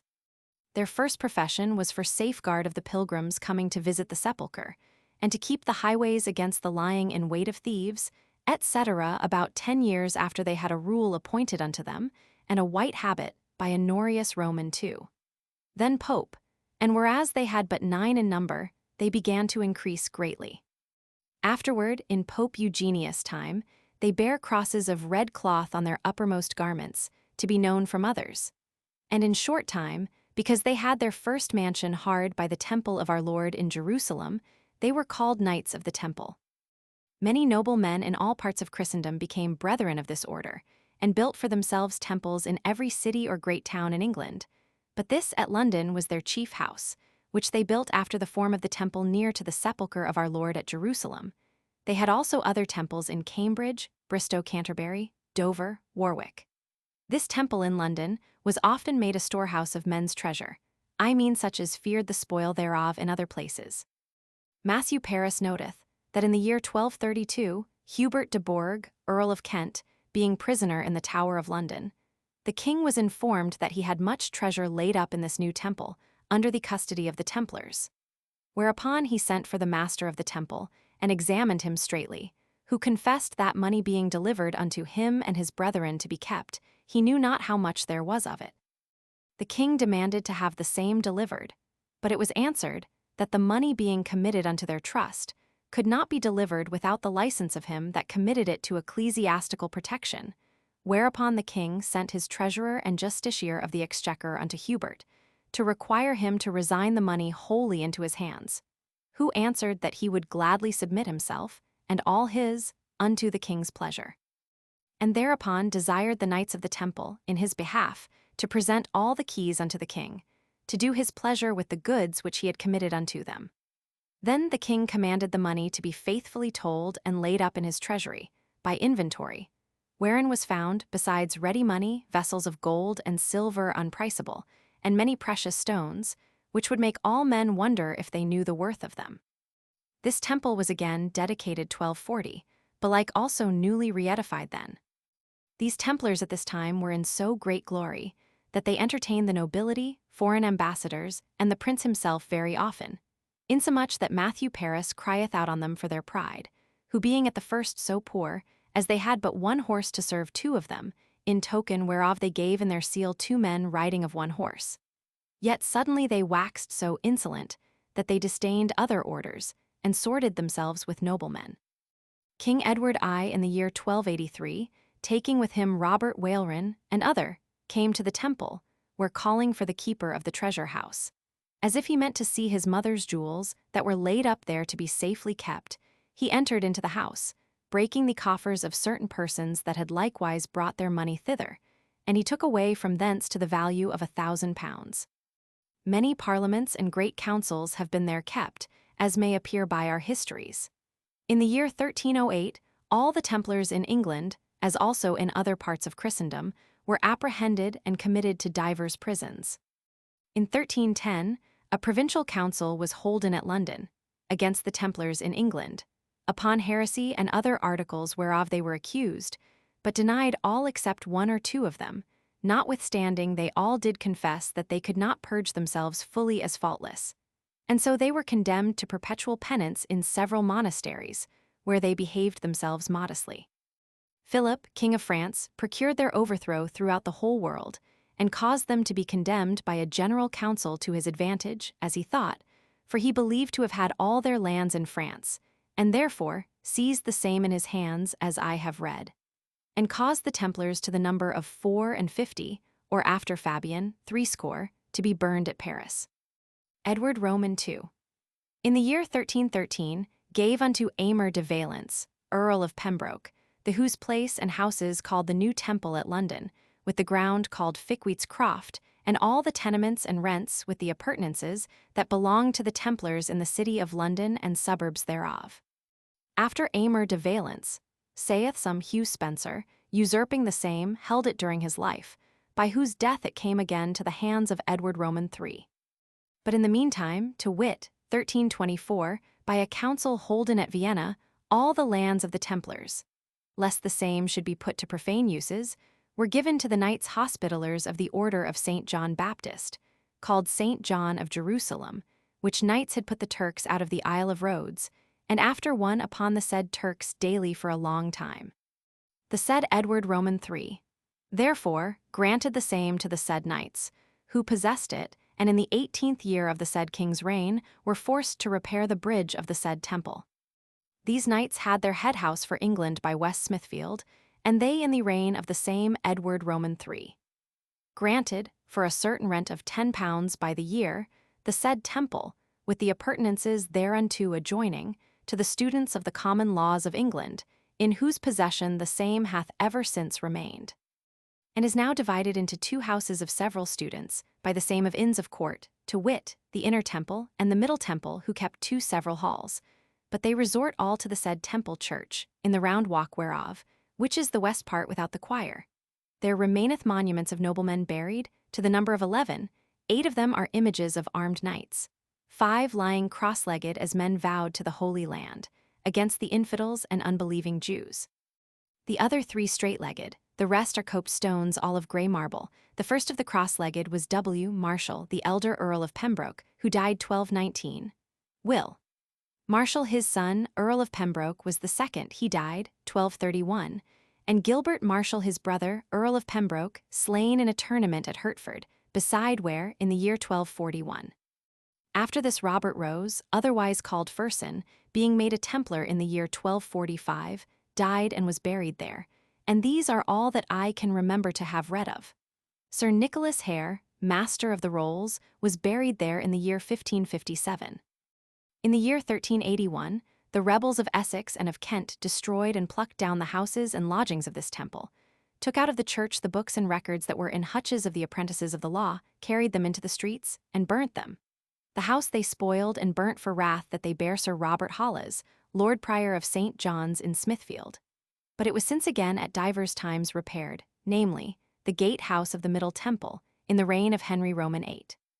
By Sir Amyas Paulet, Knight, upon occasion, as in my annals I have shown. The Great Hall of the Middle Temple was newly built in the year 1572, in the reign of our Queen Elizabeth. This temple church hath a master and 4 stipendiary priests, with a clerk. These for the ministration of divine service there have stipends allowed unto them out of the possessions and revenues of the late hospital and house of St. John's of Jerusalem in England, as it had been in the reign of Edward Roman VI. And thus much for the said new temple, the farthest west part of this ward, and also of this city for the liberties thereof, which ward hath an alderman, and his deputies 3. In Sepulchres parish, Common Council 6, Constables 4, Scavengers 4, Wardmote Inquest 12. St. Bridget's parish, Common Councillors 8, Constables 8, Scavengers 8, Wardmote Inquest 20. In St. Andrews, Common Council 2, Constables 2, Scavengers 3, Wardmote Inquest 12. It is taxed to the 15 at £35 1 shilling.